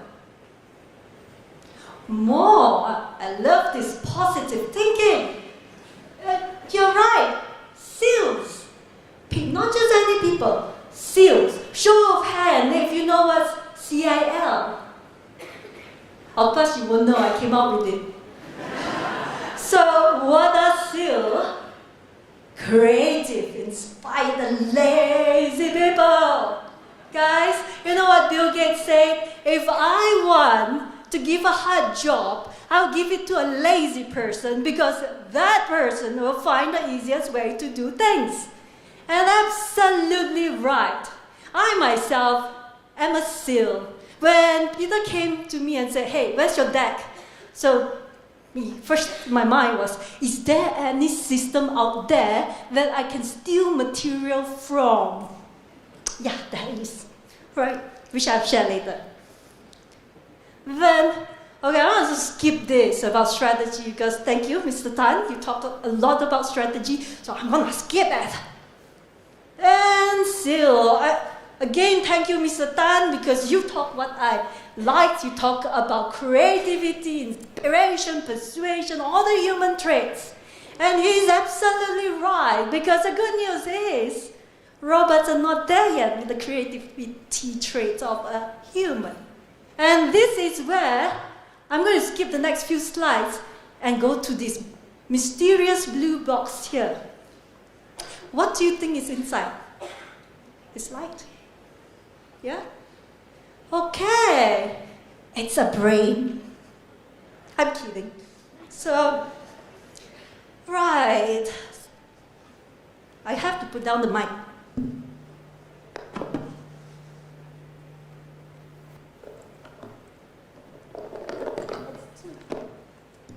It's two bodies. It's printed in 3D. Technology has evolved to a sense that I can purchase a 3D printer in my home, download a tool, the design, and printed it out. I've never learned 3D before. This is something new. I don't know how to paint. I don't know how to do anything, but well, through YouTube, forums, etc., learning, it becomes easy. I built this in 3 months. What? The same design, printed, faster now. Different coloring, different style, different. Now that's creativity. A different design. This is 3D printed. This is the future, ladies and gentlemen. I do not need to get a certification in a new thing, in a new technology. All I need is passion and having fun doing things that I like. So, let's say, if my job, digital advocate and knowledge management, is displaced by AI in the future, I do not need to worry because I have another skill. That's a 3D designer, printer, I don't know, e-commerce person, but here's what I like. I found out on the Google that there is this job called garbage designer. Maybe I'll be that, garbage designer. Someone who take garbage and turn it into art. And thank you very much, Mr. Tan. I saw that a yellow print can sell for millions. So who knows? Garbage designer, zero cost, millions. So opportunities all over the world right now. And I like the last one, man-machine teaming manager. It's a new thing. So all you need to do is get Mr. A, machine B to work together. Oh, that's cool, right? And what you do is give more work to the machine because the man is paying your salary. Okay, so here goes to all of you here. The future of the world is not about AI. It's not about technology. It is about you. It is about understanding yourself, understanding where you want to go, what skills you need, your passion. So there's one tool by Talent Corp and Connexus that we call it Next, Find My Next. So go online, Find My Next, a free tool where you can do your profiling by your interests and preference. So I'm going to quickly skip this because you will get the deck from the team. And there you go. Like I say, it's getting easier to learn. In fact, it took me 15 minutes through YouTube to learn how to make up. And I hope it works. So there are so many learning programs out there, and most of them are free, or 30 days free. So just go ahead and pick and play. But my favorite is still YouTube, obviously. Then quickness is the essence of war. That's true. I mean, technology is there for you to utilize so that you are ahead of the game. Then what do? Use the tool, obviously. And this is one of it that I really like. Instead of drawing all you know, you tell the computer what you want to accomplish. For example, say you want to design a chair. Instead of drawing a chair and finding the form, I can instead tell the computer that I want that chair that can support this much weight, only this much, cost this much, and produce something based on the material I've chosen. The computer can then make thousands, if not millions of design options, all of which meet those criteria.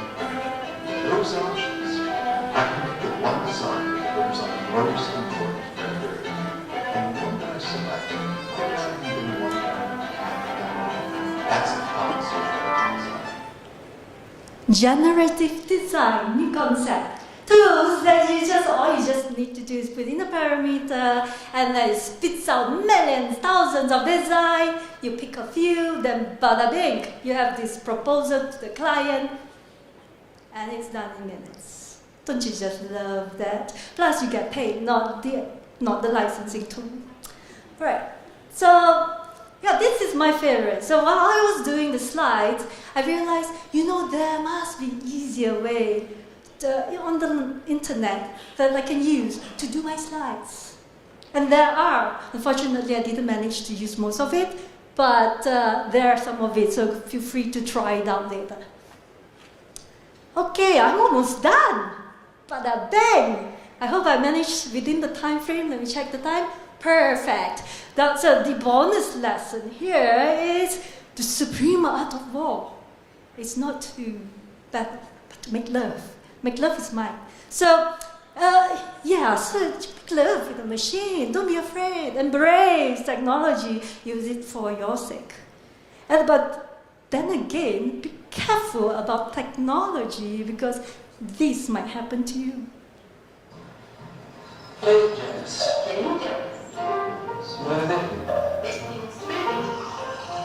Calendar. No meetings today. Remember, and this. 13.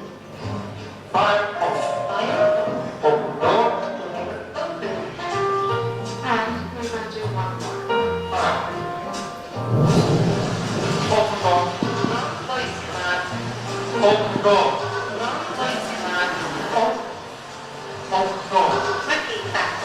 Open door. I didn't understand that. Hurry! Open door! Clearly on the phone.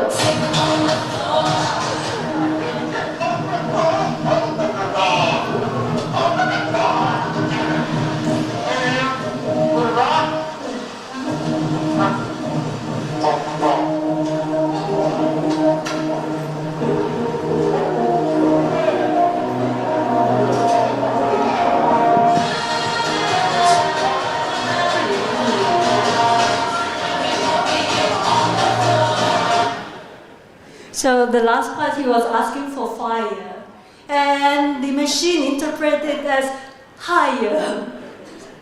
So this is a really fun advertisement that you can have technology, but be careful with technology because sometimes it may backfire. So and that's it. That's the end of my story. But before I end it, we are hiring data scientists and data engineers. If you want to be as sexy as this, come join us at UEM Agenta. All right, thank you guys. Thank you, Doctor. Dr. Naganda, I have a few questions for you. If you just stand next to your brains. Okay, first one, dear Dr. Escher, how far do you think we are from the catastrophic role of the Terminator or the Matrix as in the movie? Chris, who are you? Wow, that is a hard one. Yeah, because if I would be honest, and I would say maybe around 20 years, but if that's the 20 years, and hopefully I'm still there 20 years, because I want to be on the side of the machine. So, there you go. So you're saying it's possible? It's very possible. Also It's very possible. My God, quantum technology, quantum computing is in place. Our internet is getting faster. Internet 5.0, information connectivity, and someone out there just. Oh, sorry. What happened? What happened? Electricity between you and I are very scary. Yeah, we have this going on. Yeah. Right. So if it's in the wrong hands, we're dead. As long as it's in my hand. I'm not too sure. Okay, last question. Dear Dr. Esther, this is from Shakir. It is a 6400 dpi optical sensor. So as I studied about this, when you use this, it's kind of like when you use this, you're gonna feel like your hands floating as you use the mouse. And we will be inviting Sue Ann to come up here with a lucky hand to pick the lucky draw winner. Okay, you ready? Yeah. Let's go. Twirl here and there. Just pick one. Okay, let's announce the winner. Ruan Di Kong. SP Setia Project Management Syndrome Berhad. Great. Congratulations, Ruan. You already win this lucky draw. So we're going to contact you later. Thank you, Suan. No problem. Okay. So for our next speaker, we'll be having Dr. Helmi. Now, Dr. Helmi Zakaria has embarked his journey in operations, strategy, and business development with AIME in 2018 as a CEO, and he also has a special interest in trade and public health and was regularly consulted to analyze multilateral trade agreements and its impact on national health policy space. What he's going to do is he's going to come up here and talk about how contact tracing and advanced data analytics have allowed authorities to make early and accurate decisions that help stem the spread of the virus in the country. Are you ready, Dr. Helmi? Great, let's have Dr. Helmi on the stage.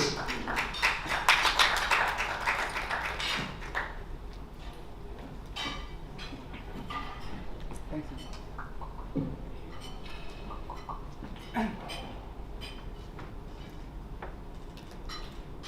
Hello, hi everyone. Thank you so much for having me here. Peter have been very gracious of allocating me this, very fortunate slot, the after lunch slot. So it's going to be quite challenging, but I'm going to keep it light and entertaining, I hope. So can I shall start with my, is there a clicker here?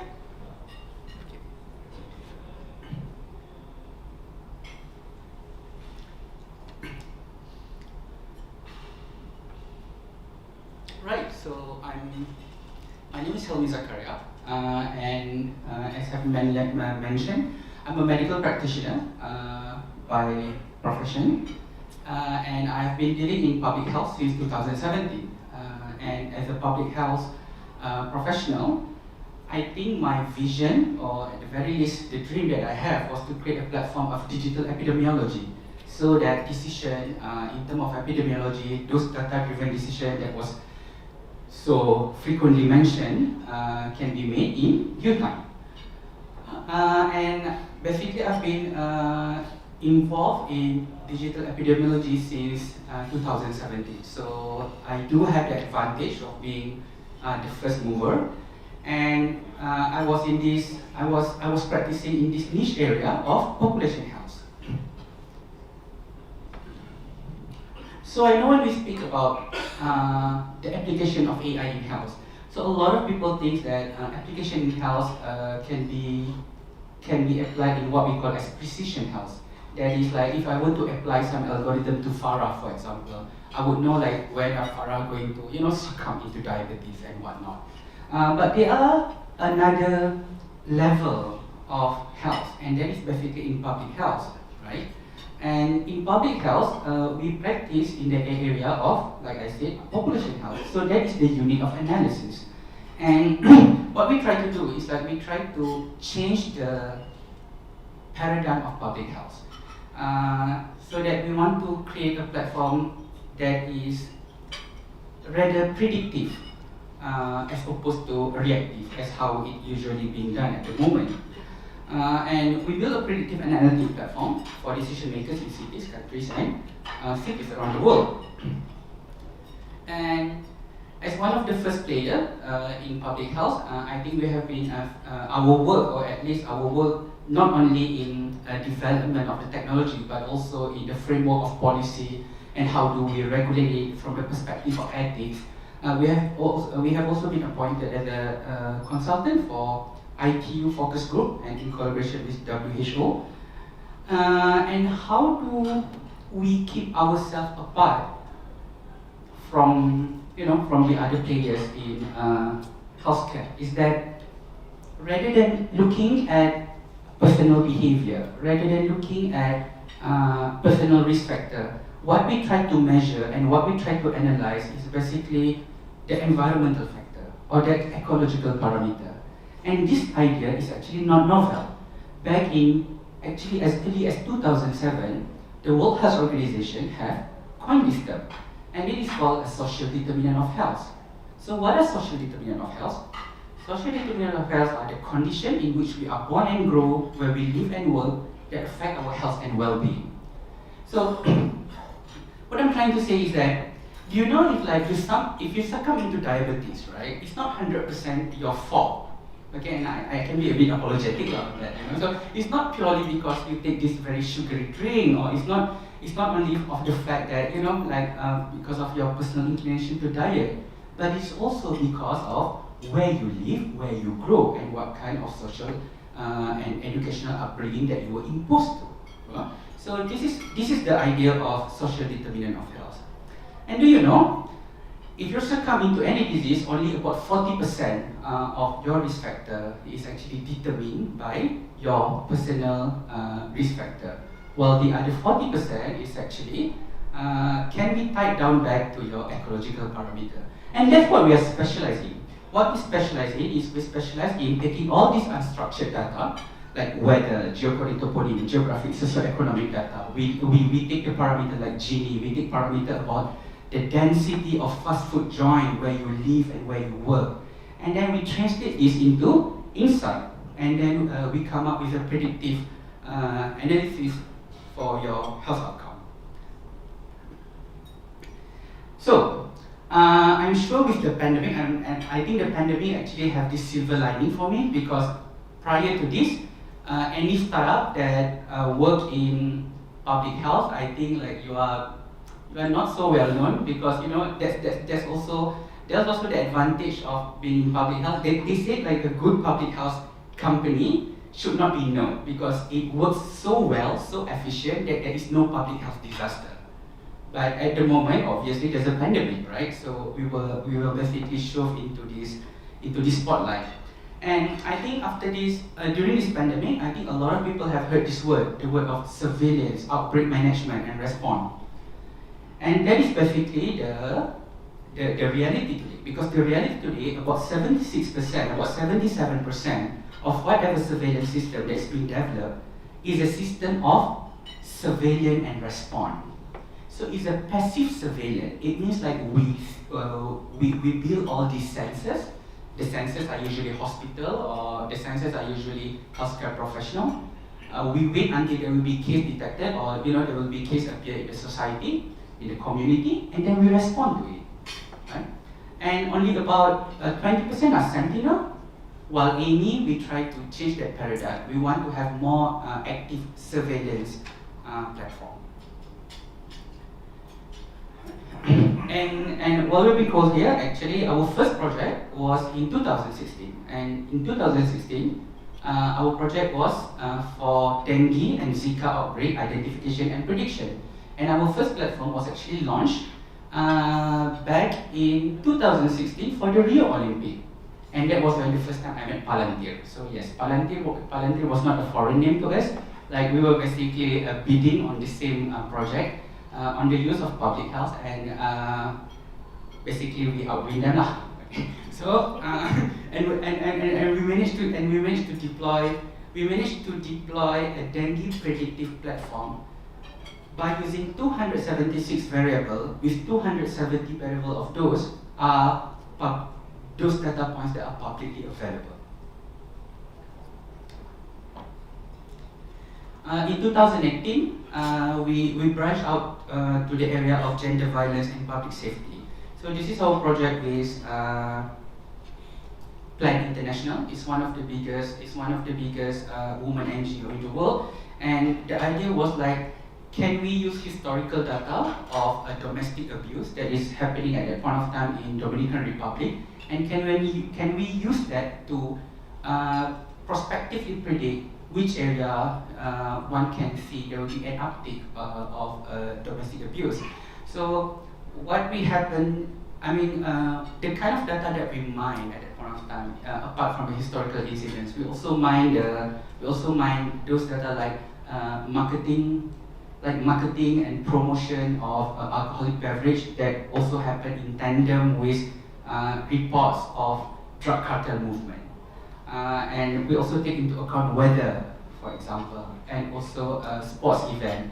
And what we can have is that we are able to predict in advance, 40 days in advance, in which district one can predict to see an uptick of domestic abuse incidents.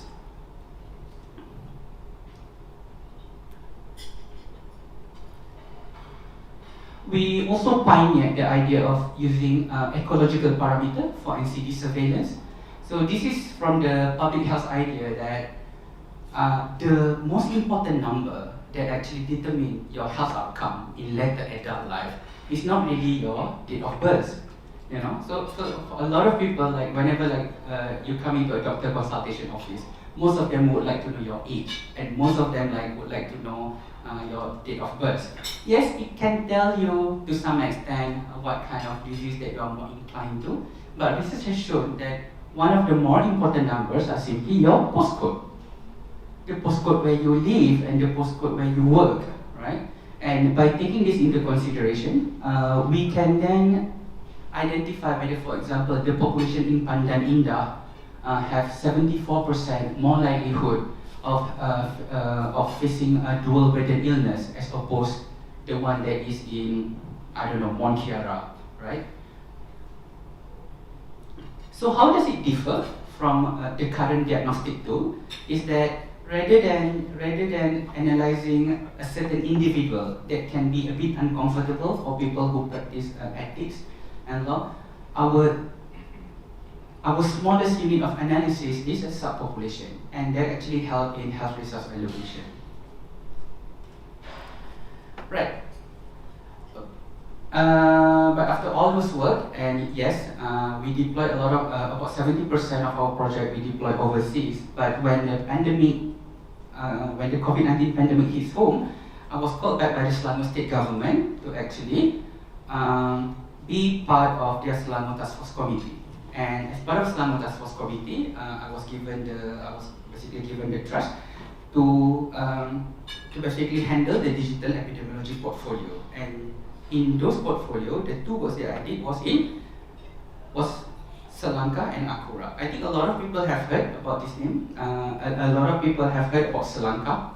That is one of the earliest e-contact tracing platform, but I am very glad that I can share with you this opportunity today, that I can share with you the work that I've done post Selangor, which is basically a coronavirus agency analytic platform. This is something which is back-end and not many people have seen it. So what is Selangor? I think all of you already know that Selangor is basically the nation's first QR code-based e-tracing solution. And we launched this in 2nd May of 2020. And why do we launch this? Because I think as early as March and April, at that point of time, there's already this conversation about using Bluetooth technology as a method of contact tracing. But working with the community here, I know that Bluetooth usually have this limited capacity, right? They have this limited capacity of interoperability, it's very power consuming, and it also, I think it also tap into the fear and anxiety of people of having an app in their phone. It means that they can be continuously tracked. And that is when I thought like, okay, so why don't we come up with a new experiment? Right? So it's rather than anything mandated, Selangor is basically a social experiment. Right? So what was the social experiment? The social experiment is, what if rather than having an app, we just create a web-based registration system? What if rather than being continuously tracked, we ask people to crowdsource their data and to be tracked only in limited contexts? And those contexts are whenever they visit a premise and whenever they are in contact with other people. And that is how Selangor was born then. So what is Selangor? It's actually a cost-free, a single-step procedure, a web-based sign-in system that leverages on QR code technology. And most importantly, is this a crowdsourced data link? Is it crowdsourced data link to create a centralized visitor log for contact tracing purpose by medical personnel? So it tried to solve two issues. The first issue that it tried to solve is how can small businesses and shops remain in operation even during lockdown? Because they want to remain open, economy need to be regenerated. But how can they be assured that they're doing that safely? And number two is the issue of contact tracing. Like how would you give your data or contribute your data safely but not too much to a certain limit that is acceptable by the society norm? And when we launched this, I wasn't very sure whether it's going to be successful or not. But I tried to hammer on the idea that what Sri Lanka is actually conceptually is not something that is very foreign. When you think about it, the idea is actually just to ensure safe movement during MCO. And conceptually, it actually similar to the guest registration at the security desk of a premise. So, I mean, if you go and visit your friend, right, if you enter into a condo or whatnot, if I were to visit Farah, where she lives, right, and I had to leave my name and phone number at the guard house in case anything sinister happened afterward. So basically, I was trying to hammer the idea that conceptually, that's all that we are doing, except that we digitize the platform and then we make the data, or we create this data so that it will be searchable, so that we are able to track individuals that are traveling or sharing in the same transport and visitors located in the same premise at a given time. I will skip this slide. And let's look at the impact. So after 1 month, what we found out is that there was quite a good support, especially from the business community. And in the span of 8 weeks, we have found out that about 205,106 premises have participated in the contact tracing ecosystem. It translates into us having 7.3 million unique users, with a almost 70 million number of scan logs, 67 million to be exact. So phase 1 is completed. You managed to convince the community. You get the support of business society, and the data lake is there. The second question is, how do you train the health personnel, right? How do you train the health personnel? Hey, here this is basically like a health tool that you can use for contact tracing purpose. So we contact them, and I will simulate you how it works, because we really try to. What we try to do is like we try not to disclose the location analytics, right? We try not to disclose where Farah has been, where I have been last week, for example. And therefore, I think when it comes to contact tracing, actually, I just want to know whether a person A has been in contact with person B. And if you have been in contact with person B, how frequent that you have been in contact with person B is immaterial for me in which space you are having this contact with. So tak kisahlah, you know, like if I were to meet Farah in karaoke ke, if I were to meet Farah in this Bigit conference ke, as long as I have contact with her, and that person should be identified as a close contact. And so that is. So you see that when you have 70 million data lake, then the challenge was not how big your data lake is. The challenge is like how efficient you can actually find those patient and close contact. Those numbers are simulated, just so you know. And what I can share is that within this 70 million log, we are able to identify 1,205 contacts. And among these 1,205, we are able to identify another 225 positive patients. So if you remember, we have this big cluster in Malaysia. We have the big Tabligh cluster. At that point of time, there was yet to be any contact tracing capacity. But the other cluster that we had quite short-lived was the wet market cluster. And the wet market cluster is our success story that have not been told. I think frequent enough. Is the fact that yes, there was a cluster. Definitely there will be an outbreak because Sri Lanka is not something that can prevent that from happening. But what we have been able to do is that we are able to identify it faster, more efficient, and we are able to nip it in the bud. So those wet market cluster that's supposed to involve 5 wet market was able to put under control in less than 1 week.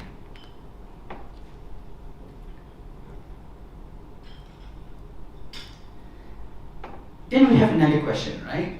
There was this question of SOP compliance. And sometimes we have heard, like, you know, like the National Security Council, they come up with some numbers, like, you know, 95% people are basically compliant to the SOP. Only 20% are wearing face masks and whatnot. And all of these numbers are good, probably for research reference, but they are not so actionable. So if you tell me that 70% people are not wearing masks, so what do you do with that? And this is where we actually expand the functionality of Selanka. So I'm sure like if any of you have scanned Selanka before, sometimes you will get one of these pop-up question that will ask you about this survey and questionnaire. And this survey and questionnaire basically try to basically have a more contextual analysis. So that you will know, for example, fine, fair enough. Not many people are wearing masks. But if you are not wearing masks, where does that breach is taking place? Is it taking place in a wet market? Does it take place in F&B? Does it take place in the hairdresser? And can we do something about it? If you get this kind of contextual information, then it will be much easier for the public health people on the ground to act on it, rather than you give like some number that is generic. We will also then, at that point of time, we will also be able to map out the commercial area safety. So for example, one of the things that we try to avoid is overcrowding, and it's not really easy to estimate overcrowding, right?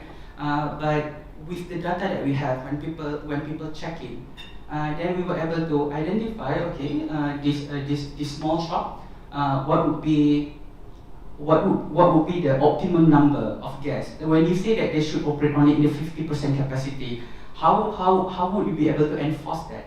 And the only thing we'll be able to do is like by having, I would say like a remote surveillance dashboard. Yeah. But just to put it into context, none of these remote monitoring dashboard have been used for enforcement.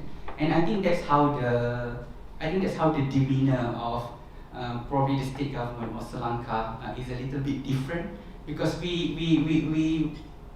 our approach is not really like compounding or go down to the ground and find people. We think if we already send people to the ground because they don't have a QR code, we think the answer is bring the QR code to them rather than basically compounding them. So that's how usually we operate, at least in the Selangor Task Force community.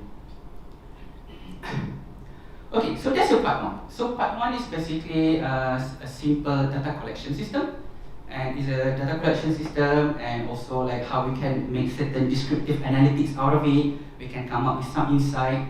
But I think the second part is way more interesting. This is the magic, right? So when we take all of this,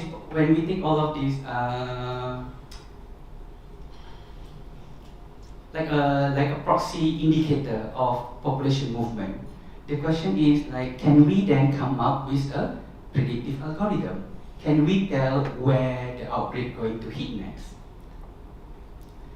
And this dashboard is not really open to the public, but this is what we have built for the Selangor state government from behind, using all the data that we got, not only from Sri Lanka, but also by using our, using our standard recipe of tapping into all the other metric, like for example, where the population density, vulnerability of population, where are the comorbid people are situated, what are the, for example, the location of the pensioners and whatnot. And what we come up with is we come up with a model that is being called as IRC, the inherent risk of contagion. So what is inherent risk of contagion? So like how we used to, whenever there is a case in Pasar Selayang, then for whatever reason we have to close down the entire Gombak, or we have to close down the entire Selayang. Actually, this doesn't make sense at all. So you see, Selayang is a big area. Selayang is a big area, and if the cases are only concentrated in some geolocation, why don't we just close down that area? But this is easier said than done. If you're a public health doctor like me, how do you assume and how do you ascertain that people in Pasar Borong Selayang will not go out more than a certain parameter, right? Or more than a certain distance? And this is where you can come up with what we call as inherent risk of contagion. So in inherent risk of contagion, what we do is that we basically develop a machine learning algorithm that heuristically geofence an area. So if, for example, if an area in Gombak is, if an area in Gombak is yellow, it doesn't mean like the entire Gombak is yellow. There are certain area which is redder, there are certain area which is greener. And we, based on our analysis, not only based on where the cases are, but also the vulnerability of the population. Like for example, in this area or in this neighborhood, how many elderly people are living there? How many people with diabetes are living there? What are the composition of the young and the old within that neighborhood, right? In short, if I were to create this into an analogy, right, an analogy of bushfire, and if the COVID-19 epidemic is like a bushfire, so rather than measuring the fire, which is the outbreak, what our model is trying to do is we measure the fuel to the fire, the dry bushes. So if you are able to measure the fuel to the fire in advance, then you'll be able to know should there be even a single case, how big, like how bad the outbreak gonna look like. And the second feature that we come up with is basically this cluster similarity. And cluster similarity is basically developed as an extension of the inherent risk contagion modeling. So in short, what it's trying to do is like, let's say that you have 6 neighborhoods. So what we are able to do is that should one neighborhood already experience a certain number of outbreaks, like for example, let's say Taman Sri Andalas have seen an outbreak with a magnitude of 14 cases in the span of 1 week. Then using our analytics, we are able to prospectively identify which are the next 5 neighborhoods that potentially see similar magnitude of outbreak. And I think that is why, touch wood, I think that is why at least until today, despite Selangor being one of the most densely populated state, actually when you look into the number of cases versus the number of population, we are actually doing quite well. So just to wrap up, the 2 things that we did, I feel that we did quite well in Sri Lanka and also in Akura is basically crowdsourcing public data. And when we do that, we do it as a community-driven, consent-based crowdsourcing. And then we apply a machine learning algorithm to it to come up with a novel model, or which we call an inherent risk of contagion, which is not measuring the fire, but measuring the fuel of the fire. And after that, we're able to come up with a cluster similarity analysis that predict the future pattern of an outbreak. So what do we do? I mean, like all of this analysis, right? How do we translate into practice? How do we translate into practice is that we are able to conduct active case detection. So what is active case detection? It is something which is when we first do it in Selangor, it was not yet followed federally in such a way because what is contact tracing? Contact tracing is basically something which is passive. It means like someone have gotten ill, and then you interview them, and then you create a network, and you go retrospective. What if active case detection is that when you conduct a community testing without having an index case at all, there's no index case. It means like for some reason we map out the area and we know that we should just go to Taman Gombak Baru. Just go to Gombak Baru, screen everyone, and you will get some positive cases there. And that's basically what we do. In the span between April to May, I think the Selangor state government, the state healthcare arm, come up with an ACD program that do a community testing for about 5,000 people. And about all these 5,000 people, I think about 20 we are able to identify about 22 positive cases that would otherwise be undiagnosed because these are asymptomatic cases. So somebody asked me like, Dr. Helmi, so you have to spend 5,000 tests to find 22 positive. Is it worthwhile? I mean, if you ask a public health doctor like me, I think it's worthwhile because these 22 cases could have easily spread their infection to other people by the virtue of that they are asymptomatic and they are all in high density area.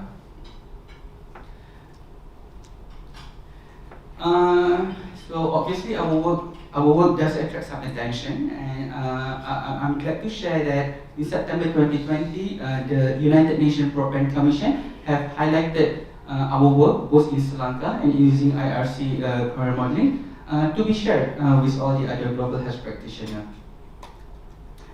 yeah, so thank you.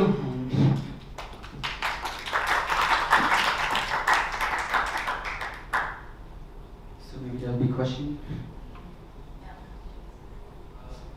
And it's very long. Any questions from the floor? Alright. Okay, that's just us. Here you go.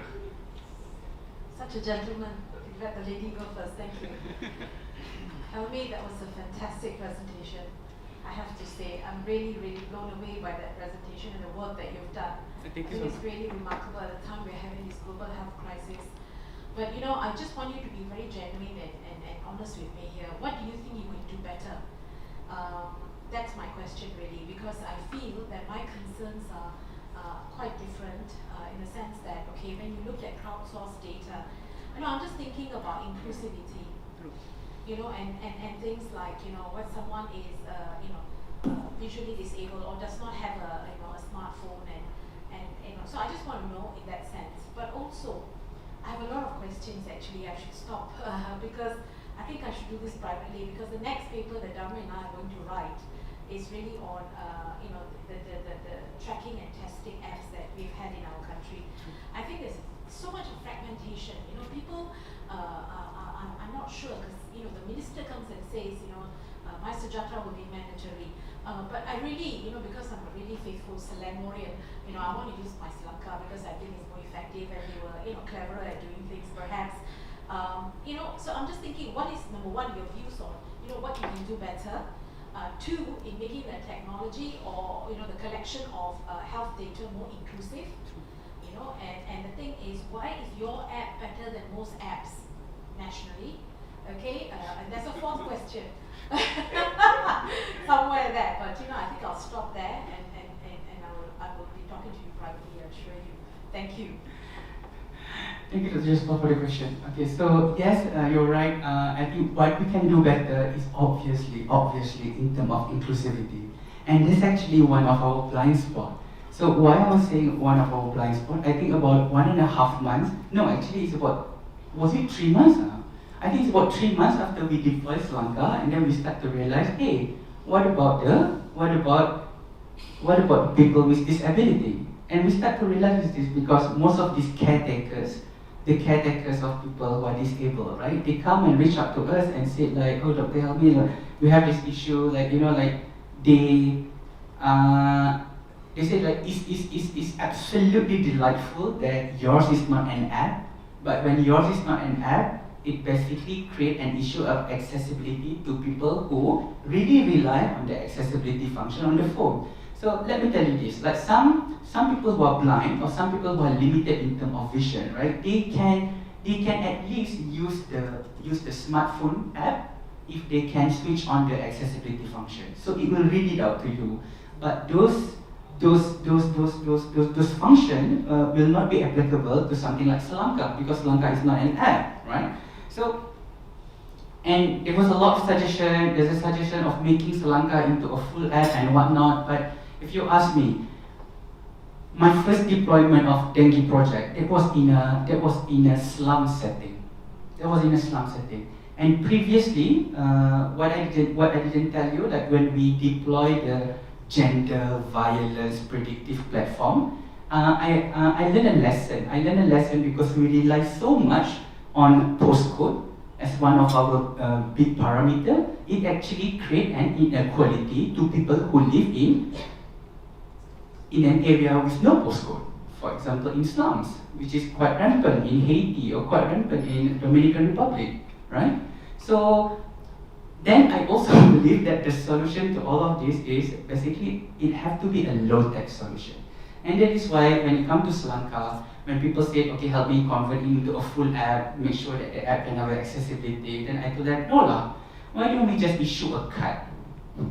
So what we do is like we just issue a card for all the people with disability with a unique QR code that is now tokenized to them. So the QR code, rather than the QR code is attached to the shop, now the QR code is attached to, you know, to the person, to whoever with disability. So when they go into a shop, then the SOP is basically inverted. Rather than them that have to scan the poster, now the shop owner would scan their card, and this actually helped to bridge that solution. I think it's ingenuity. It's simple, it's low tech, you don't need it to be sophisticated, and it just works, and I think that's the best solution. Now, the other thing that I am quite concerned about, and what I will be talking later on during the panel session, is about this, as big as a success that Sri Lanka is, my concern is that like when I come up with this social experiment, and I was being very careful about it. As a doctor, for example, I know that the most important variable that you will need in order for contact tracing is that you only need phone number. That is why you see when you do it in Sri Lanka, number one, it is not mandated. Number two, it doesn't ask any other question except your name and phone number. On top of that, we don't even verify your phone number. Why don't we verify your phone number? Because it's a social experiment. It's a social experiment. I want to see like how would the community react if they know they are crowdsourcing some of their personal data for the purpose of public good. And when we do so, what we have been able to verify from a sample of our size, we found we only have a irregularity in about 1.3% of our entire data lake. So of course, mesti ada juga orang yang memasukkan all of this number or not the number and whatnot because we didn't put any control. But the error rate was about 1.3%, right? So that was a good success story. It's a good POC, proof of concept. On another hand, it also scares me because the society doesn't ask enough.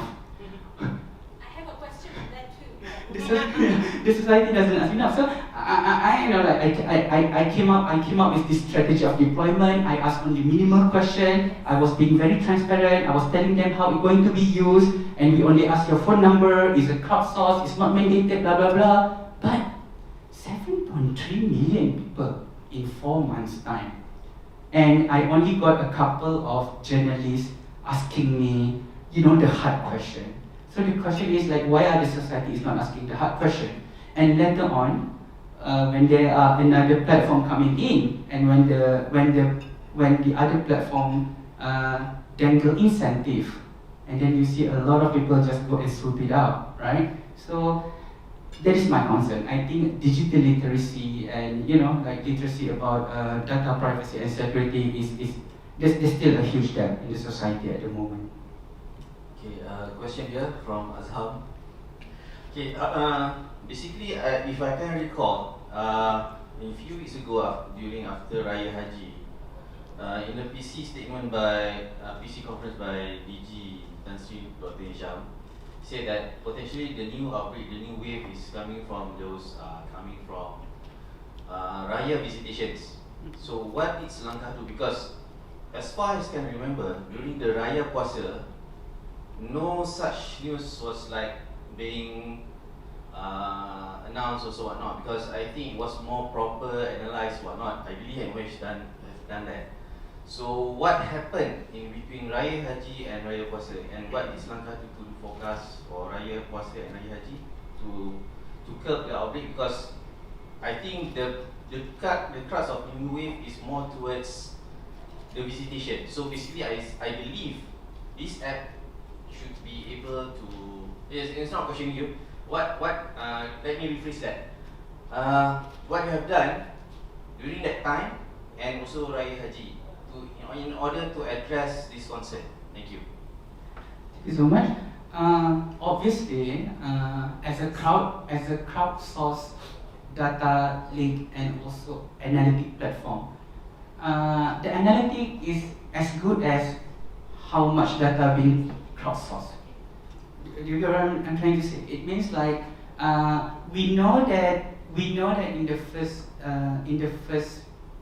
during the early phase of Sri Lanka, when we deployed it out in the first 1 month, when Sri Lanka became in a way like the de facto contact tracing platform, it also means like all these 7.3 million people contribute their movement data into the same data lake.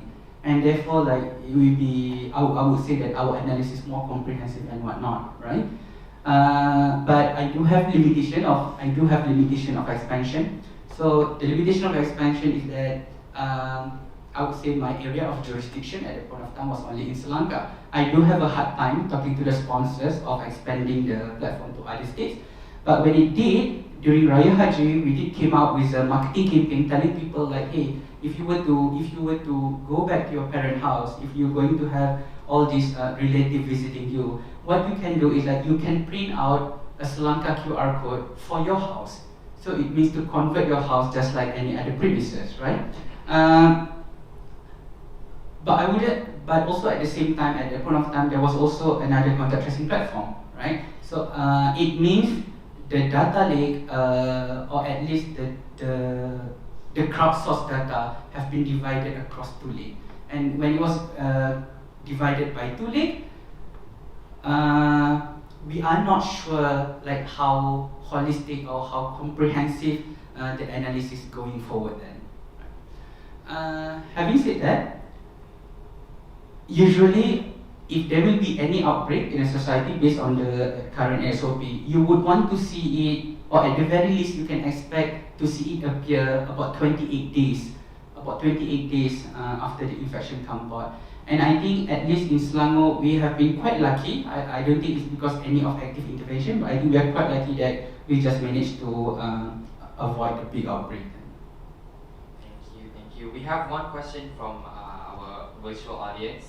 How safe is our data in Sri Lanka data lake? And also what's next for Sri Lanka when COVID dies down? Will the data be put to other use? So that's a very good question, right? So when you say like how good, how secure our data is, and it's something that I will also talk later during the panel session. I think just like any other entity or any other organization that collect data, you must put a cybersecurity measure. So that is a given, right? And how sophisticated your cybersecurity measure, that really depends on your resource. But the other thing, how to make it more secure and how to make it more safe is by making it very, very unattractive. So one of the reasons why Sri Lanka Data Lake is less attractive as compared to any other contact tracing platform was because like, yes, it's huge, but yeah, those numbers are, for example, we do hear this from people who work in data. You're saying like, yeah, but those numbers are not verified. True. Those numbers are sometimes contains error. True. And you only have number. You don't tag the number with any other information. There's no information on IC and whatnot. True. But it was designed purposely so. It was designed purposely so that it is less attractive to intrusion. So that's number one. Number two, like, are we going to, is it going to be repurposed? I'm very glad to say that since mid of August, the entire Sri Lanka platform have been handed over to the state agency. So before this, it was incepted under this scientific committee, right? So the Selangor Task Force Committee. So it is like a para-government entity because it was incepted by the chief minister, but it was not a state government agency at all. And since mid-August, it has been taken over by the state agency, and I think it's really up to them how they are going to repurpose it afterward. And maybe there's something that you can, you can expect. Right, thank you. We have one from Kalai Selvi Redinam on our virtual audience. What is your take on the integration of Sri Lanka and MySejahtera? I think integration is a must, and I think integration is a must because just like any other solution, I think integration can. I think with integration, then the data lake and the analytics that can be applied to it will be way more seamless. I also think integration actually give the people options, and options is important in our democratic society. And as much as I am the first mover of a contact tracing platform, I am also of the belief that not one entity, not one agency should have all the data in their hand. I don't want everyone to subscribe to Sri Lanka. I think that's a very scary thought, right? I would rather have multiple entity to have multiple data lake, but you have a federated search engine. So for example, if I were to check in with Sri Lanka and you were to check in through MySejahtera, right? But you were sick, but you haven't contact with me, right? But the search engine should be federated. And this is not a novel idea. Why is it not a novel idea? Because Farah is using Cellcom, I'm using Maxis, you are using DG. Right? So different entity is holding our data, but when we make call, it's seamless. So yes, integration is the way forward, and I cannot see why not. Thank you. We have one asking about, as a medical doctor and expert in big data and AI, how do you foresee the genomics? Will AI and big data be able to help us be free of disease and life forever?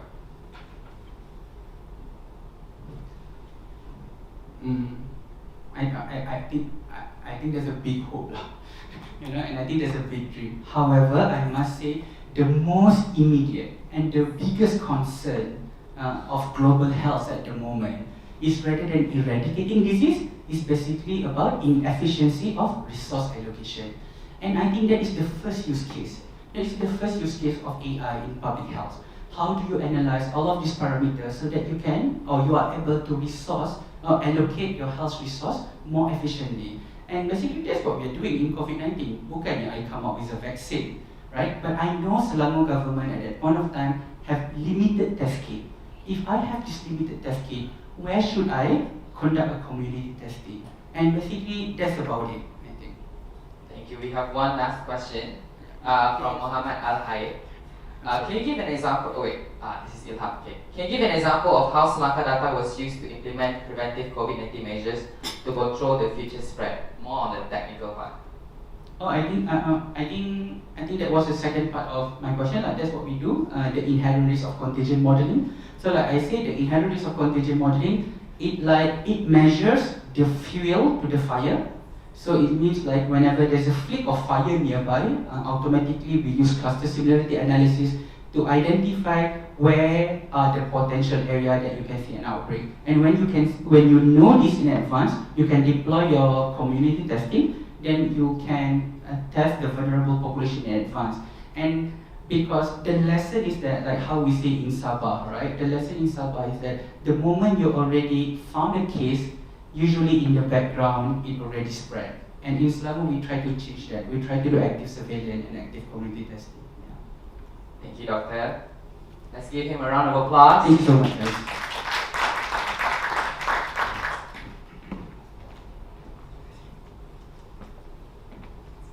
Thank you, Dr. Helmi, for the explanation on how big data and AI helps us in our health. So next, we'll be having a video from Dragana Biara. But before that, I just want to make an announcement to everyone streaming us virtually. Don't forget to drop by the exhibition. If you haven't downloaded the app, you can download the new version in our interactive lounge. Yeah, if you've downloaded the previous version, you can uninstall that one and install the new one, where you can stand a chance to win the gifts from our sponsors and also stand a chance to win our lucky draw. So keep interacting with us and you'll get a chance to win these gifts. So next we have Dragana Biara, the Portfolio Messaging Director from Asia Pacific and Japan, Dell. She'll be talking about AI going beyond human scale. And let me talk a little bit about Dragana. She's a technical pre-sales specialist with a strong technical background in data and content management. She has a particular interest in data integration and transformation technologies and methodologies, particularly in reusing legacy data and systems to solve the current problems and questions. She also has the abilities and experiences to explain the relationship and connection between technical abilities and business challenges, making it relevant to the audience. Are we ready? Great, so let's have a look.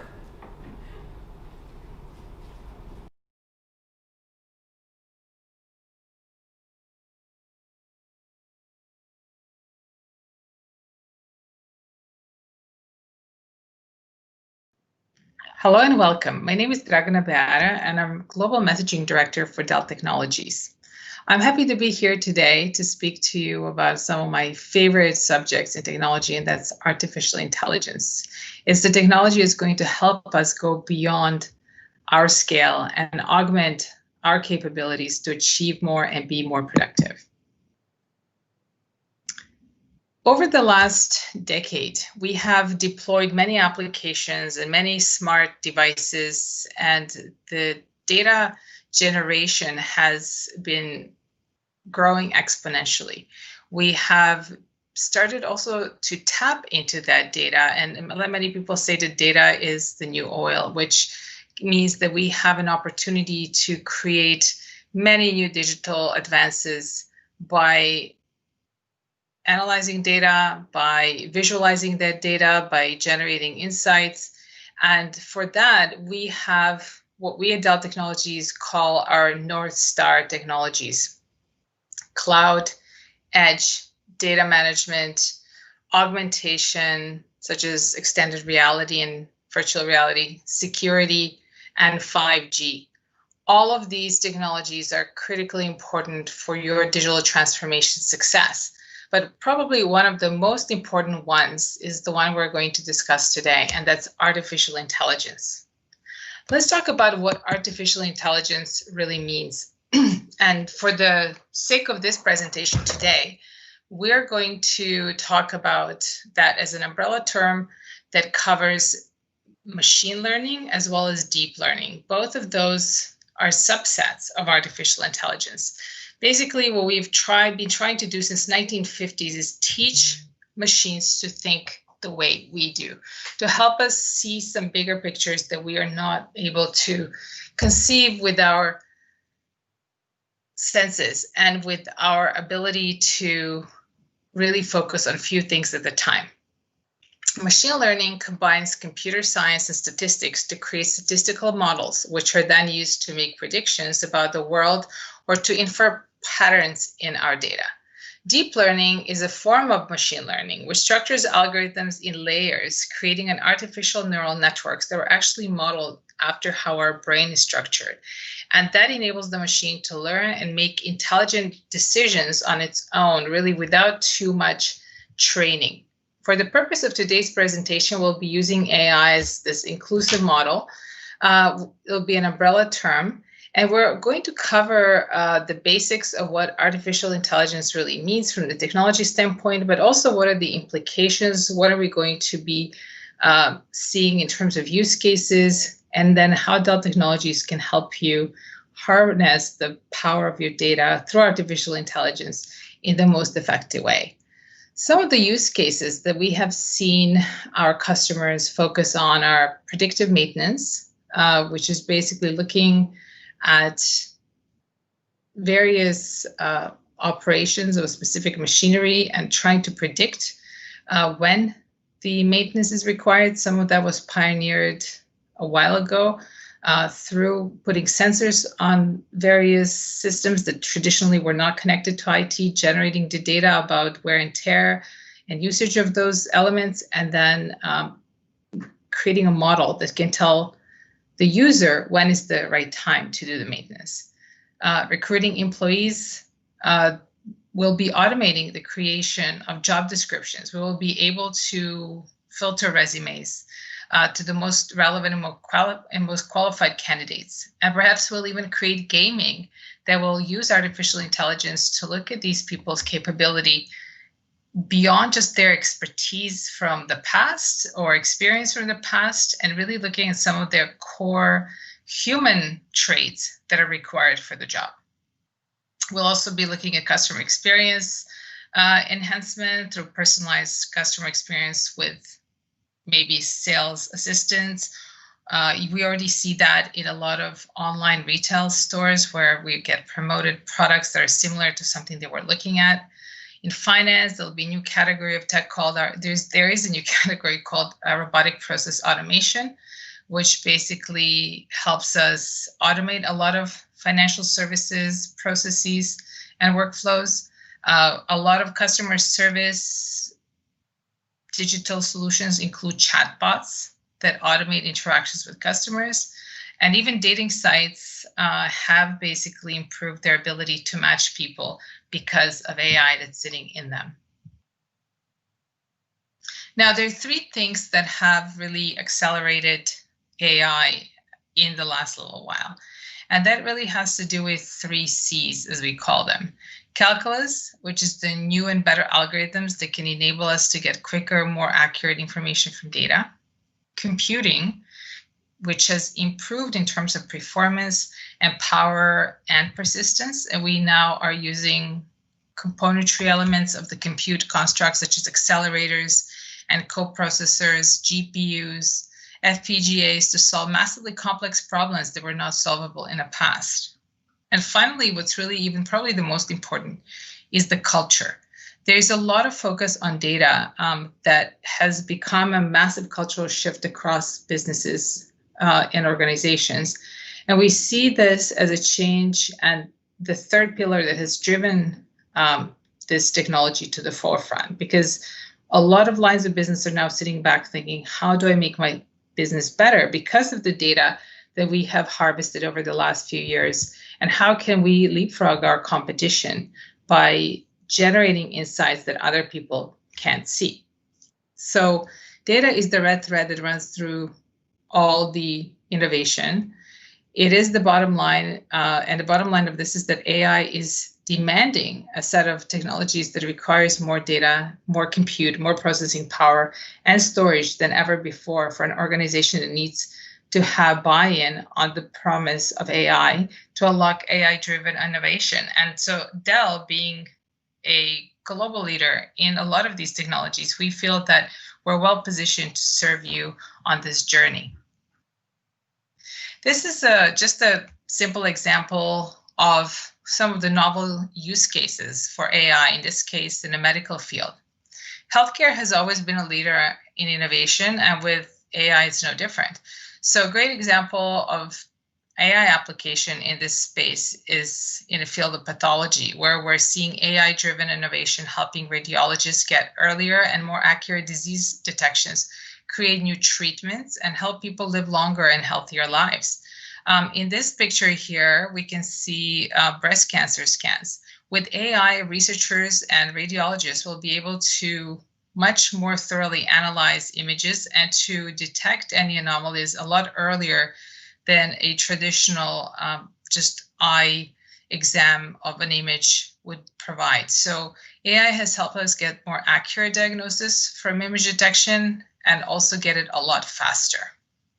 Now, beyond all these great opportunities that I've already mentioned, we are looking at what are also the challenges, because there are quite a few.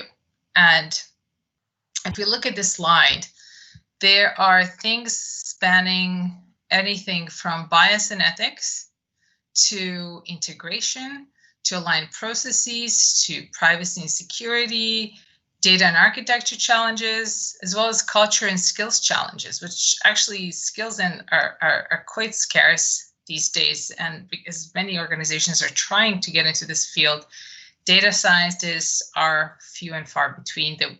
And so what does this really mean? Like, we're looking at things like bias and ethics. That's something in term that will basically help us come up with algorithms that are going to be very useful.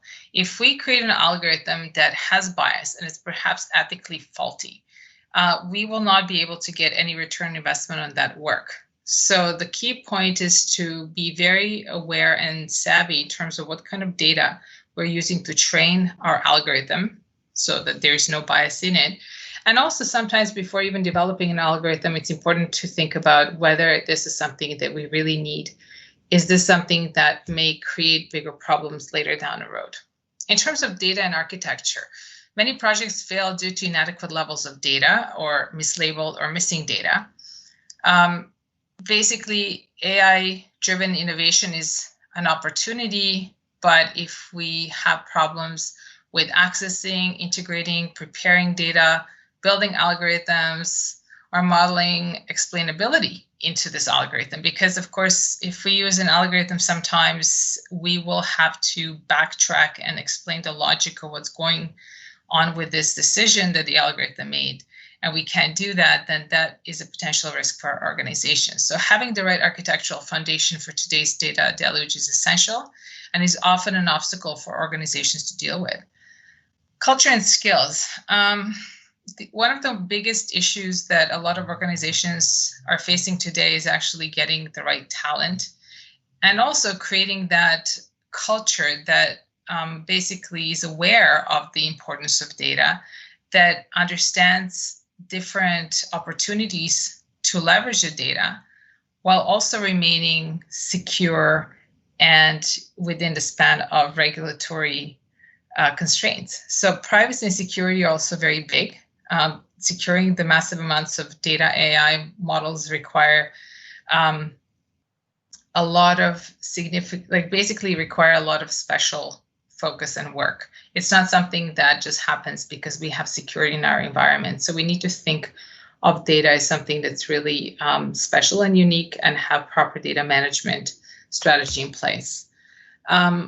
How do we align our processes? A lot of organizations struggle with aligning to enable deployment and incorporation into their existing environment.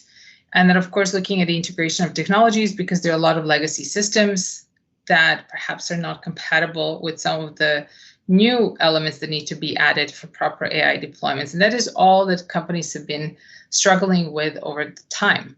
Now, if we look at where people sit these days, we can see that there are different groups that we see. And I think they're few and far between that we can call skeptics. They're the organizations that are resistant. They don't see the value to technologies and are basically investing in this area.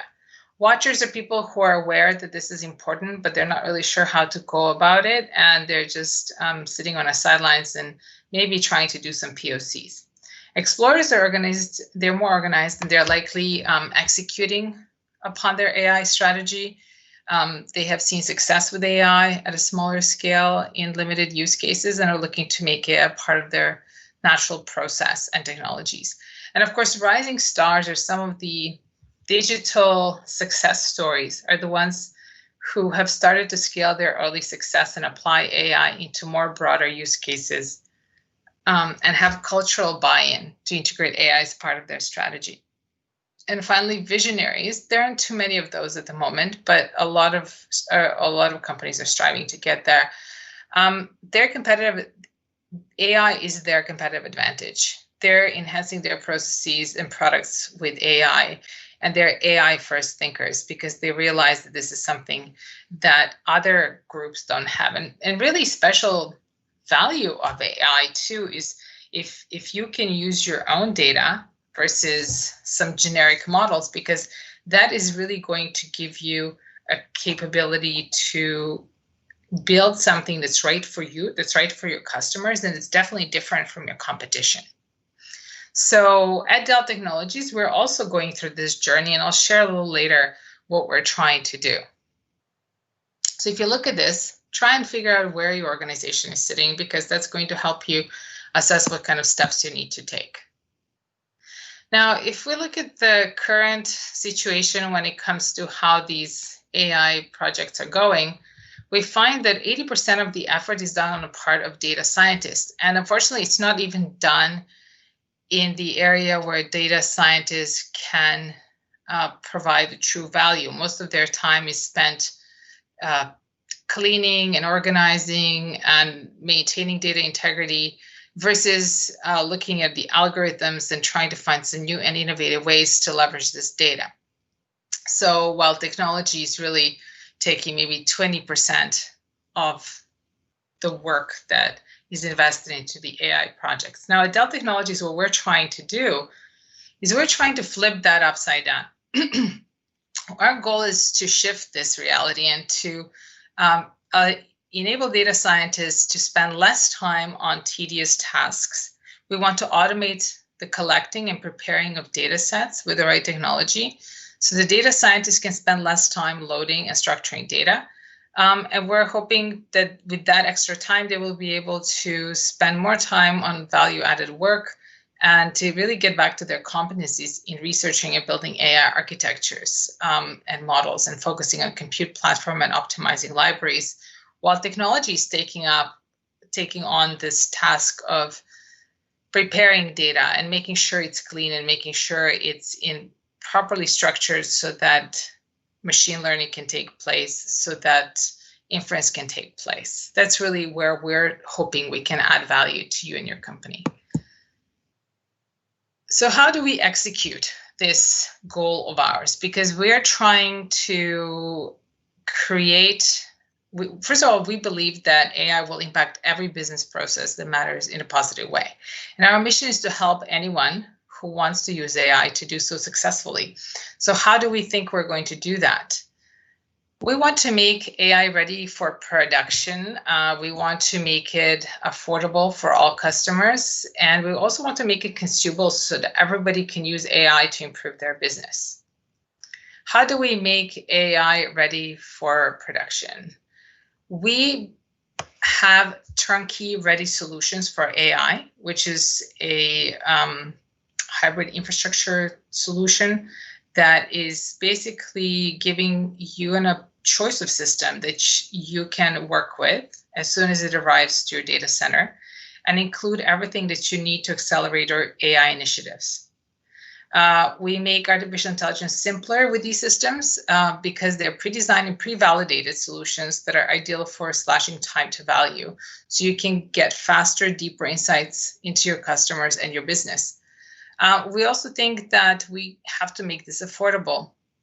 So we are looking to do that with optimized infrastructure solutions that, and also in our consumption model for the IT pay-as-you-go programs.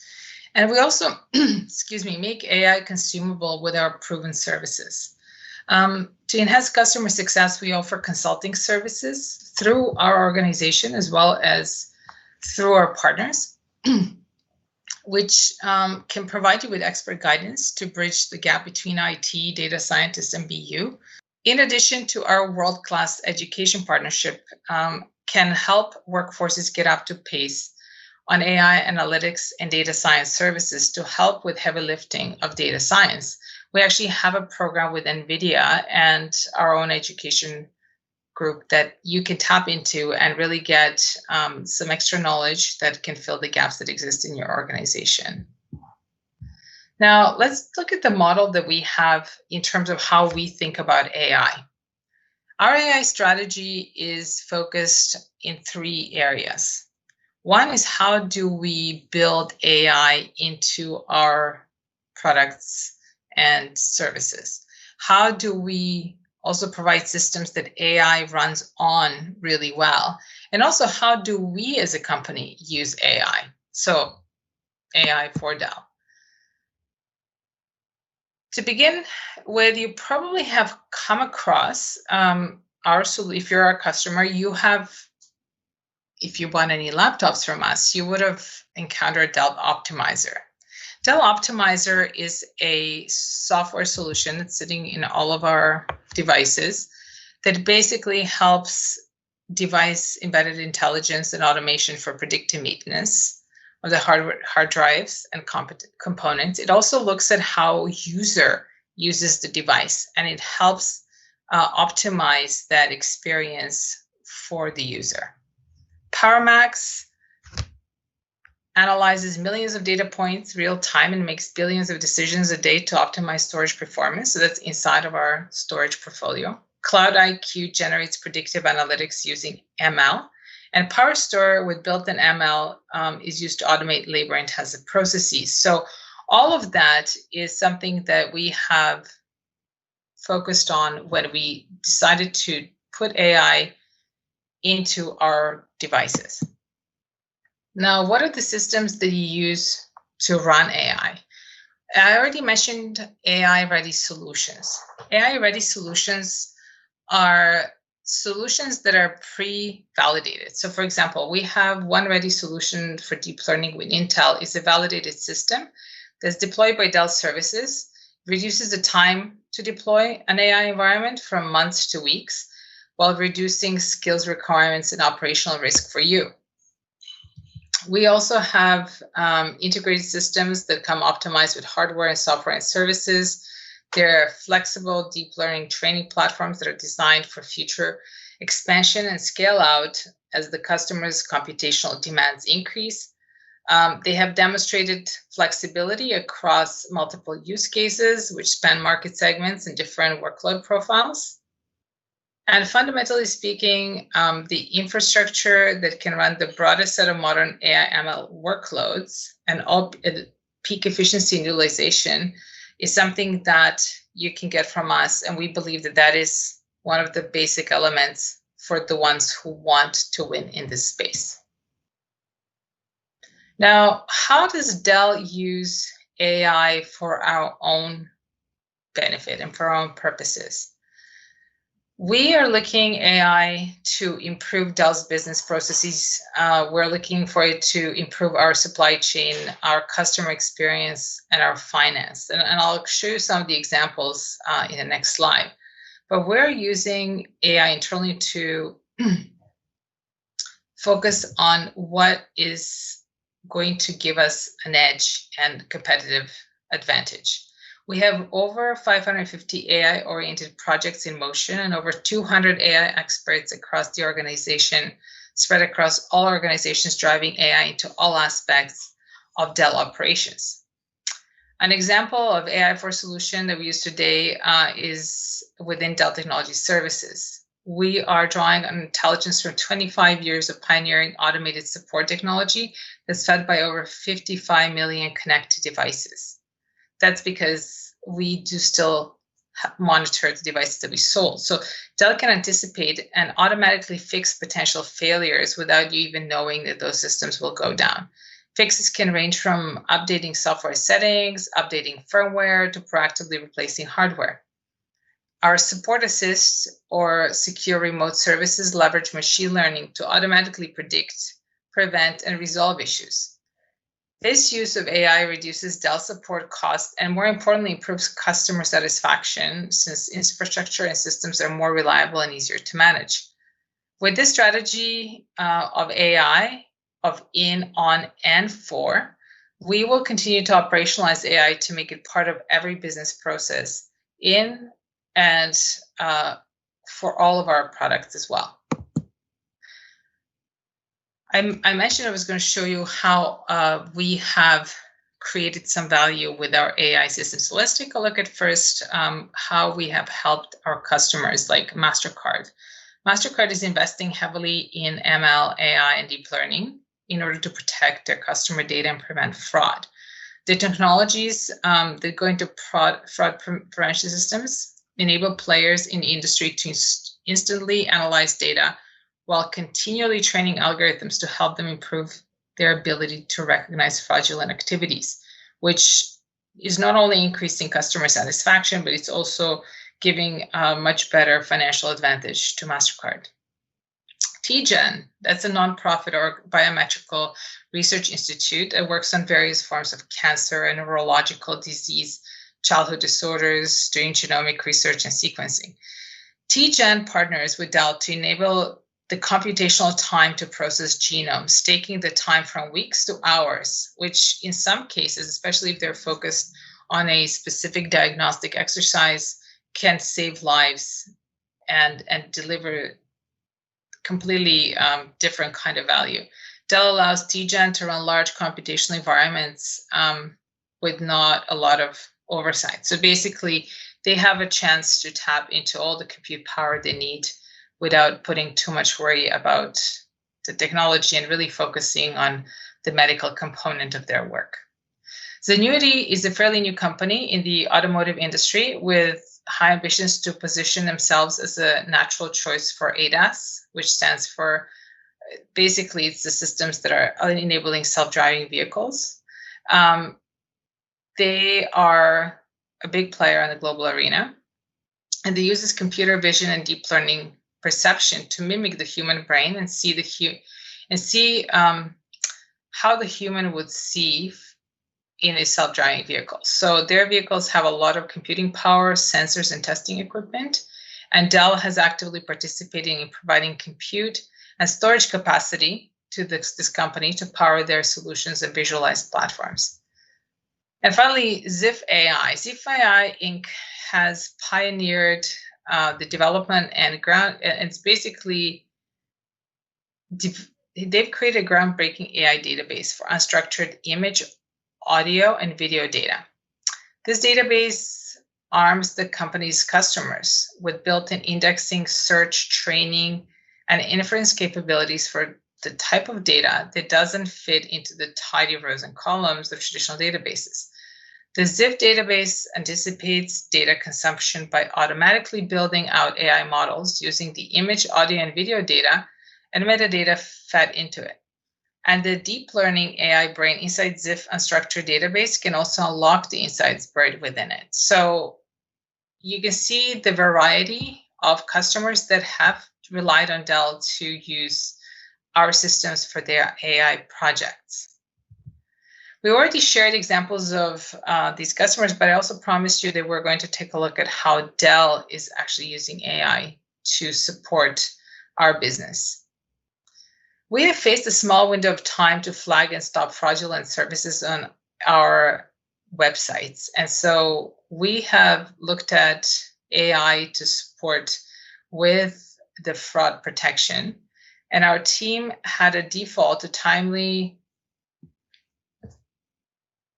manual review across different databases for anomalies that could be indicative of fraud, which is very time-consuming and difficult task. It took several days to review transactions, rendering it nearly impossible to head off fraudulent activity in real time. So seeking out a solution, Dell Technologies worked with services and security teams to implement a real-time fraud risk detection solution that monitors millions of services transactions, identifies and analyzes anomalies and issues, and alerts in real time of any fraud that may be taking place. In just 3 months, Dell Digital developers went from architecture design to creating the process and implementing the solution to production. And you can see that the results of that exercise were incredible. We have been able to recover or basically prevent $7 million of fraud in just 2 months with this tool, which is really, really something that we're proud of and we're working to develop further. Another example would be from the retail perspective and a customer user experience. We have been able to create and re-envision the Dell.com navigation path and shopping experience of the faster and more interactive product configurator at its core. We used AI and ML to filter multiple data streams and then identify and recommend the best products to meet our customers' needs.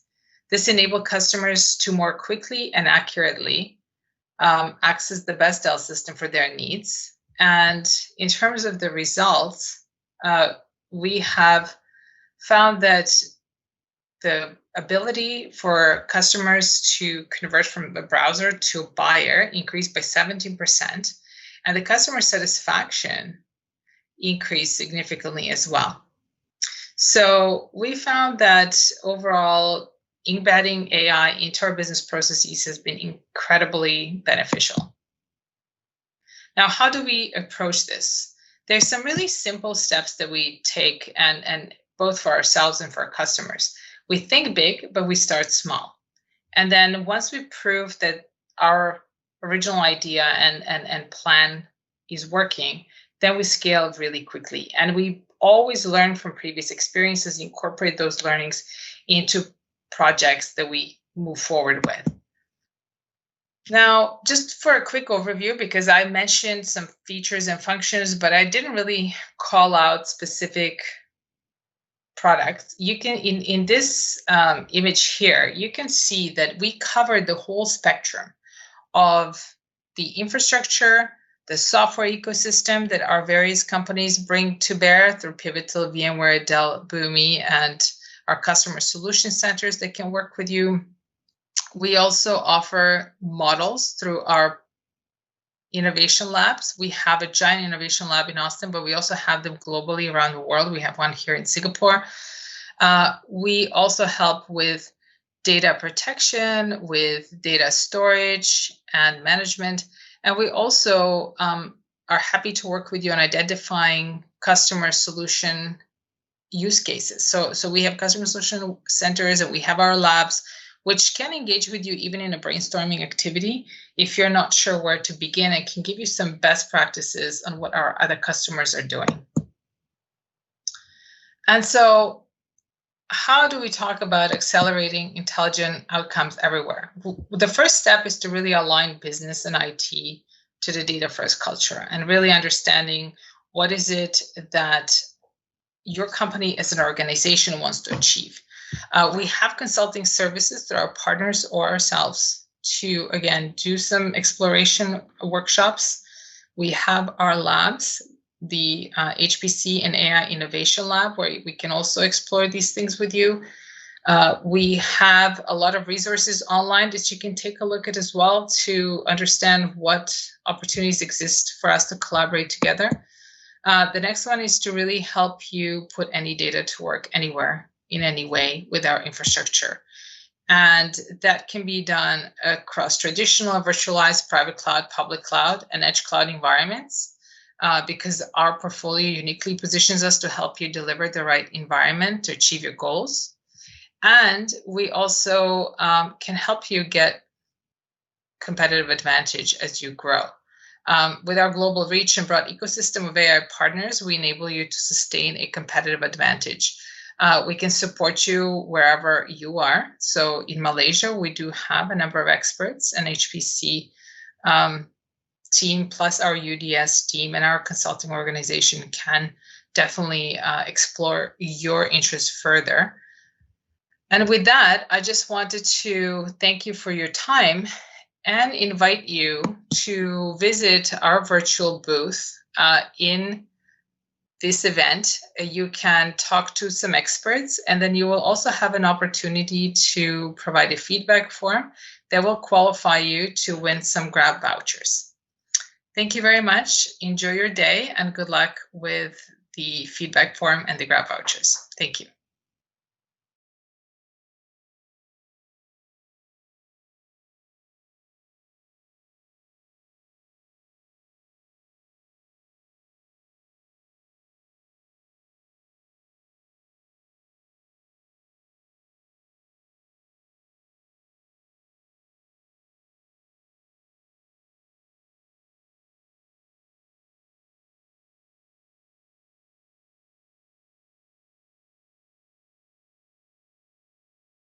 Put a better future for everyone.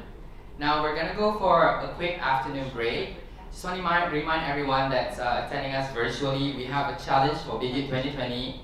Take a picture of your new norm setup, how advanced it is, to win free Grab vouchers up to 50 ringgit. You gotta tag us though. Tag us at Bigit and also hashtag us with the hashtag Bigit 2020 to stand a chance to win a free Grab voucher up worth to 50 ringgit. Okay? So we're gonna have a quick afternoon break, sorry. And we'll come back soon, so stay tuned and get ready for our third lucky draw gift of the day later. So keep interacting with us to get a chance, alright? See y'all.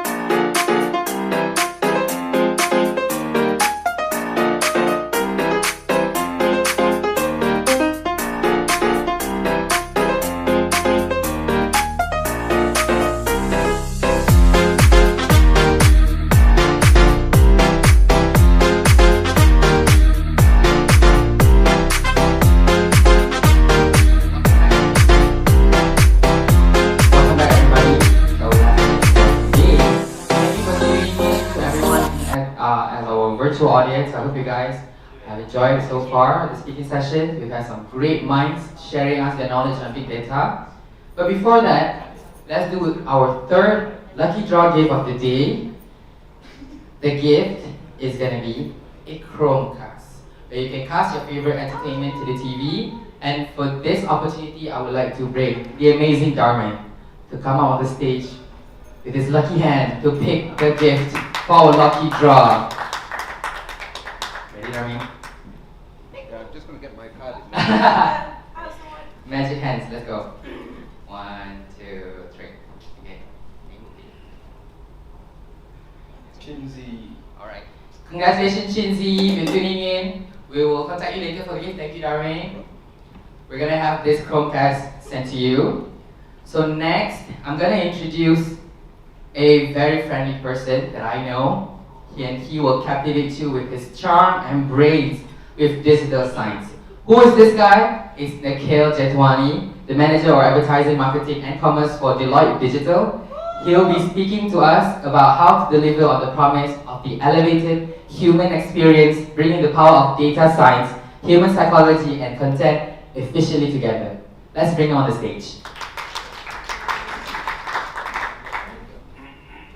All right, thank you, Harry. All right, good afternoon, everyone. Thanks for having me here. We're very excited to be here to share with you guys how we can drive hypergrowth by elevating the human experience at every interaction. So I'm going to speak to you guys about 3 distinct areas when it comes to driving hypergrowth, both rapidly and at scale. So the 3 different areas I'm going to be speaking to you about are data, decisioning, and delivery. I'm going to be peppering in a few examples from my time at Deloitte, as well as some of my time before Deloitte when I was actually working with our friend Peter Kwa and Mina Prima, and I'm going to share with you some of our global success stories. So, 89% of companies, when surveyed by Gartner, said they expect to compete mostly on the basis of customer experience. And this is already happening, right? This is where industry leaders are winning and where disruptors are gaining momentum quickly. It is becoming imperative for brands to focus on the human experience as a strategic pillar. So I actually went on Forbes yesterday. I wanted to look at what the most valuable brands were in the world. And what do most of these companies have in common? They focus on their customers and their brand experience. Apple, last month, was the first company to hit a $2 trillion market cap. $2 trillion. It's a company that prides itself on their customer experience. From their sleek hardware to their intuitive interface, their online shopping journey, and even their in-store shopping experience. This is not a coincidence that they are the most valuable brand in the world. Now let's look at it from the customer perspective, right? All of us here in this room, and at home, and in the office, are customers of one brand or another. And I think we can all relate to the statements that you've seen before, right? We all want to be valued. So you think of someone like Grab with our Grab rewards. Doesn't it make you happy every time you get those points? You turn into a platinum tier. We all get that little warm feeling, and it brings us back. We want relevant choices.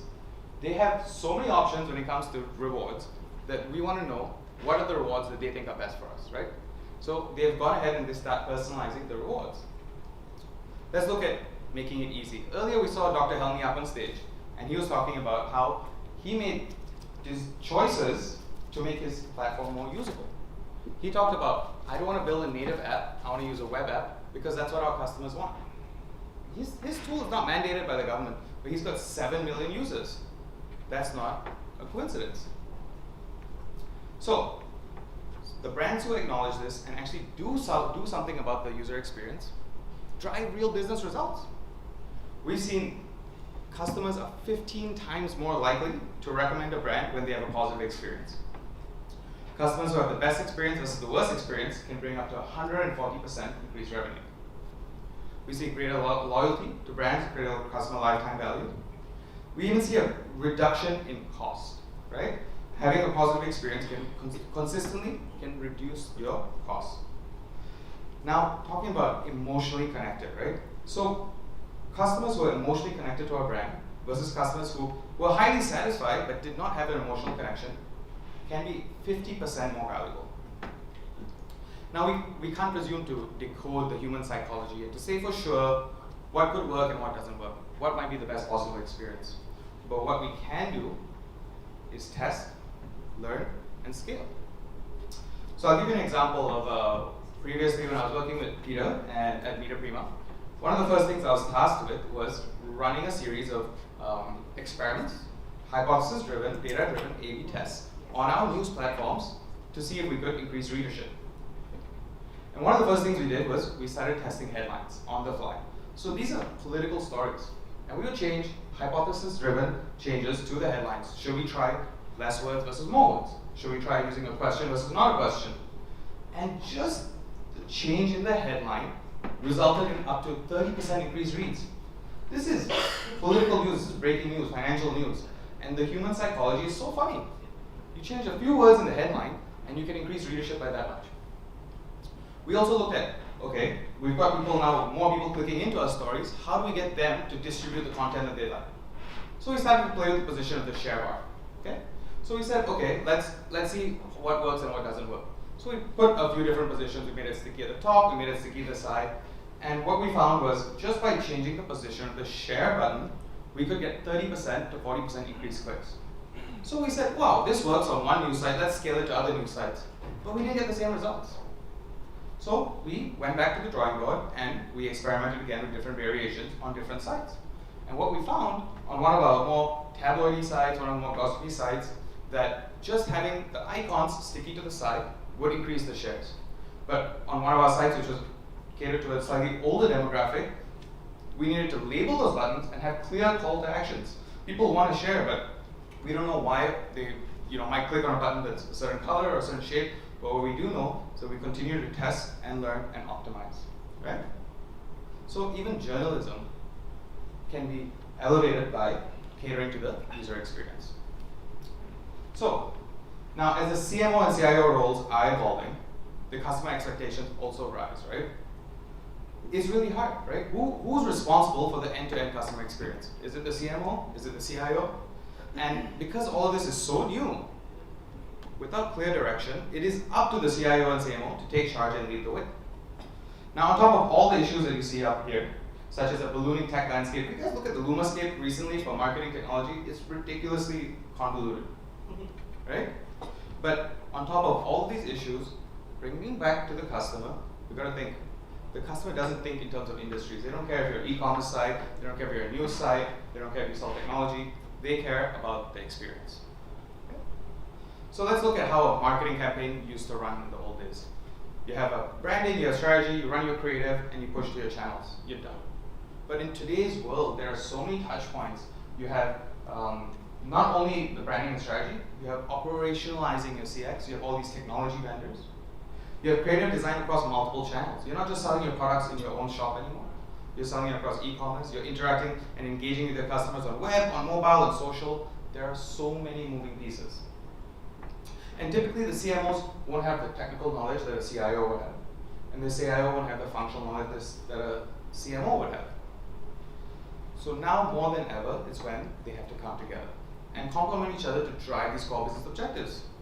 Whether that be new customer acquisition, increasing average revenue per user, or just plain customer satisfaction. One of the funny ones is, you see at the bottom, CMOs figuring out why aren't leads coming in? And the CIO is like, customers? That's not my problem. But at the end of the day, there are some core objectives that we need to work together to drive, right? So integrating the identity for each customer, using that data to make powerful decisions, and finally using the decisions that we have to design and execute winning experiences. So the 3 Ds I've spoken about earlier, right? Data, decisioning, delivery. So what we found is that for the clients we speak to, we need to take a modular approach. Every company has different needs and are different levels of maturity in each of these areas. So let me do a quick poll, okay? So this is a study that Experian ran and Forbes published. And let's see in the room, what do you guys think is the correct answer here? What percentage of marketers believe they have a consolidated single view of the customer? Who thinks it's 70%? Okay, I got a few hands. 47%. Got a couple more, and 16%. It's 16%, yes. So let's jump into the data section, right? We consistently hear that data is key. And what one of our clients had told us, and it's really resonated with us, is whoever can integrate the structured and unstructured customer data will have the keys to the kingdom. We've seen people come close, but we haven't fully seen it come to life. And what we think is a right approach to start with is starting with the right tool, right? So getting the right data into the right place. And there's a tool that we see in the industry nowadays called a customer data platform. You guys might have heard of a data management platform which uses anonymized data, or a CRM which has your personal data, your sales data. But a customer data platform is different from both of these tools. And how is it different? So in today's world, a customer data platform will be able to allow you to merge your online and offline data sets. It can be cloud-based or behind a firewall. It gives you identity resolution. So matching your users' anonymous behaviors, going on your site, browsing things when they're not signed in, versus when they buy something, and compiling it into a single view of the customer. It can be real time, but most importantly, it's about having the right data. So let me show you one of the success stories that we had. So we had a large pharma company that was using a number of different marketing service providers, right? And that created a very disjointed and frustrating experience for customers. They'd be marketed all kinds of different products. They'd be marketed products which are not relevant for them. They'd have too many ads being shown to them for the same thing. So the pharma companies took a step back and said, look, we need to do something about it. So they went ahead and implemented the CDP. And what this allowed them to do is to give them back ownership of the data. Because it's their CDP, they were able to collect all the data from all the different providers and then give themselves complete transparency of every interaction for their customers. Okay, great. So now you have all this great data. What can you do with it? So let's move into decisioning. I'm going to spend a little bit more time in the decisioning than the other two, seeing as this is a data science conference. So we had another quote. This is from a media company, right?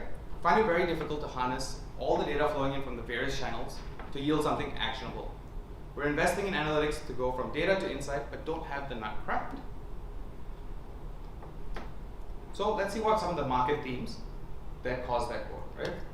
So the number one thing that we're seeing right now is that there's a rapid change in the marketplace. There are so many things happening so quickly. I think we're all learning new things even today at this conference, right? So it can be tough to stay on top of and does require diligent research and management. The second theme that we're seeing is the democratization of AI. More and more of these major technology companies are open sourcing the AI algorithms and technology, which then decreases the barrier to entry for other companies looking to explore AI. The third thing we're looking at and that we're seeing is that machine learning and AI are becoming more explainable when asked the question, why is the machine making the choices it does? This leads to more reusable learnings, a greater understanding of ethical operations, and a higher degree of trust. And finally, over the last 5 years, the cost of processing and storing data has significantly decreased, making machine learning more accessible than ever. So let's take a look at the journey from humans to machines. I'm sure you guys have seen scales like this before. How do you go from manual to technology-assisted to semi-automated to real-time autonomous? So we see a lot of companies making great strides, right? A lot of companies have come a long way in the last few years to get to this point of being semi-automated. So semi-automated, what does that mean? It means you're leveraging digital technologies, you're becoming more synchronized and less siloed, with business rules that inform targeting and journey optimization with a finite list of models, right? So how do we get to the next step? And what is the next step? To be real-time autonomous. So this is where we want to get to using machine learning to consider unlimited models, right? Using unlimited models, data points, and enabling dynamic CX capabilities to deliver hyper-personalized outreach without human intervention. So it sounds great, right? In theory, yes, it sounds amazing, right? Let's see what some of these issues are, right? Let's see what are the issues that are preventing us from getting there. So the first one is complexity. We're getting more and more data points. We're getting a larger volume. More people are coming online. More people are interacting with our brands. So we have large volume and high complexity of the data that we're ingesting. There's still a number of manual processes. There's a great reliance on humans, even today, on how do we operationalize some of our machine learning capabilities. And finally, decision accuracy. So this is a big one, right? where we get limited and obsolete data. If you go on an e-commerce site and you're browsing for a tent because you want to go camping, right? You're going to get retargeted for a tent because you haven't made your purchase yet. You've added to cart and it keeps getting retargeted. But you go ahead and make your purchase. And then for the next 2-3 days, you're still seeing an ad for a tent because that is obsolete data. It's a waste of everyone's time. It's a bad experience. The brand is wasting its money. It's a bad experience. Okay? So these are some of the issues that we are facing, just to put it out there, right? So let's get back to how do we use machine learning to really drive hyper-personalized experiences. Okay? So we've got all this data in the CDP. Now we're feeding it into our decision engine. Let's see what AI can do in this space. So we've got the what, the where, the whom, and for how much. So the what, the content. So think of Netflix. What makes Netflix special? Netflix has invested an insane amount of money for their content recommendation algorithm. They have even run competitions and awarded prizes for people to optimize their content recommendation algorithm. And that is what has made them such a successful company. Because they're giving people the right content based on what their needs are.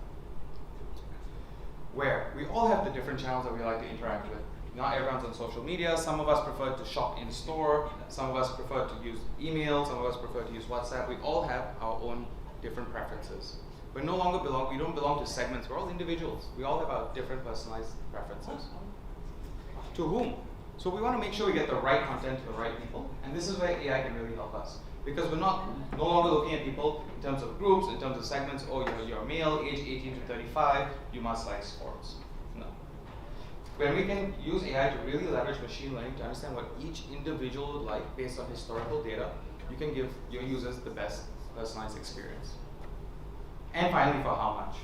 So on the fly, we're seeing more and more customers give different kinds of offers and discounts and all kinds of upsell and cross-sell opportunities to customers, depending on what they have profiled the customers to be. So if you have a high-value customer, someone who you know has a tendency to spend more with your brand, and you've not seen them in a while, versus someone who's a completely new customer, wouldn't you give if you had the opportunity, wouldn't you give them a different offer, knowing that there's a higher customer lifetime value of someone who has spent with you before, right? So one of the success stories that we saw in the US, so the NFL team, the Kansas City Chiefs, so they have a lean marketing team and they wanted to provide personalized offers to their fans. But because they had such a lean team, they were not able to cater to all of the personalized offers that they would have liked to. So we helped them stand up a machine learning algorithm that ran personalized email and social campaigns to prospective buyers, showing them specific seats that they care about, right? And through this machine learning algorithm, we were able to boost performance of the email campaigns by over 54%, just over 4 games. And we provided a 20% higher ROI when compared to previous methods. Okay, one more survey. So in a survey that we ran actually, it was a joint study with Salesforce, we asked brand leaders in the retail sector, how many disparate front-end systems do they use on average to manage consumer engagement? Anybody want to venture a guess from the crowd? I got 8, 28, 39. Who gets the prize? All right. Yes, 39. 39 different systems to manage front-end consumer engagement. That's ridiculous. Ridiculous. So how can organizations connect all these dots on CX to deliver the connected human experiences? Right? So let's read this. At the end of the day, it's all about the customer experience. No one is connecting all the dots. The customer experience is fragmented. So let's see how it all comes together, right? We'll spend a little bit of time here to illustrate to you how this can all come together in the real world, right? So, coming up with the strategy, as you can see, step 1, right? This is where the human plays the part, right? So marketing teams will come up with a strategy of what they want to execute. They'll set the metrics for what they think would determine success, and then they launch the campaign. So step 2, the customer goes ahead and interacts with the brand. Okay. Then we get to step 3. So the machine then ingests those data points from the interactions into the CDP or the data stream, whichever it is that you use. In step 4, humans will then build these self-learning models based off of the metrics that were identified in step 1. In step 5, the model will then determine different viable content to show the users for different times. In step 6, the model will then decide, okay, based off of all the permutations of what can happen, let's decide what to show the customer and actually deliver that content. Then we look at step 7, right? So step 7 is where the human and machine both plays a role. So the system will analyze the responses to improve the model for next round. And the marketers will then use augmented intelligence to optimize the strategy, bringing it back to step 1, where they take the learnings and readjust the strategy. There are a few guiding principles which we found really drive success. So you want to be outcome oriented, you want to move in real time, you want to be cross-channel, and never forget to be needs-based. What does the customer need? Here's how we helped a major wireless provider when they wanted to essentially wanted to provide dynamic, personalized engagements at every channel, right? In every channel. So if you do that manually, it would take you ages, right? You have so many different types of customers. So what we went ahead and did is we put in a customer data platform, and we essentially were able to tailor personalized offers to each of the customers. Now, what this helped the brand do is take the execution time for a campaign like this from 8 to 12 weeks down to 1 to 2 weeks. That is a huge, huge operational efficiency that we were able to provide by driving dynamic personalized content through automated journeys. Okay, so just bringing it back to the 3 Ds, right? It's a modular approach. Every client is different, right? So it doesn't have to go in that sequence of, okay, data, decisioning, delivery. Now what you see at the bottom is one of the clients I had worked with.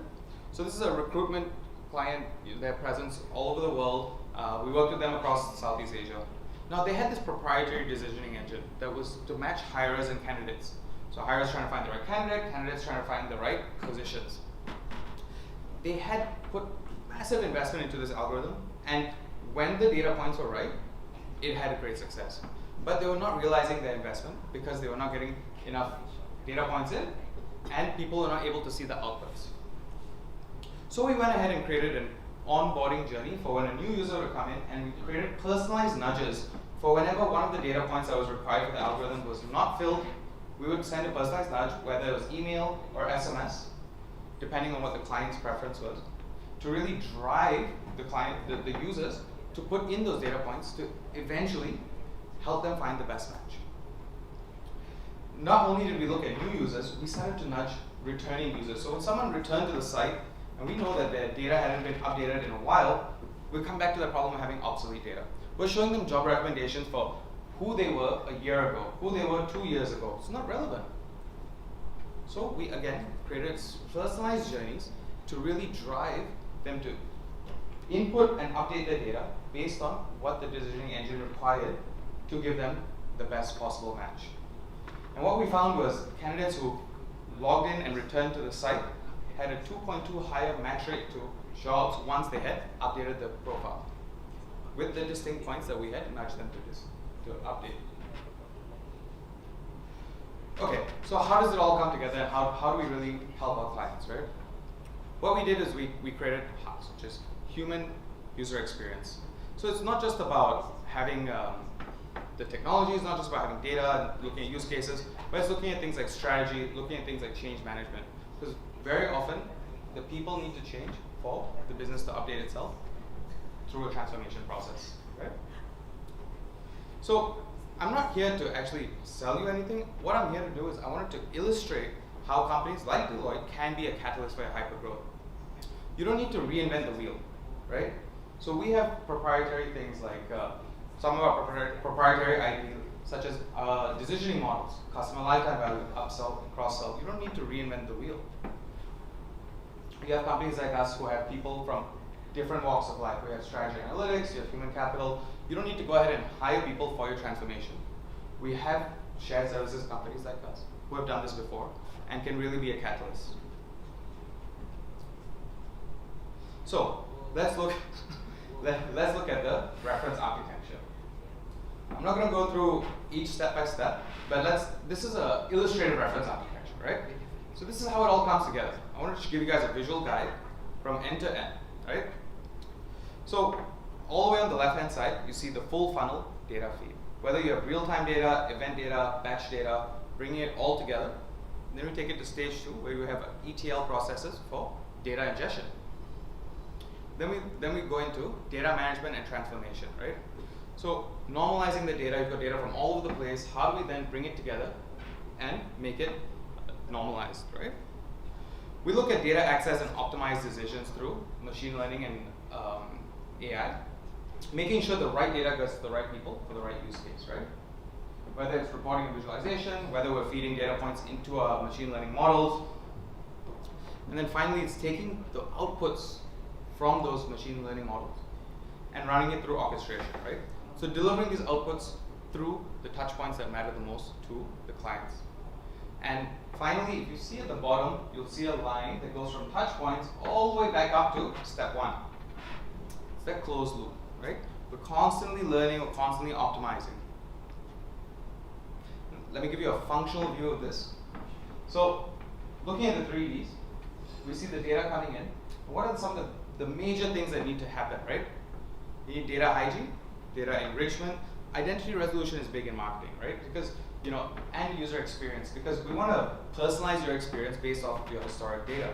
But if you are interacting with us on your desktop, interacting with us on your mobile phone, in the store, how do we bring all these data points together and identify you as a single person, right? When it comes to decisioning, not only are we looking at machine learning for outputs, but business intelligence, right? So you have different audiences for the outputs of your machine learning models. And finally, we get into the delivery. So whether it's on-site experience or whether you're running campaigns in a third-party site, it doesn't matter. To the user, it doesn't matter how they interact with your brand. They'll interact with your brand through multiple different touch points. But if you have a unified view of your customer, you can actually influence each of those touch points.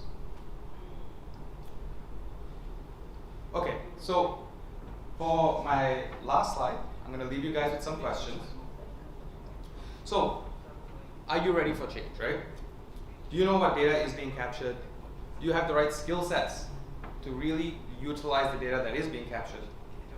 Do you have the right tools and technology? And if you do you have the right experience architecture to put it all together? Governance is huge. As we can see, there's no one right answer, right? CMOs, CIOs are all still trying to figure it out. But what we have found is putting in a strong governance structure will help you make faster decisions. Because in today's world, that's what customers expect. They expect everything real time, right? And finally, you have a clear set of tactical steps on where to start. Do you have a roadmap? Do you have a plan? All right. So just want to leave you with one last thought. The customer is in charge, but the next move is yours. Thank you, Nikhil.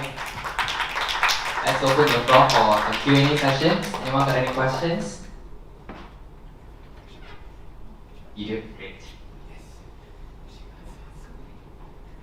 Hi. Hi. I think you missed my presentation this morning. Yes, sorry.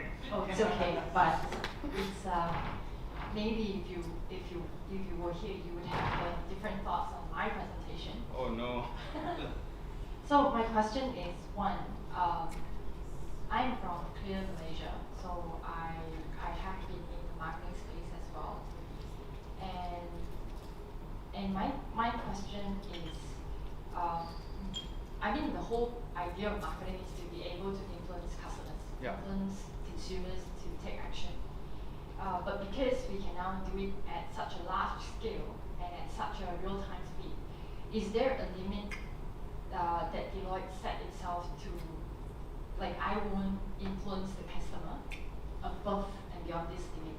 Like, is there a line where some ethics criteria is drawn that we say, like, we would not go beyond that? Because based on the engine, it feels like anything is possible, right? Yeah, so that's a good question. And I think it really comes down to the brands and clients we work with, right? At the end of the day, we're there to really support what our clients' objectives are. and it really depends on the space as well, right? So of course we always aim to be completely compliant with what we should and shouldn't be doing. But at the end of the day, if the clients want to interact with the customer on a one-to-one personalized experience, we support that, right? And I think it's about really having a test and learn approach, right? What does the customer want? Yes, we can kind of decide to say, okay, maybe some customers find it creepy, they want to have such personalized experiences, right? But that's why we take the test and learn approach, right? So it's both, I think, quantitative inputs that we look at primarily, but it's also going out and doing those qualitative research studies, right? Saying, is this the level of personalization that you're comfortable with? Are you willing to trade your data in order to have more personalized experiences, right? So I think it is a very a customized approach depending on the audience for the particular brands and what the brand wants to achieve as well. Yeah. I hope that was okay. Okay. And probably this is an extension of Suan's question. But when you talk about marketing and advertisement, for example, right, and even in our when we used to have a more conservative platform, when we used to have more conservative advertisement platform, we regulate or some sort of like we outlaw certain things. Like for example, we ban promotion of junk food during prime time, or we ban promotion of junk food during the Saturday morning cartoon hour. That cannot be reflected in the current digital marketing platform that is and how it operates now. So probably the question is then yes, what was the limit? What next? Like how should it even be regulated or how? So that's a good question. I think one common trend that we're seeing when it comes to technology and policy is that policy is always lagging behind, right? So the bans you're talking about, no prime time, no fast food during prime time, it wasn't always the case, right? So I think when it comes to questions like this, yes, I think policies need to possibly be stronger, but until those policies are in place, you can't expect brands to compete against other brands in the space that they play, right? If they want to self-police, we completely support that. But at the end of the day, it is up to policymakers to realize what to put into place, and then for companies and brands like the ones that we work with to then conform. And once policies are in place, of course, we will conform and help brands to conform. But that is a common trend that we're seeing, and it's not just in marketing, right? It's any use of data, any use of technology, right? And I think from the medical side as well, right? Making medical records available on the fly. You can't do as much as you want to because the policies are not in place to support you to share patient data, for example, the way you want to share, right? So I guess it's up to all of us to also help to push policymakers to make those right decisions, right? Because I think technology moves at such a breakneck speed that it's hard sometimes for companies to decide what's right and what's not right. Who are they to say, okay, I think this is the right thing to do, this is not the right thing to do? Yes. So then the question is like, because like you were saying that those are some technology that need not to be invented. So then the question is like, should then we invent a new perspective? Would a self-policing agenda, or would it be a more for brand to more self-regulate would be something that should be on the horizon then? Maybe should that be something that enabler like yourself be promoting to brand? Maybe this is what going to put brand at a more competitive advantage as opposed to the other brand. So I think again it comes down to the company's strategy, and I think it's the customers that should dictate that strategy, right? So if a brand is doing something which customers think is unethical, if the people who are supporting the brand, if they think that there's a questionable decision being made, then that's for the brand to ingest that data and to make those decisions, right? It's not up to us to go ahead and dictate what we think is right and what's not right for our brand. I think it's up for the brand to decide, and I think the best way for a brand to decide is to listen to their customers, right? And it's the voice of the customer that's the most important here, right? Up until there's a policy in place, who's the right person to make this decision? Is it the CMO? Is it the CIO? No, it should be what the customers want, and what they want should dictate the policies and strategy that's in place. So I have one more question, and it's really building on Palmi's question. Yeah. It's a tag team going on here. So I really like your presentation, and we really like you, so Oh, it's thank not you. okay? Oh. It's not you. This is It's my just long, that long friend, yeah. yeah, we just I mean personally Sure. I just want to No, have please go like ahead. a view from Deloitte, right? Deloitte Digital, where like I get what you're trying to say, right? If the customer says that, hey, you know, like don't track my data, or you know, don't curate things for me, fine, then I will just opt out, and we respect that. But I'm just curious whether, since we did say that data ethics or ethical technology is everybody's responsibility, so for platform owners like Facebook or Google, or even agencies like Deloitte Digital, to say that, hey, we are just enablers. Like if you want to target kids, 12 years old, it's the brand's paying, so we'll just do that. But if you think that, no, we shouldn't do that, then we also respect that and we don't do that. But don't you think that everybody has a responsibility? It's not good enough that these companies push back to the brands and say, oh, it's your fault because you wrote the brief. Yeah. So I think that's a good question, right? But really, you know, we can debate what is right and what is wrong. I think you know, it comes down to really, yes, it's everyone's responsibility, but who's gonna enforce and police, right? So if we tell a brand, yes, you know, you should or shouldn't be doing this based on our opinion, and you know, we turn out to be wrong, and they lose, it comes down to my bad, right? What we can do is work together in industry organizations to help to make those policies and put those in place, right? So, you know, for example, I've served on an industry body where we're looking at ad viewability because there's ad fraud, right? So when we look at ad viewability, it's okay, the ad must be on screen for at least 50% of the ad must be on screen for at least 1 second, and we consider an ad viewable, and that's how we fight against fraud, right? But you know, at the end of the day, we're not going to go as media owners and sell and say, hey, only buy viewable ad units because that's the right thing to do. Because you know, we don't know for sure, and our competitors are doing it. But what we can do is we got together in an industry committee and we said, okay, let's put policies into place. Let's work together to influence the policymakers to get to the standards that we're all happy with. Okay, I'm breaking the chain for a question. Okay, just a simple question actually. What is your opinion from the data point of view on bad marketing? Using like, you know, like the Bigit kind of thing, you know, the Ali Shukri kind of materials that they use on social media, things like that. What's your take on that, and how we, in terms of making policies or not, what can we do better? Thank you. So,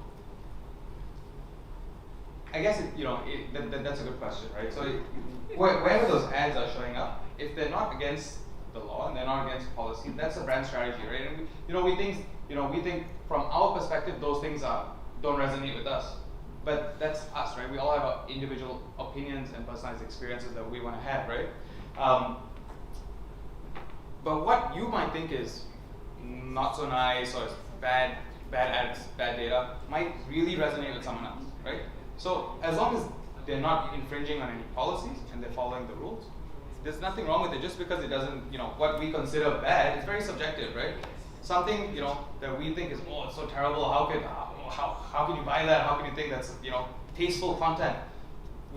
There's a whole other set of demographics, a whole other set of people out there. People who, maybe are in Johor, people who are in Penang, who are of a certain age, certain demographic, might have a completely different view on what is bad versus what is good, right?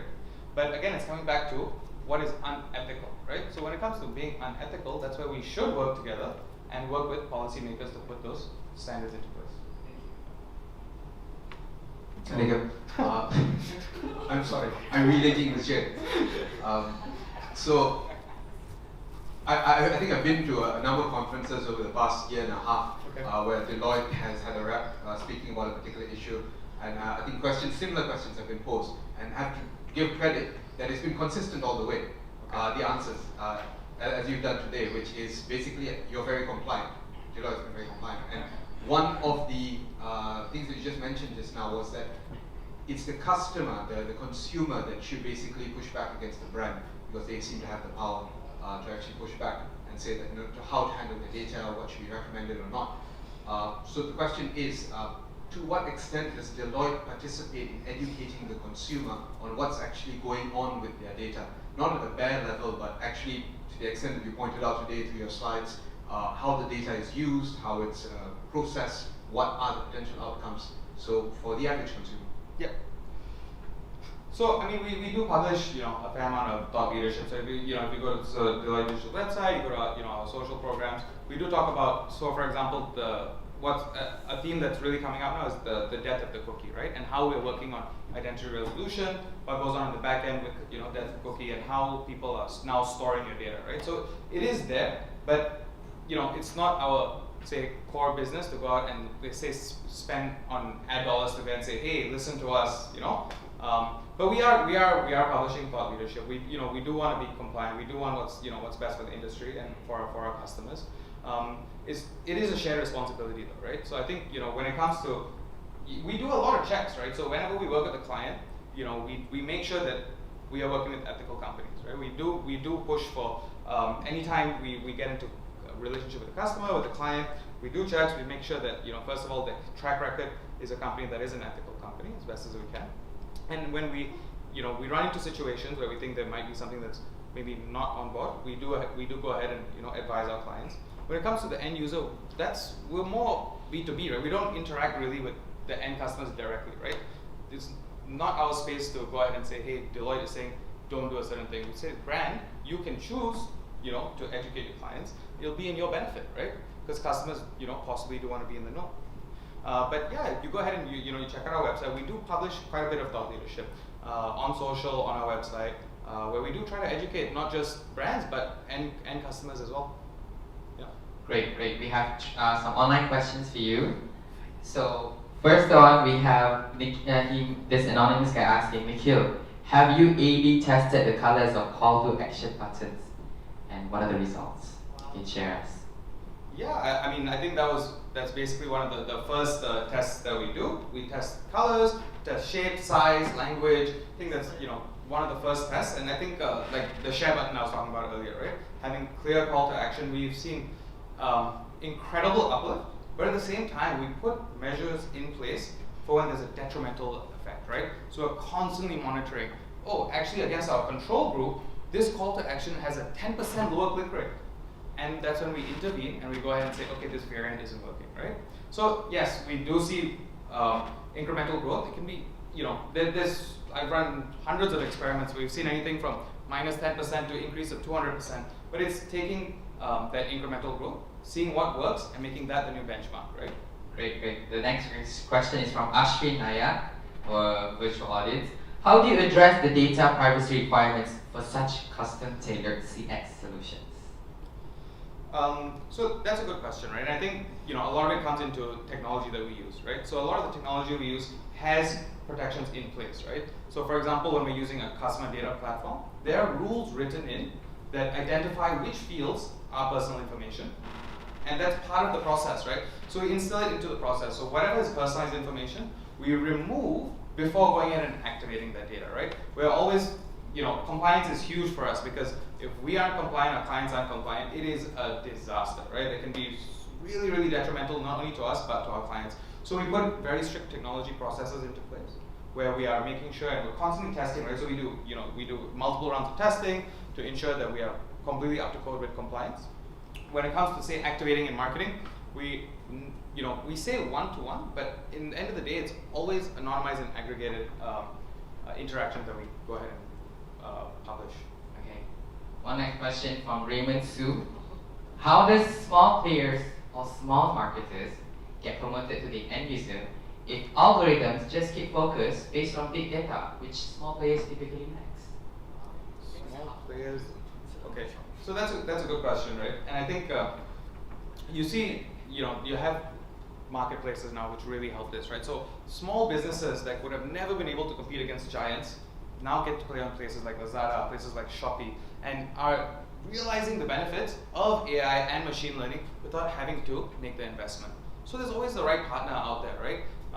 To really drive home the agenda. If you have a good enough product and you have a good enough objective of how you want to go ahead and push your product out there, there are partners out there, right? Whether it's a third-party marketplace, which will, yes, take a cut or an affiliate charge, but at the end of the day, there are several services which act purely as AI and machine learning companies to help you drive your objectives just for a fee, right? So you're not actually paying, you're not subscribing to technology, you're not paying for all these services. You're literally going out and marketing your product, and if their algorithms work, they take a cut, they take a fee, which is mutually beneficial to the entire industry. Great. Thank you, Nikhil. Let's give him a round of applause for his speaking session. That was amazing. Thank you.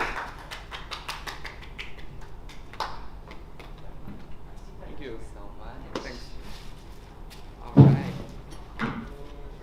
All right. Thank you, Nikhil, for the impactful presentation on how data science, human psychology, and content works efficiently together. I personally know that being emotionally connected to a brand makes me commit to it. One announcement to give everyone here, including our virtual audience: don't forget to download our virtual app at the virtual interactive lounge we have for you, and visit the exhibition booths to win surprise gifts from our sponsors and network with amazing people. Also, catch HP live session at 4 later to know more about Z by HP Data Science Workstation. To join, mark your attendance at the live polls now, and we will email you a link shortly. So for the next speaker, we'll be having Heng Cher Kang, the Kaggle Grandmaster from HP and NVIDIA Data Science Global Ambassador, and he'll be speaking about the competition host provides data and public descriptions, and worldwide expert participants devise different AI methods to complete for the best solution. Are we ready? Great. Hello and good afternoon. My name is Cher Kang. Today I will talk about data science competitions AI solution from the cloud. I am a Kaggle Grandmaster. I am with HP NVIDIA Data Science Global Ambassador. So let me go to the content of my talk. So first I will talk about what is data science competitions. Next I will introduce what is HP and NVIDIA Data Science Global Ambassador Program. Lastly, I will share with you my solutions which I submitted to these competitions, which I call AI solution from the cloud. Okay, you might ask, what exactly is data science competition? Well, we can take a look at Kaggle. Kaggle is today the most well-known data science competition platform and also the most popular one. It started as an Australian company and was acquired by Google in 2017 for its cloud business. So how does it work? Basically, it holds program and data from another sponsorship company. It then invites its registered user, which mostly are data scientists, and it invited them to submit solution. And the solution compete against each other, and the top solution will walk away with a prize. So it's promoting as data science as a sport. How actually one can develop data science solution as a competition. So besides holding competitions, Kaggle also holds data sets, and it has a active discussion forum. It also has tutorial and self-learning courses to teach you about data science knowledge and skill. It also has ready solution to use that's in the form of a Python notebook. And each registered user are given free access to cloud GPUs for a limited numbers of hours. So today it has 5 million users, 5 million registered users over 193 countries. It's the largest community for data science, descent, and heuristic. If you actually look through the profile, you'll find that 20% of the user actually really work as data scientists. Another 20% are software engineer. Another 20% are probably students, including PhD student, master student. and the rest of the people actually identify themselves as business analysts, data analysts, data engineer, research scientists, and also statisticians and mathematicians.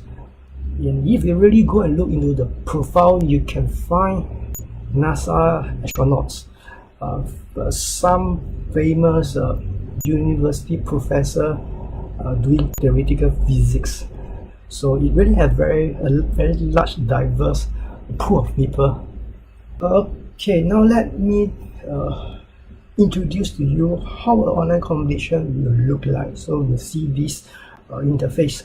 So this is a competition which is called the TensorFlow Speech Recognition Challenge, which I participated 3 years ago. So this is actually sponsored by Google itself. So the challenge is that can you build an algorithm that understands simple speech commands, which we call keyword spotting. So Kaggle can participate this as an individual, or they can form teams and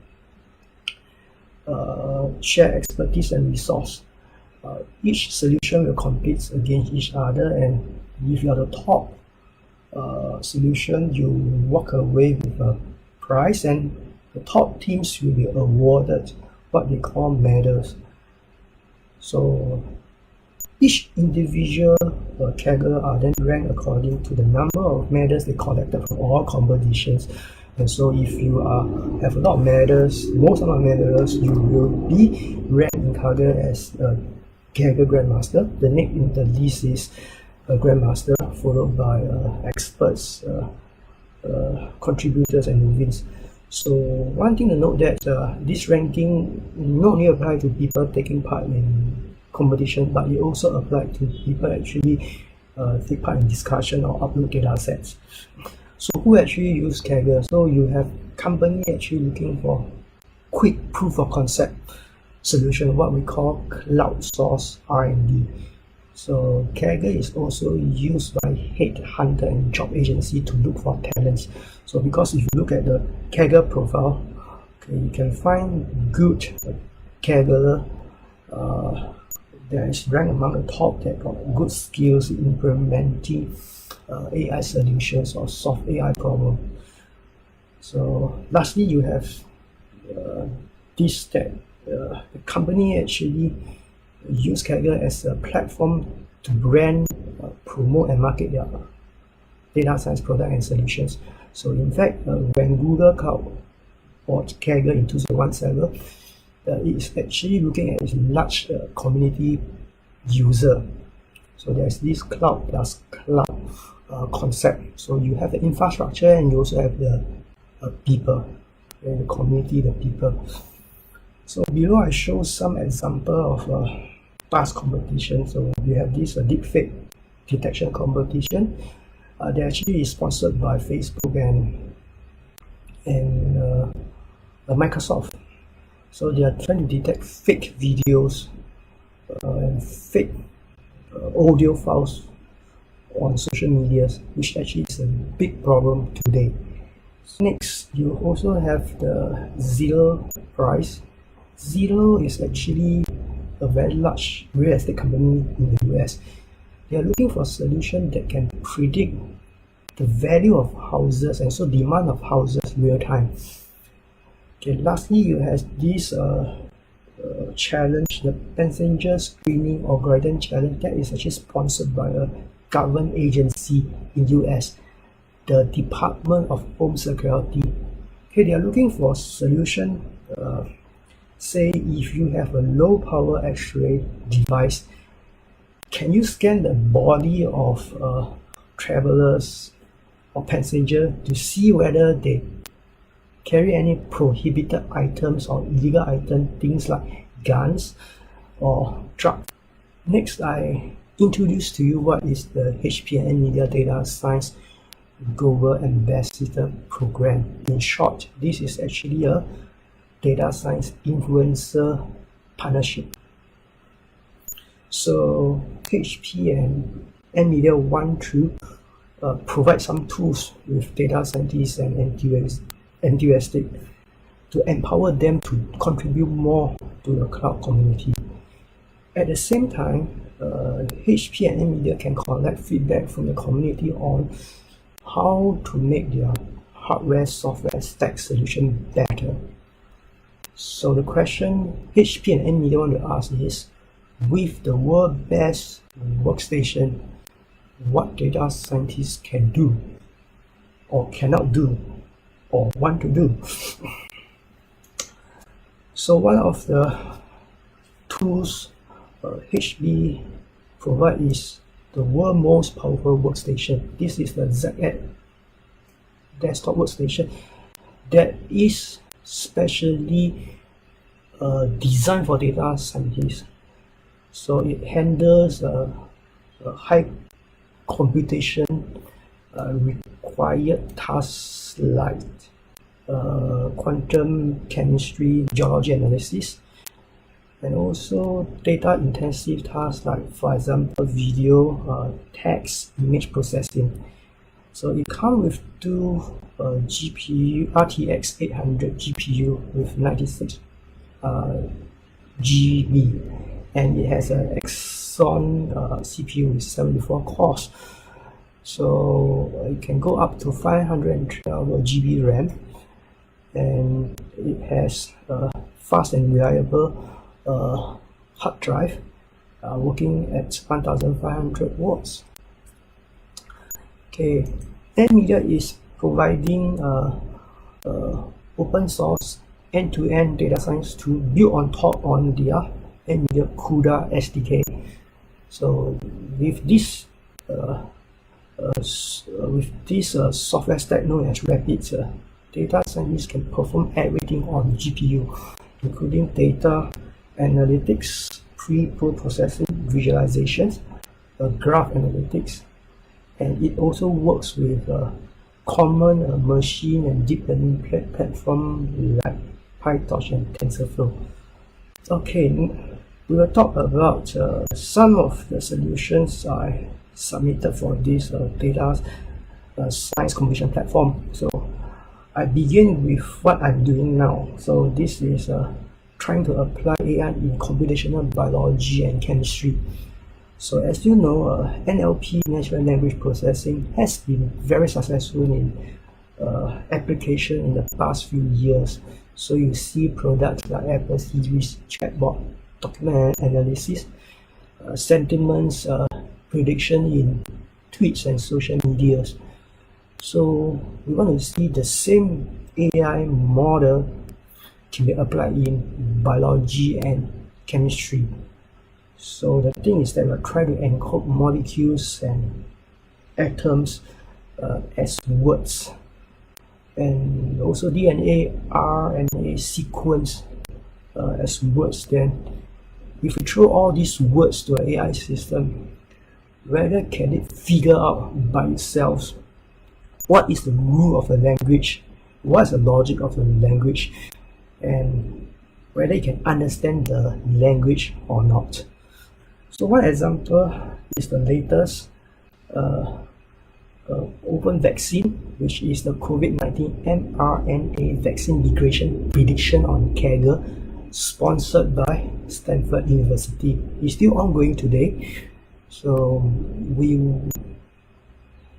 there's an urgent need to bring this COVID-19 vaccine to the mass production. One problem with mRNA is that it is unstable and can degrade spontaneously under sunlight and high temperature. It is impossible to use intense refrigerations to ship millions of vaccines to millions of people. It's expensive and technologically it's difficult. However, mRNA can be made stable if we pair the basic acidic molecular units together. So for example, we can pair the A to the U, the G to the C acidic molecular units. So this will create a new folding structure as shown below. So the question is, if we have this new structure, can you now predict whether it will degrade or not at high temperature? This is the objective of the challenge. So while it's possible, actually, we can synthesize such a new mRNA sequence in the lab, and we use chemical reaction to measure their activities, to measure the experimental degradation. Such an approach is very time consuming. First of all, there are many possible pairing structure we can make, and each experiment takes time, so it might take months and maybe up to a year to do this. So instead, we turn into AI. So I'm going to ask a question: if we only let AI look at a few experimental results, then can this AI predict degradation for new unseen structure or not? So how we do this is we cut all this structure into small parts. So this form the units of words in the language. Then the AI will look at all these words and will come up with a dictionary. So when it sees a new structure, we'll try to look up in the dictionary and find similar words. So the assumption is that similar structure will have similar degradation. Then if I can find similar words, that is the same as a new structure, then I can predict the degradation of the new structure. So let us take a look at a few results. So the top are some current structure from hand design scientists in the lab. So to measure stability, we have this unit called AUP, which is 0.38. The lower, the better. So human design structure has value of about 0.38. Whereas at the bottom you see, AI actually can suggest better structure with AUP of about 0.20. This is about 2 times better, 2 times more stable. So let us go back to the first question. If data scientist is given a powerful machine like the HPZ8 and NVIDIA software stack, what can a data scientist do? So in order to test the limits, I modify the solution for the vaccine challenge a little bit and submit it to some other competitions that share similar problems. So we can actually do all these 3 problems at the same time because we're powerful machines. So the first one is learning to smell. So you have molecular compounds. So molecular compounds is also made up of atomic units. So the atomic units can be perceived as the words. So can we predict the smell of this molecular compound? Does it smell sweet? Does it smell sour? Does it smell like a flower? Does it smell like fruits? So the application is that with these new molecular compounds, we can create new fragrance and also new food flavoring. Okay, that's the objective of this challenge. So we also take a look at what we call genetic engineering attribution. That is to identify who actually modified the gene if you're given a genetic engineered DNA sequence.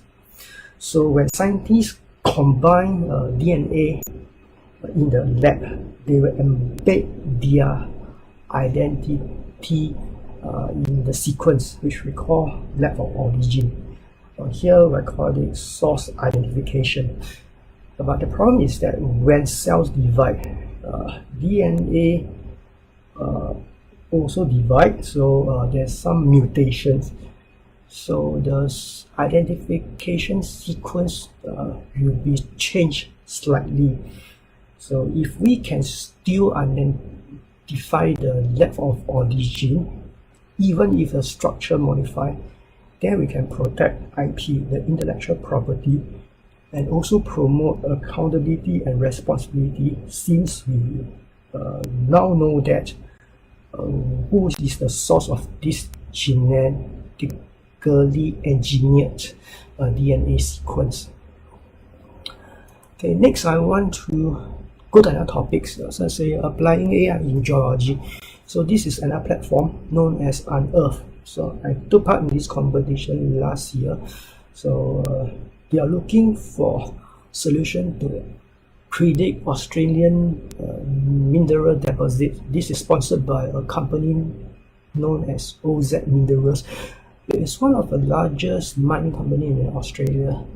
So you are given geological survey data such as shear and faults, and also gravity, magnetics, radiometrics. Radiometrics are radioactivity signal from some rocks on the rock surface. This image comes from satellite image.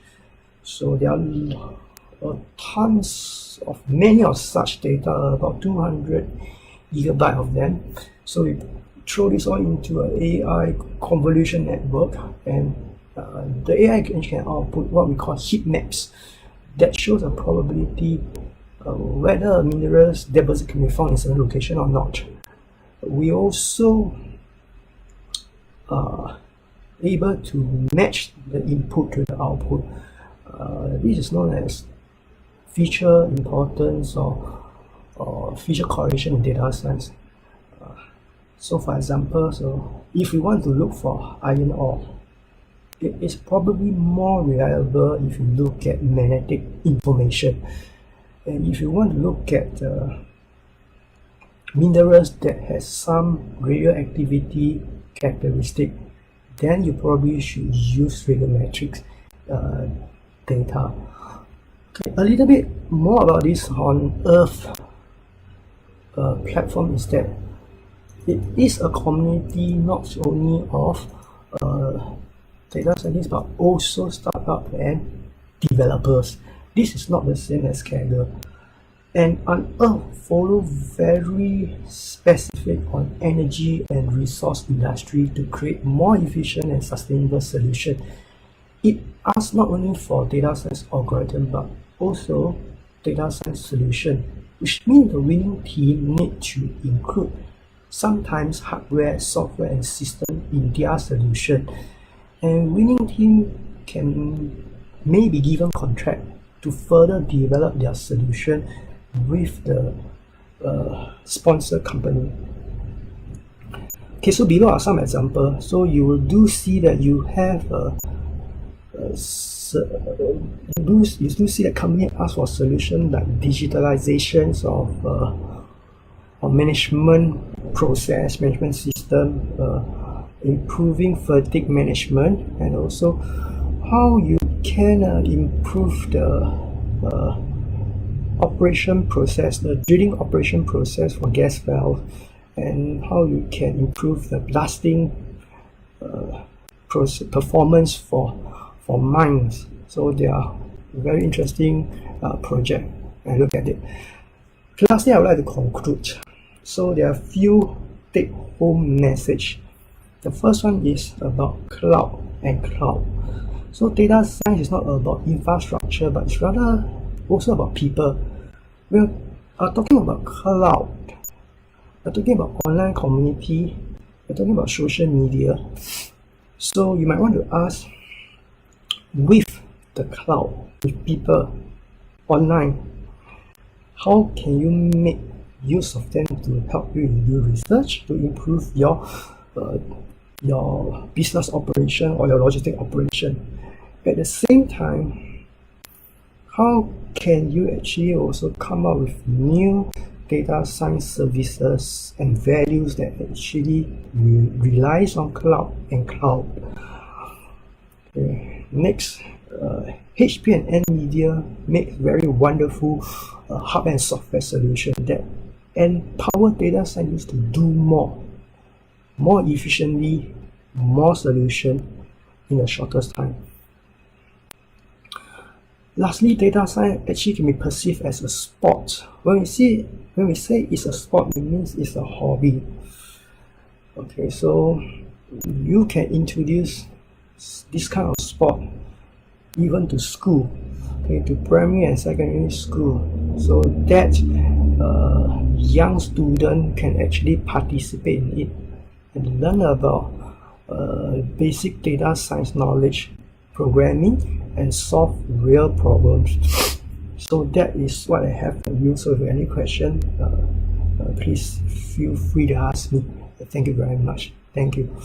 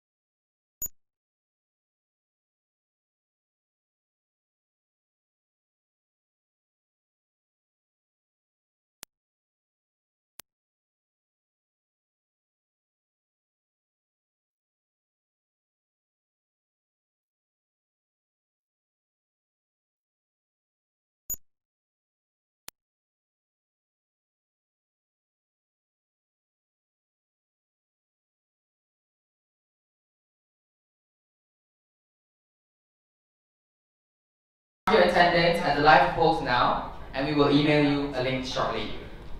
Now, for the last session of the day, we have a panel discussion about appreciating the value and vulnerability of data. I will be inviting Patrick Klotz, our favorite and friendly Mat Saleh, who is the founder and director of Swiss Tax Solutions in Berhad, and he'll be joined by Darmain, Sue Ann, and also Dr. Helmi Zakaria again for this panel session on how accountability and how they are about to putting people before profits, and about data ethics and governance deal with fairness. Right, let's invite Patrick on the stage.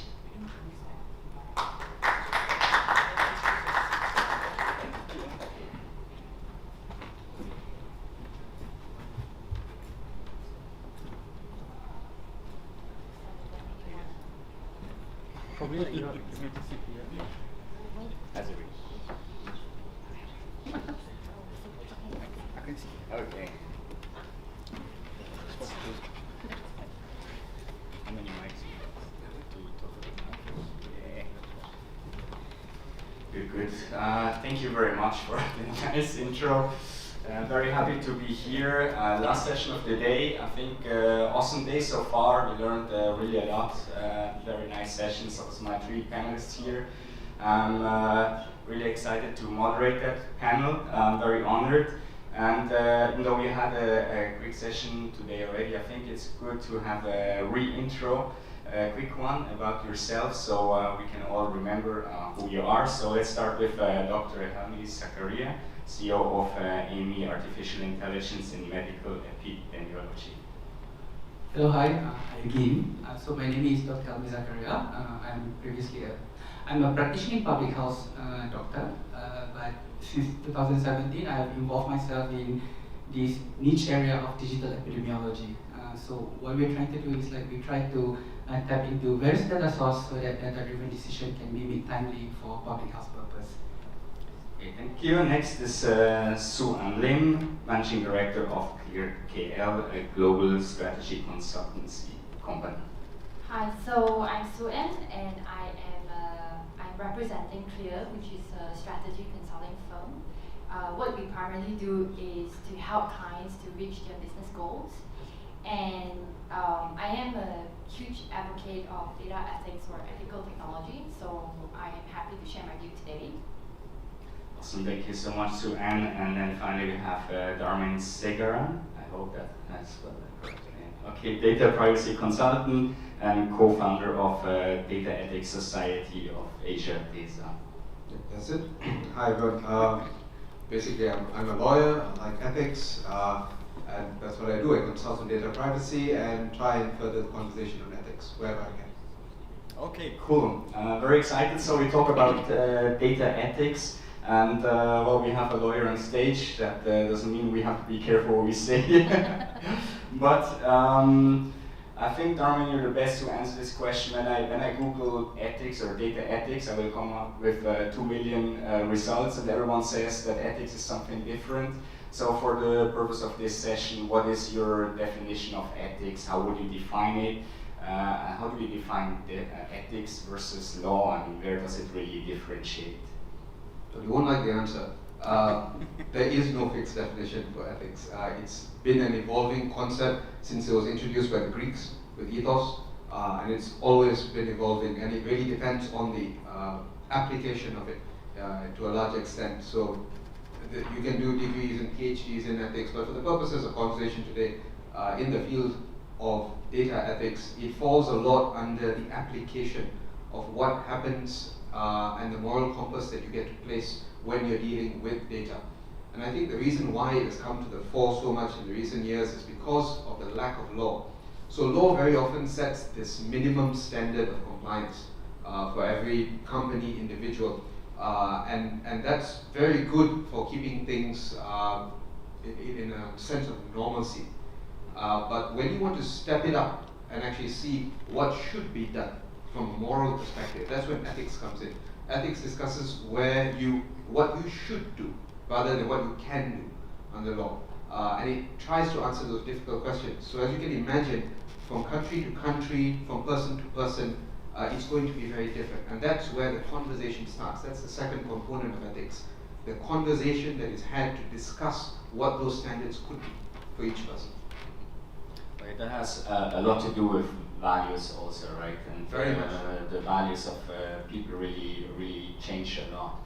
Can you maybe make a quick example where you see like ethics and law is like, or just explain with an example like where we have a dedicated law but the ethics will be a bit more restrictive, but people will still maybe not apply to it because there's a law that you can just use.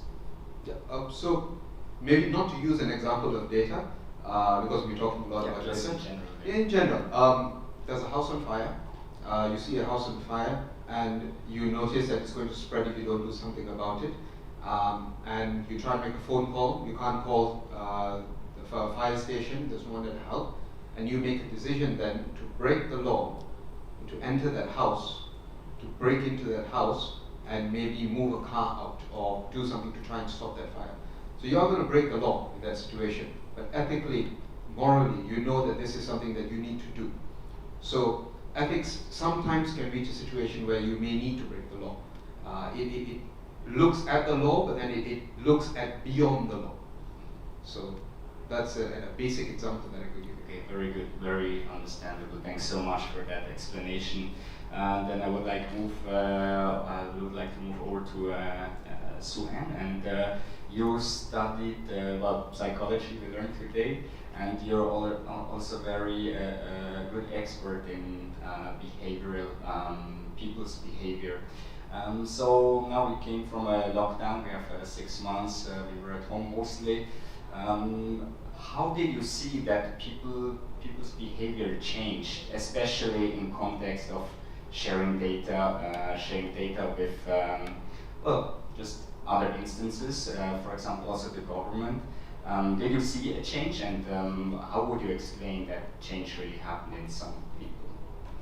Yeah, so during the MCO, the SOP was there were 3 different ways of getting data, right? Like we talked about, you can either write it in a logbook at the establishment, or use their website, which they've created, or use an app, which is either by the federal or state government. So I think the issue is because the situation was so dire, and I do think that in general the public had a very favorable image of the current DG and his decisions. So people were willing to give data, but because some of these data capturing methodology was compromised, and you know, like I was mentioning, I had 3 friends who had stolen identities, and I think in this day and age, it's not so much about us getting worried our identity stolen. It's the fact that I'm connected to 3 of you, and if my identity gets stolen, it will compromise 3 of you. It's not just me, right? So I think people do want to give, but there is this very serious concern about whether I would get compromised and whether my family members would then be compromised.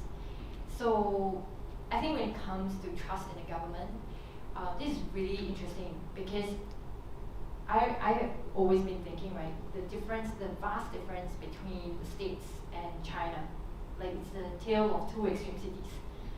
In the States, where we have very strong human rights, but gun-related crime rates are so high. And then we have China, absolutely no human rights, but then there's very little crime rate. So my hypothesis is, in the case of China, when the government does not have any agenda to push on, they're going to be the government whether you like it or not for the next 1,000 years. So what they do is they use the data to improve governance. And I think we'd like to see that in Malaysia, right? If the government is using our data to have cleaner, safer, healthier cities, I think no one would have issue sharing that data. But because we think that the government is using our data to advance their own agenda, and then that becomes a totally different thing. So I think we are very cautious, but we would like to know what is the government doing with our data, and I think that's the first step in building that trust. Okay, very good point. I like that. So I think we come back to the topic of trust throughout the discussion here also. And so with that, I would like to move over to Helmi. Mr. Tracing app, it's very impressive what you did with Sri Lanka. We saw today how many users are basically using it and how many traces you got within the app. You explained a lot, but can you again maybe summarize how would Sri Lanka differentiate from Sejatra? Sorry, now I got it. Sejatra differentiate from Sri Lanka, and also you mentioned there's some Bluetooth apps out there. How do you differentiate from these web or registering apps? Okay, so I understand that people probably like to group the contact tracing applications together, but we are in very much way similar in purpose, but probably different in methodology or probably different in deployment, right? So let's talk about the Bluetooth one, right? I think as early as March or as early as April, there was a lot of proposition to trace people using Bluetooth technology, and the idea was because they tried to comply with this dwell time and distance algorithm of 1 minute within the span of not 1 minute, 1 meter within the span of 10 minutes, right?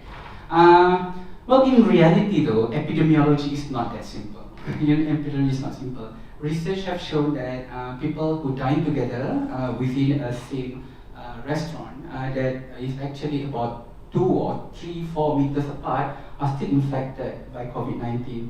So that's one issue. I don't believe on the accuracy, and I don't believe, at least as a public health doctor, I don't suppose that limiting it to 1 meter would ensure us that we only get the true positive. So that's one issue. The other issue is that there's also some solution that come up with GPS, right? And if you ask me personally, I would like to call myself as also a technologist. I don't feel so comfortable. Like I am okay for people to, or at least for the authority to trace me, to know where I am around with other people. I don't necessarily need them to know continuously and track my movement minute by minute. For example, if I were to return to my residential, I live alone, and I don't suppose they need to know that, because when I'm alone, I'm not, suppose I have COVID-19, right? So I'm not going to transmit to anyone. So why do you need to know that in the first place? So that's how the two technology differs, and I think one is a bit lagging in terms of how it can be useful for epidemiology. The other one I feel a bit too intrusive. Right? And then when it comes to Sri Lanka, people look at it as, like I said earlier on, people look at it as an app or as a technology solution. I look at it as a social experiment, right? So I have a lot of this question. This question is like, would people be more willingly to share their data if they know that they are only be traced intermittently? Only when you're in a shop, only when you're in a bank, I don't need to know where do you live. Is it okay for people to disclose their information if I ask only minimal information? Is it okay for them to, for example, to to disclose this information in exchange at that point of time, right? So it was in exchange of returning to some sort of normalcy because we were in lockdown. And I must say that the first people that I consult when it comes to Sri Lanka, it was not among the public health practitioners. It was not trying to solve the solution, how can we track people. The people that I have conversation with are small business owner, and then is asking like, hey, if you're going to open up, your business, right? Would you be willing to basically put up this QR code and asking people to leave their contact details, right? So the solution at that point of time was really to allow the economy to operate as much as it can, while also assuring safety. Okay, I understand, but if I was not such a nice guy, I would say your reason was probably if you have a Bluetooth or GPS app, the data is encrypted locally on the mobile phone, you will not get this data, right? So you, as owner of Sri Lanka at the time, or let's say any owner, right, of such a tracing app, would have no benefit. I mean, except you can maybe trace or see what this spread is, right? So you can prevent that. But of course, if you have unencrypted data coming back to your servers, there's a lot more data that you can work with that is also convenient. Right? And that is also we didn't try to avoid that question, and I think we were quite transparent in our terms of use and privacy statement, and that we tell people like Bluetooth at that point of time was a bit problematic because when we launched Sri Lanka in May, there was already MyTrace. So MyTrace is already out there. The government announced on the 2nd of May that they're going to allow back free movement, but the uptake of MyTrace at that point of time was about 4,000. So only 4,000 people download this app. Also at that point of time, Google and Apple haven't solved the problem of interoperability. Also at that point of time, if you are the poor bugger who use iOS, I'm not an Apple fanboy. So if you use an iOS, then it means like all your solution, the app would have to be at the foreground. So it means it disable all your other apps, right? So the question is, at that point of time, even if you want to champion the Bluetooth agenda, it simply is not functioning, right? And would you rather risk that in terms of privacy as opposed to have something that would be imminently useful at that point of time? And I think going back to what Nikhil was saying just now, when you are facing this, I would say this uncharted territory, right? The uncharted territory was that okay, we need to reopen back the economy. What we are going to do is probably something that is not tested before. So then the only thing that you can do is like to return it back to the user, right? And that is why I say to the state government, don't mandate this. Don't mandate this, open it up, tell the people, explain to them what we are doing, tell them it's a crowdsourcing platform, and let's see what are the reaction of the society. So when you see one of the study that Oxford cite is that an efficient contact tracing ecosystem can only be achieved if 60% of the population uptake it. And in Selangor, right, for a population of 6.2 million people in the state, I think by 4 months' time, the unique user of Selangor already reached a saturation of 5.9 million. So it means there's this big consensus among the society that, hey, it is okay to do this. Like we are willing to, gun to the head, we are okay to do this, right? And I think because of that, once the crowdsourcing social experiment is successful in some way, I think it was taken up by the federal government, and the same deployment style was made or integrated into my suggestion. I must mention here that I do have some reservation on the fact that they mandate it, but that's not my position to comment as well. Thank you very much. My next question goes to Darming on exactly this topic. So this has nothing to do with Sri Lanka, but just in general when we talk about tracing apps and how you would see that from a legal point of view. I mean, an app that is out there for the purpose of tracing making sure that we can detect COVID cases, and then making sure like we can inform people. But then the data is also used for other purposes, even if it's scientific purpose, right? So they can maybe figure out, like you did with your dengue projects, like figure out how this really spread, right? But it's a different purpose than was the people were informed when they use it. How do you see that from a legal perspective, taking maybe PDPA or even GDPR into consideration? I think you can go down the strict route of legal application. You can say that this is non-commercial use if you're a private entity. You would say that we want, because the definition of commercial use hasn't been fixed. It's actually quite wide, so you could still be captured under it, one way or the other. The other part, MySejahtera, MyTrace, are all property owned and controlled by the government. The PDPA has no application to the government whatsoever. So they can collect anything that they want. Interesting. And they can do whatever they want with it, right? Indefinitely, transferring with it. Now, when we start hearing this, we feel threatened by it. I think that it's not about doing, this is where the law and the ethics comes in. I don't think it's about complying with laws. I don't think it's about complying with GDPR because there's a European citizen that's here. I don't think it's about complying with the CCPA because there's a Californian citizen here. It's about the ethics of it. And the one thing that the government can do is be transparent. And this is not just something that's unique to Malaysia. It's across the board in many countries of the world. If you open up and show people what you are doing exactly with that data, how it's being processed on a regular basis, month to month. These are the reports we're generating. These are how we're treating your data. This is where we're storing your data. Can you tell me where MySejahtera's data is being stored right now? I'm not quite clear. Yeah. Right? So because of that, it's the fear of the unknown. Right? And every time we fear something that's unknown, we don't trust it. And that's what happens when we don't hit that 60% critical mass that we need. It works against our benefit as a society.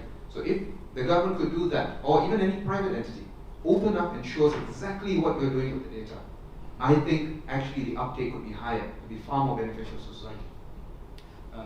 That's an interesting point, really. I mean, to summarize it, I understand correctly. According to PDPA, that would be legal, but you would still consider it unethical if you would say, I use the app for this purpose and then use it for other purposes. Definitely, it's one of the principles that stands by in terms of privacy, that when you have a collection for one purpose, you should never use it for another purpose without obtaining consent for that new purpose.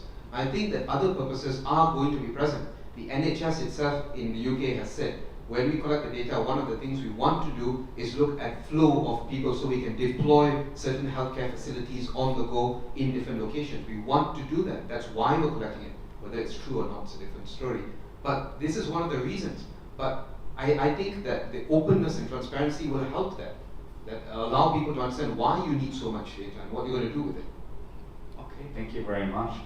Back to Sue Ann. I'm coming back to a topic that you mentioned also in your talk earlier, and it was a bit difficult for me because I saw the audience today was really active. They asked a lot of questions, which I then had to strike through from my script here.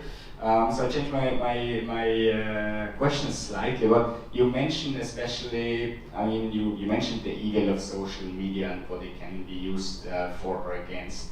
But you also mentioned that there are many good things you can do, like great opportunities, and maybe you give us one or two use cases that you would say, like, that is really something cool that you can do. So I think like the easiest example is if I have a gym in Montclair.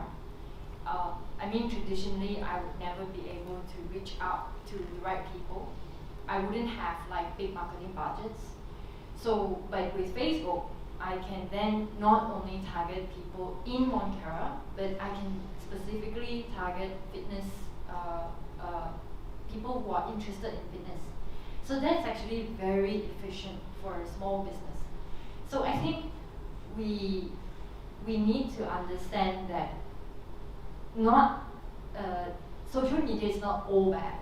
Like we have to acknowledge that while it can be used to manipulate people, but it has also given and elevated a lot of lives and businesses that it wouldn't have been done before, right? So I think that is one example of how someone could use the digital tools today to reach out to audience which they couldn't do before. Yeah.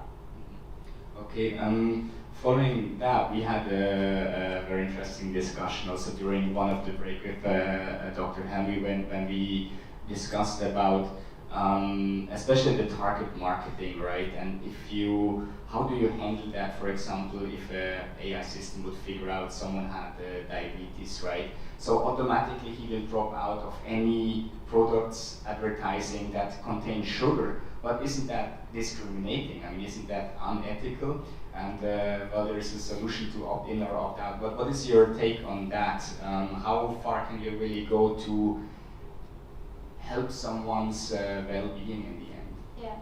So this is a very, very interesting question because, and I feel like that's the exact reason why we need to have ethics committees.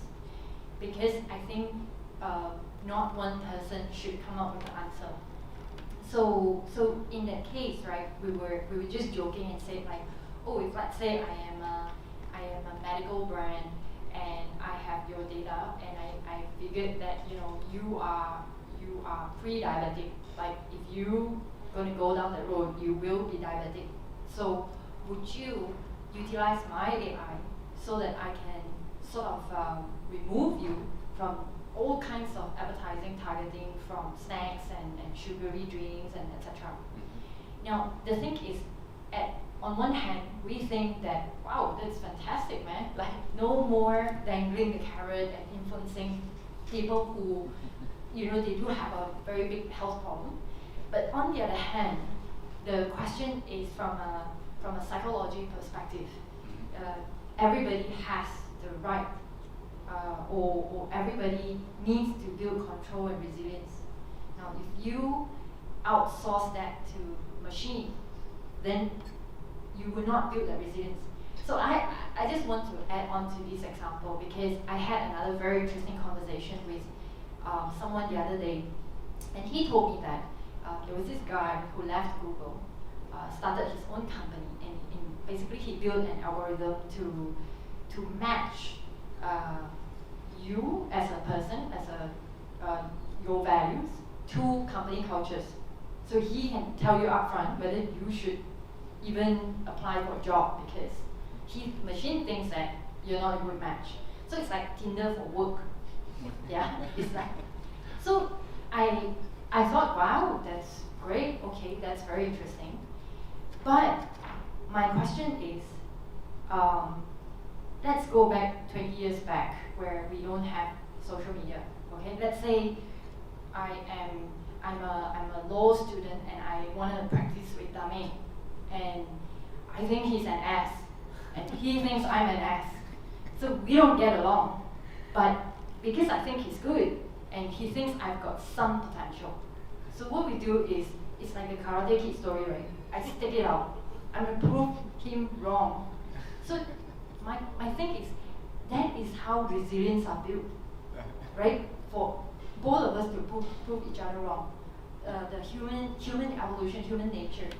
But if I rely on this Tinder for work, it says, oh no, you would think each other's are ass. Like, so I would then say, oh okay, I shouldn't go to his firm. I should help me, right?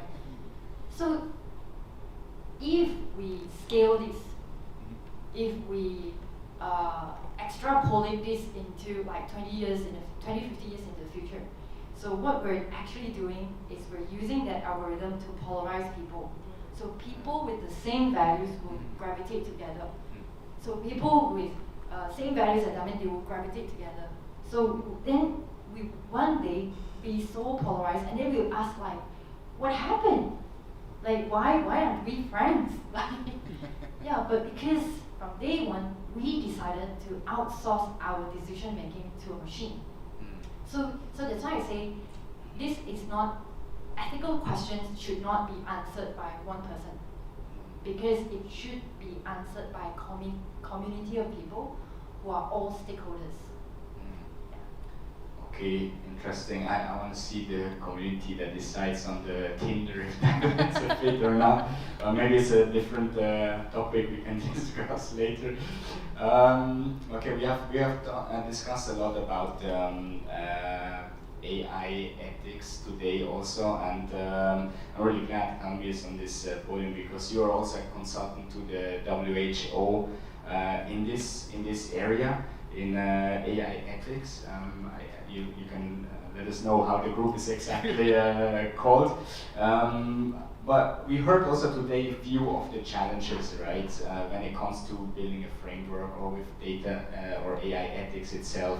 How would you summarize the top challenges in AI ethics or data ethics today? Right. So I probably can only comment those which is under my portfolio, which is under the challenge of applying AI in health. And that is how actually the working group is called. The working group is called Focus Group for AI Application in Health, right? And yes, they do have a couple of working groups. Under that, there's also AI in ethics, and I am actually leading the AI in outbreak. So I probably can share some of the working group outcome, right?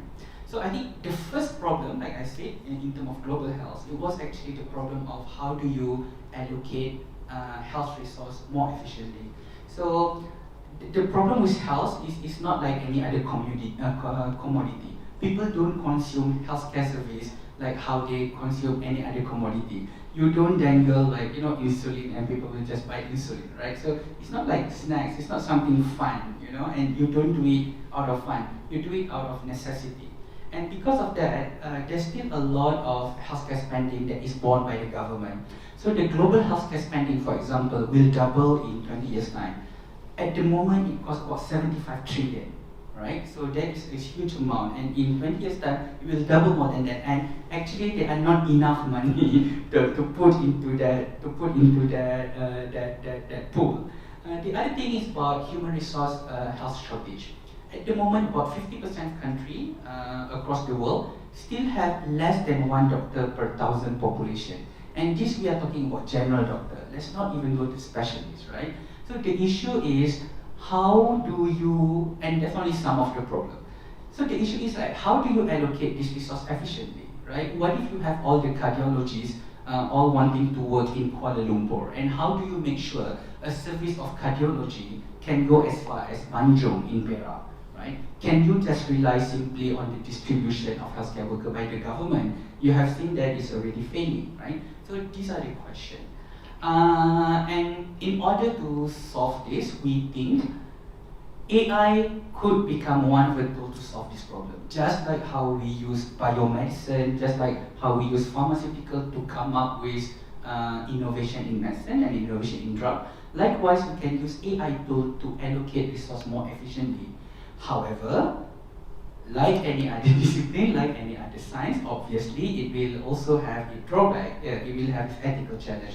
Some of AI application in health, the issue I think cut across in other discipline as well. Issue like privacy, issue like accountability, but there are some more nuances to healthcare because we have medical ethics, which is already a discipline by itself and it has been there. And if you remember, the first saying in medicine was in Latin, primum non nocere. It means like first do no harm. And I think when you apply AI in the group, it's quite difficult to abide by that because by allocating resource to population A, does it mean like you are doing harm to population B? You don't know that. And for a doctor, for a single doctor in a remote hospital, there's no way you can make a decision for the population because you simply doesn't have the brain capacity to do it, right? So there are also other questions, and I do need some reference for that. I just will. So you see, like some of the reference and some of the issue that have been brought up is about. It's not only about transparency but also about explainability, right? So, for example, the deep learning technology, machine learning is quite okay to be applied in healthcare setting because it's more or less is explainable. But when it comes to technology like deep learning, right, where you have this black box algorithm, when you cannot explain, for example, why would Patrick, I mean, like, if I were to tell you, like, 2 years down the line, you'll be diabetic. And then you ask me, but doctors, why? I'm doing this and doing this, and what if my answer to be like, I don't know, but the AI algorithm said that you will? I mean, like, that's quite difficult to digest, right? So that is one issue. The other issue is about fairness and non-discrimination, human control of technology, professional responsibility, and obviously promotion of human rights. I will expand on the ontology about the fairness and basically non-discrimination, right? And this is something that I know because it's something that I encountered during my work. So going back during the deployment, during the Rio Olympic, right? It was during the Rio Olympic, we got the budget from the Olympic Committee. We were asked to deploy the algorithm to make sure all the venue during the Rio Olympic will be made safe. So like we are going to predict whether this stadium will see any potential of outbreak in the next 30 days, whether it is safe for Rio Olympic to go on and whatnot. And we rely so much on structured data from postcode and whatnot. But in so doing, we also know that hey, we deliberately create a blind spot for all the slums because all of these slums they don't have a regular address system, right? So there's a slum here and we don't know what are the postal code and whatnot. So it's just not part of the algorithm. So this brings about the other ethical question about about the data fairness, about the homogeneity of the data, and even what form of training data set that we apply and build up the machine learning algorithm in the first place. So these are some challenges that are yet to be answered in healthcare setting. Okay. Darmin, I think some of these challenges you sound very familiar to you. Again, you're the co-founder of Data Ethics Society of Asia. Which of these or additional ones are the challenges that you see in data ethics in Malaysia, and maybe also compared to the rest of Asia, how would they differentiate? I think if you're going industry by industry, you're going to be facing unique problems across the board. But I think it's a good example that Dr. Almi is able to put out, because what you see is similar problems in different sectors. For example, I think in the US as well, very similar problem of taking an algorithm and deciding on where healthcare should be allocated, right? And one of the issues of the parameters that was put in was cost, availability, and in that particular situation, the algo was spitting out answers that said that you should discriminate. You should discriminate against the black community because they are going to fall sicker faster. And therefore, cost is not effective. It doesn't make sense to pump in money to save them. Now, that becomes a problem when you tell someone, if I say this to you, it's a problem, isn't it? But that's the reality. Now, the immediate knee-jerk reaction to that is, let's remove cost as a consideration. You can't do that, because cost is still a factor. So you have to tweak this, and the non-explainability part is a concern as well. Now, is it unique to the US? No, it's not. We face similar problems here in Malaysia. It's not that just because they're having race riots there that we don't have issues of concern in terms of race. I think in healthcare, certain races are predisposed to certain kinds of problems. Cardio problems, Indian male, quite likely to happen here. You also have to look at poverty in certain sectors. The orang asli communities in Malaysia, a good example. How do we factor them into certain considerations?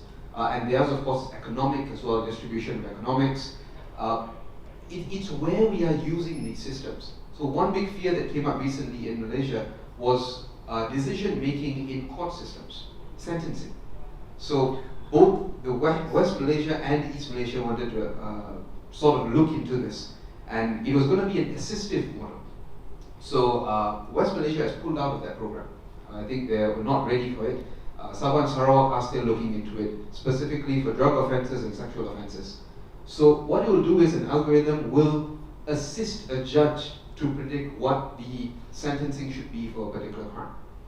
Okay? So there are many problems that come with that. What happens if a judge is overly reliant on it, right, and stops making a decision? Who do you then sue on appeal? How do you appeal that decision? Can you appeal against the judge's decision and the judge turns and says, no, it was a machine? Then how do you appeal against the decision of a machine when you don't know how the machine reached that decision? Right? So you've got these problems, and then when it starts being used in other sectors, for example, immigration, deciding who stays and who goes in your borders, when you start using it in education, which stream a student should go into, but it has these dangers along the way. And that's why I think one big factor here in terms of problems is that we need to be very open as to which entity is using algorithms in decision-making processes. If I sign up to an insurance, I want to know that you are basing your decision on my premium based on an algorithm. And if you're doing that, I want to know what factors you're taking into account. And I want to know if I have the ability to challenge that. If I don't, and you're doing it behind my back and you suddenly turn up one day and say, your premium's gone up by 200 ringgit. Why? No, it's just our internal processes, we've decided. That is a problem to me. Okay, so it's explainability part of it. Very interesting use cases. Yeah, I also like the use case with the AI in court. What is your personal take on that? Personally, I think we're not ready for it. Because you see both sides of the coin. One is over-dependence of a judge. In the US and Kentucky, they applied it, and you had the complete reverse. Judges were completely resistant, and they said, I don't care what the machine says, even though the machine's right. You know, Because the machine was also biased already. Machine wasn't even biased. The machine was doing exactly what it was programmed to do. Judge says, I don't care. I'm going to do the opposite. Why? Because you're taking on part of my job. I don't like it. That was effectively it. So they had the reverse problem. So I don't think we're ready for it. I think what needs to happen is you don't just take a machine for decision making and deploy it. What you need to do is you need to train entire systems on how you're going to adopt this. So you need to train judges. You need to train the staff that are going to be using the systems. You need to have the tech guys understanding the judge's decision-making process, not just programming the tech. So it's a whole pipeline that needs to be speaking to one another, and I don't think that's happening quite yet anywhere. Okay, good, awesome. Thanks for that answer. My next question goes to Sue Ann, and I think Nikhil will love me for that question because you were just grilled before by these two guys here, and interestingly, I had the same question. You know, I wanted to ask Sue Ann also. I mean, you're also consulting customers on using data, on using their customers' data. So where basically is for you the boundary when you do consulting? I mean, are you sticking purely to the law and say, okay, this goes beyond the law, you cannot do that? Or were there cases when you say like, hey, look, this is unethical, you cannot, or you should not use this data for that purpose? Yeah, so 4 years ago, 3 years ago, I was in Dentsu Aegis Network, so I was actually doing exactly what Deloitte Digital was doing, and I was a huge advocate of a single ID of the customer. So at that time, my perspective was the more we know about this person, the better we can improve on our offering for that person. So for example, if I knew that you were an elderly person and you live with your partner in a condominium, I think it would be helpful if you can automate the purchase of 5 kg rice, 2 kg oil, like 12 rolls of toilet paper, because it's just more convenient for that person, right? So the thing is, maybe I was very naive. I was just seeing one side of the coin. It's just a tool, right? So single ID can be used to influence or manipulate the customer as well. So I think at that time when I was advocating for this, honestly, like we were just doing it because we can. We knew that the technology allowed us to do. But today, I'm sitting here and I say, like, hang on, we know we can, but we need to put some handbrakes because it's evolving too fast for one party. We need to have this necessary conversation and see. And I'm not, like I said, in my presentation, I'm not saying like we should eschew technology, we should go off the grid, or we should not use technology. But we need to have these necessary conversations, right? So like in the case of what Darling was saying, right, the AI-assisted sentencing.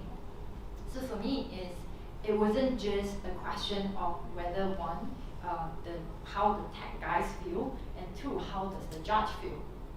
I feel like in order to have effective ethical ideas, we need to do scenario planning. So scenario planning meaning, what if I'm the guy being sentenced, rightly or wrongly? What if I am the family of the guy being sentenced. So I feel like we need to have like many scenarios to look at the same algorithms and see how that impacts each of these stakeholders, and then to be able to make a better decision on whether we should or we should not, or whether it's a scale, or whether it should be in stages. Yeah. Okay, good, interesting. Thank you. Satisfied? Thank you. Okay. I need to ask a question to him. Very good. I just got the indication of 5 minutes, so we have later questions from the audience also. I think maybe for the end, easier question. I would just ask to close this round here, because we discussed before also in other groups about like how to educate kids and children, and I think you can give all very good input in few sentences, maybe to the younger audience or maybe to parents. What to take care of when it comes to data, to privacy, to storing, and to make sure that our kids are safe out there. Yeah, so I feel like we cannot protect them 100%, and we shouldn't, because it's like if you put your kid, if you bubble wrap a kid, thinking that he wouldn't be infected in any kind of disease, it's just going to kill him when he grows up, right? Yeah. So I don't think that we can protect our children 100%, but I do think that we shouldn't allow this current situation to spin out of control as well. I think schools, education, whether it is schools or enrichment centers, parents, I think we do need to have a new syllabus, because I do feel like this is a new life skill. So, like, I remember when I went to a government school, so I took Kemahiran Hidup, and Kemahiran Hidup inside life skills, like you learn how to cook, you learn how to sew, you learn how to be a carpenter. I feel like that should be part of, because we no longer live alone. We are living with technology, and these children will grow up to be the very designers of that technology. And so if they grew up thinking that, oh, there's no ethics, like, because I think, like, on the question of ethics, trust me, it's so much easier for our conversation to happen today if there was just right and wrong. So we know it's right, do it. If it's wrong, don't do it. Ethics is a very gray, difficult area where it's just a lot of conversation, and some people's opinion may be more justified than others, but yeah. So I think in that sense, yeah. Thank you very much. Armin, your number one tip. This topic specifically of children, it's something that's very close to my heart because I've got two very young daughters. And I've been speaking since last November, presented a paper on child privacy and what needs to be done. And I see that there's a lot of education that needs to happen along the way. I still walk into daycare centers where they openly show me images of other children as part of their marketing part of daycare centers, what the child is doing, at what time, what they're eating, their allergies. I have insight to apps where you can see the movement of the child, where they're picked up from, who's picking them up, addresses. Now, it's not that they're doing a bad job, it's just that the level of education for all these different segments of society needs to increase. And I think all of us need to play our role. Whatever industry you're in, you can't say, all right, you guys are legal experts, you do it. You guys are the marketing experts, you do it. Doctors, you have to look at this. Everyone has to play a role. The child needs to be educated as part of that by parents. Parents need to be educated by someone. And that could come from the government. And the government needs help from the private sector because they've got the money, the resources, and we all need to pull together to get this through. Because if we don't, what's going to happen is we're going to have a generation coming up where all these malicious things are going to be coming in and they won't even know that it's hitting them. So that's all. Thank you very much, Armin, and Dr. Okay, I will add in from context of health perspective. So I think when you talk about health perspective, it means like you can't avoid collection of pediatric data. So then therefore it becomes a necessity. But I have few key points. And it's not probably for end user, but number one, if you are a corporation that is collecting data, right, there are some things that you can do. like you said, found or at the very least established an internal ethic committee, right? And we were a startup back in 2017. We were like 5 people.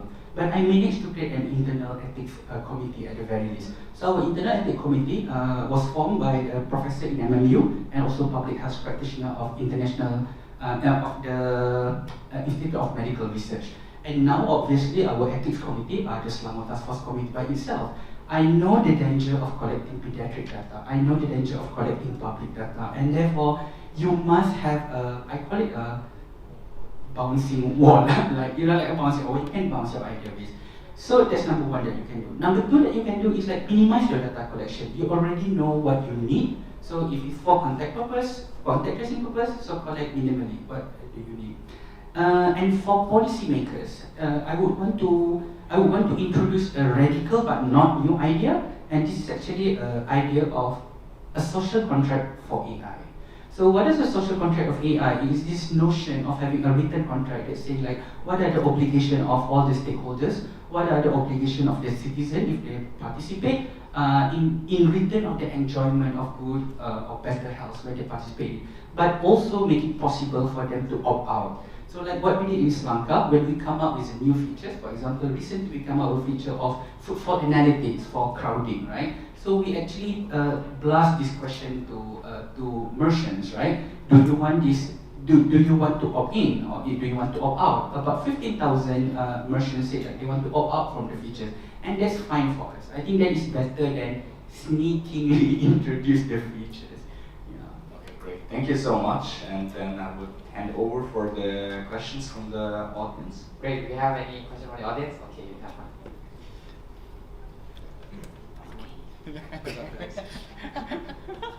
No, thanks guys. I think it's been a great panel. Good stuff on ethics, but when it comes to the law, right, policy, the PDPA, have you guys actually seen it being enforced? And has there any precedent of, what is the most extreme precedent you've seen of it being enforced? Because so as I've seen the policies are in place, but my exposure, I've not seen it actually being enforced. Are children's data being taken? Seen it all over the place, but is anything actually being done about it?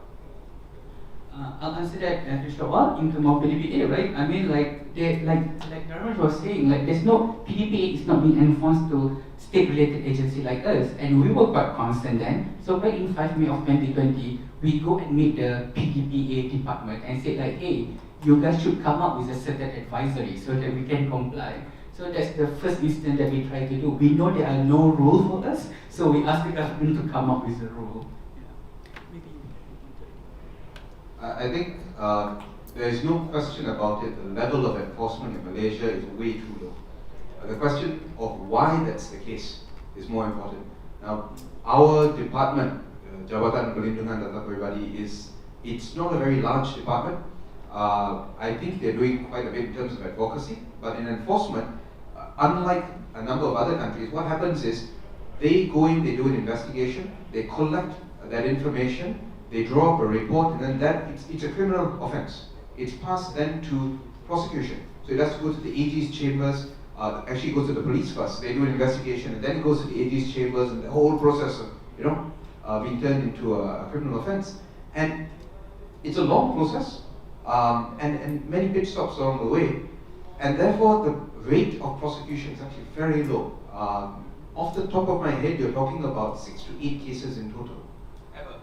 As far as I can recall. Now, even the details of those cases, they are not some major high-flying cases. They are smaller, much lower end of the scale.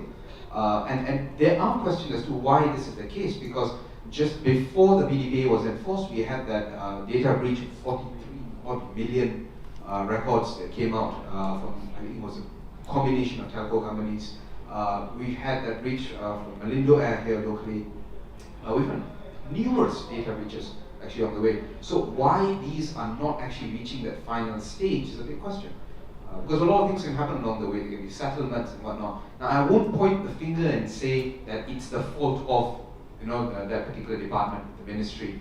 But it's a very fair question. One part of that I'd like to highlight is that we can only get to the point of investigation if reports are forthcoming.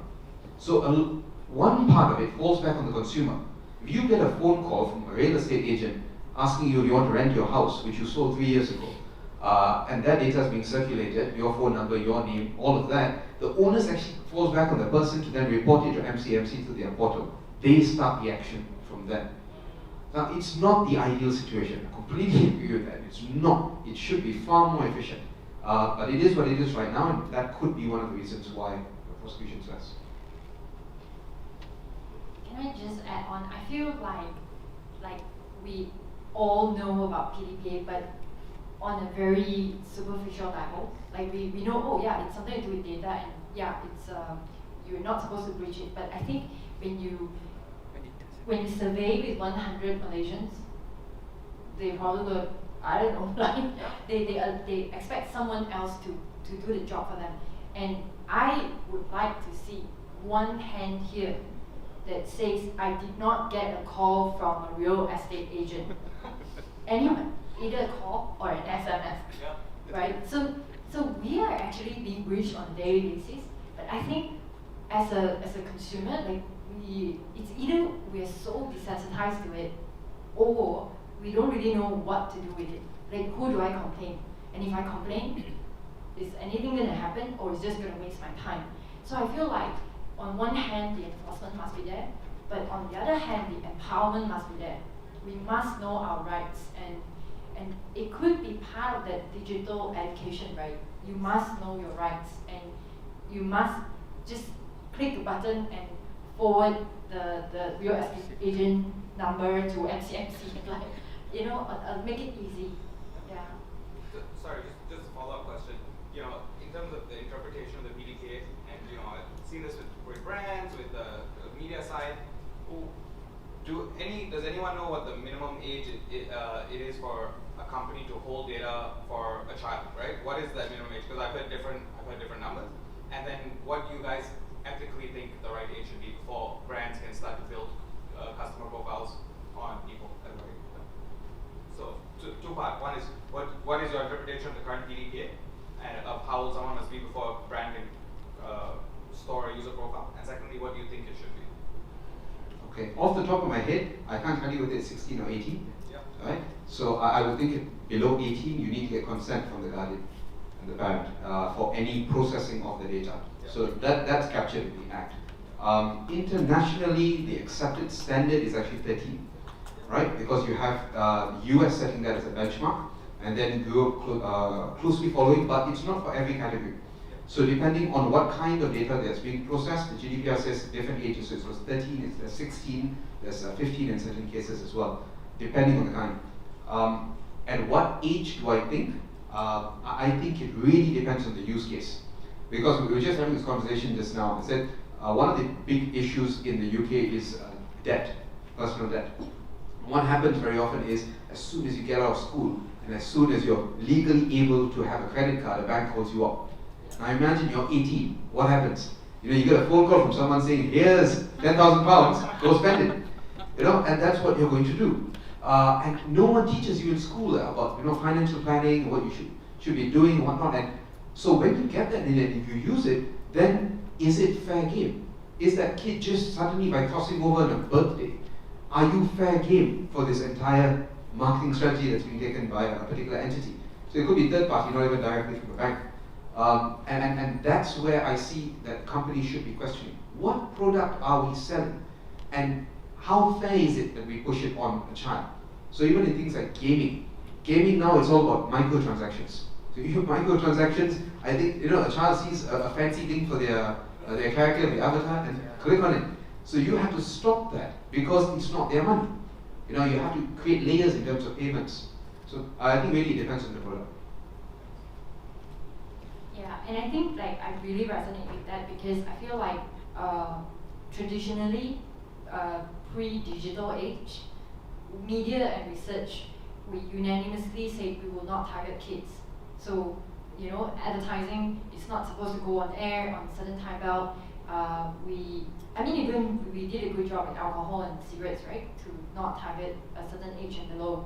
So I feel like we can do that. It's just that it has probably taken a slightly different form. Now it's in the form of very cute games, very innocent, cute games. which like a strawberry will cost you 50 cents, right? So imagine you buy 100 strawberries with your father's card, right? So I think we need to put the handbrake on that kind of scenario where we think that the child needs to learn how to control, right? If we don't do that, then they may grow up thinking that this is I don't need to be responsible for anything because all I have to do is just click. Yeah. Add on. Yeah, I think. I just want to add on this point. There's a polar opposite perspective that's taken as well. What some companies have done is they've blanked out completely certain parts of their product. So it's a website, a child under 12, you blank it out completely, under 15, blank it out, they have no access to these things. And I think that's also a very dangerous way to go. Because what you have is, you're limiting what you believe the child can achieve. Now it's not just about the purchases. A child has capacity. You've seen child geniuses, you've seen people have coded amazing products by the time they're 13 and 14. And if you keep restricting access of a child, you are sort of saying that you can only flourish after 18. And I think that's a very dangerous thing to do. So the way that we approach each and every part of education of a child, the way that they're expressing interest in the internet must be guarded step by step. And I think these problems are why we don't have one single firm solution. It's really culture-based. Alright, great. So we can go for the online virtual audience questions. First, we have a specific for Dr. Hilmi. Do you think doctors will be replaced by AI on a smartphone in the near future? That's a very, very, very, very, very far away and And I'm not saying this because I'm a practitioner in the industry. I'm not saying this because of so, but you see, like at the very least in the healthcare industry, we don't call AI artificial intelligence. We call AI assisted intelligence. So it has the form of assisting it. So, for example, one of the ethics nuances of applying AI into healthcare is, I think, principle number 7. We call it professional ownership.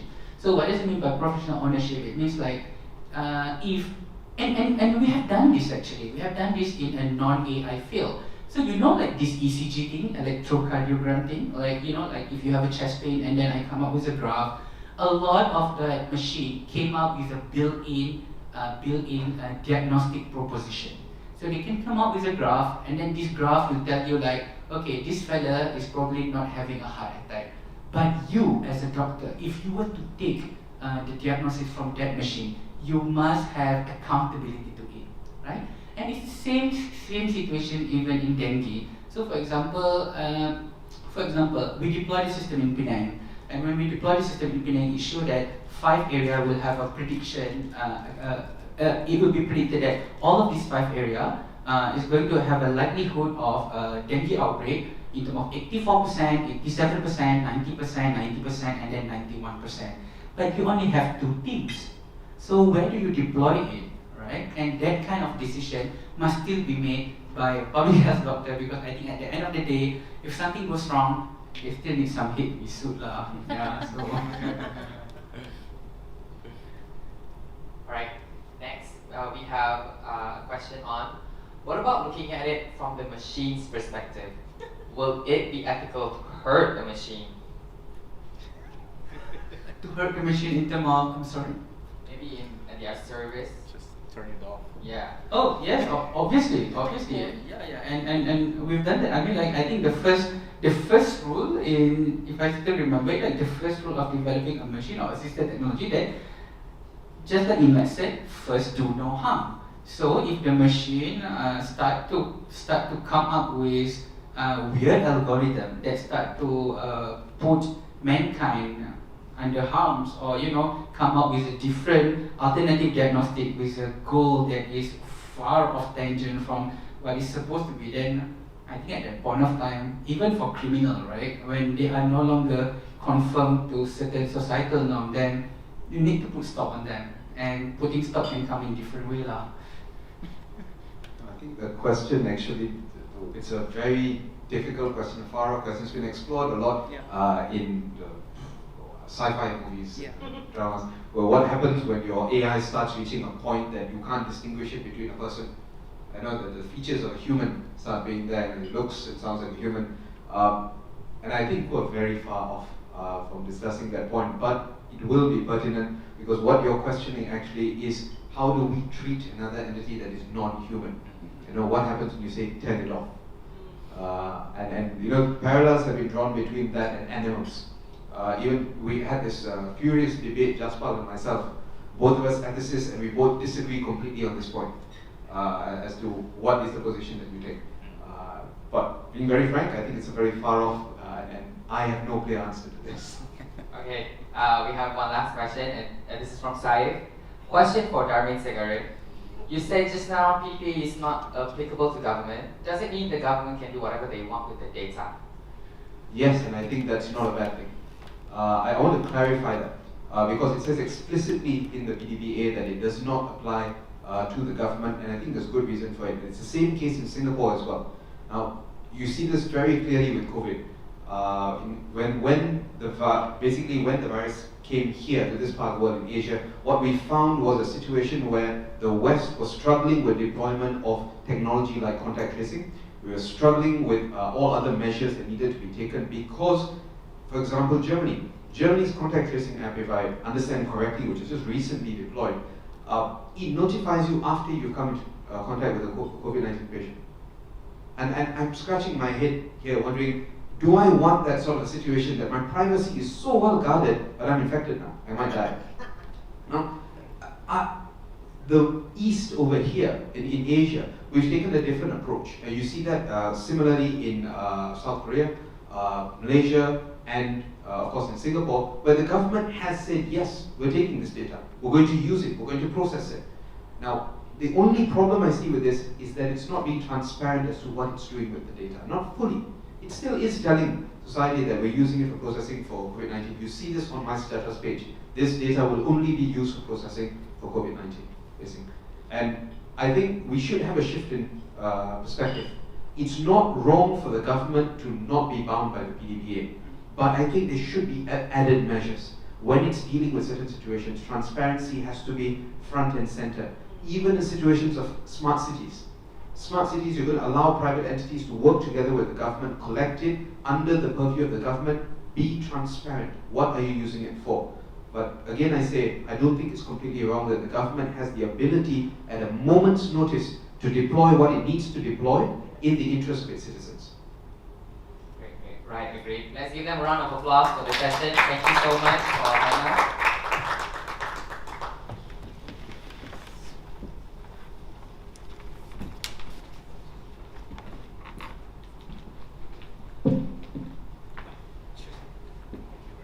Alright, thank you guys for tuning in with us from this morning until now. That's it folks for our first day of our 8th Annual Data Science Conference. Stay tuned for tomorrow, day 2, where we will dive deeper in the world of data science. My name is Harry and I'll see you guys tomorrow. Thank you.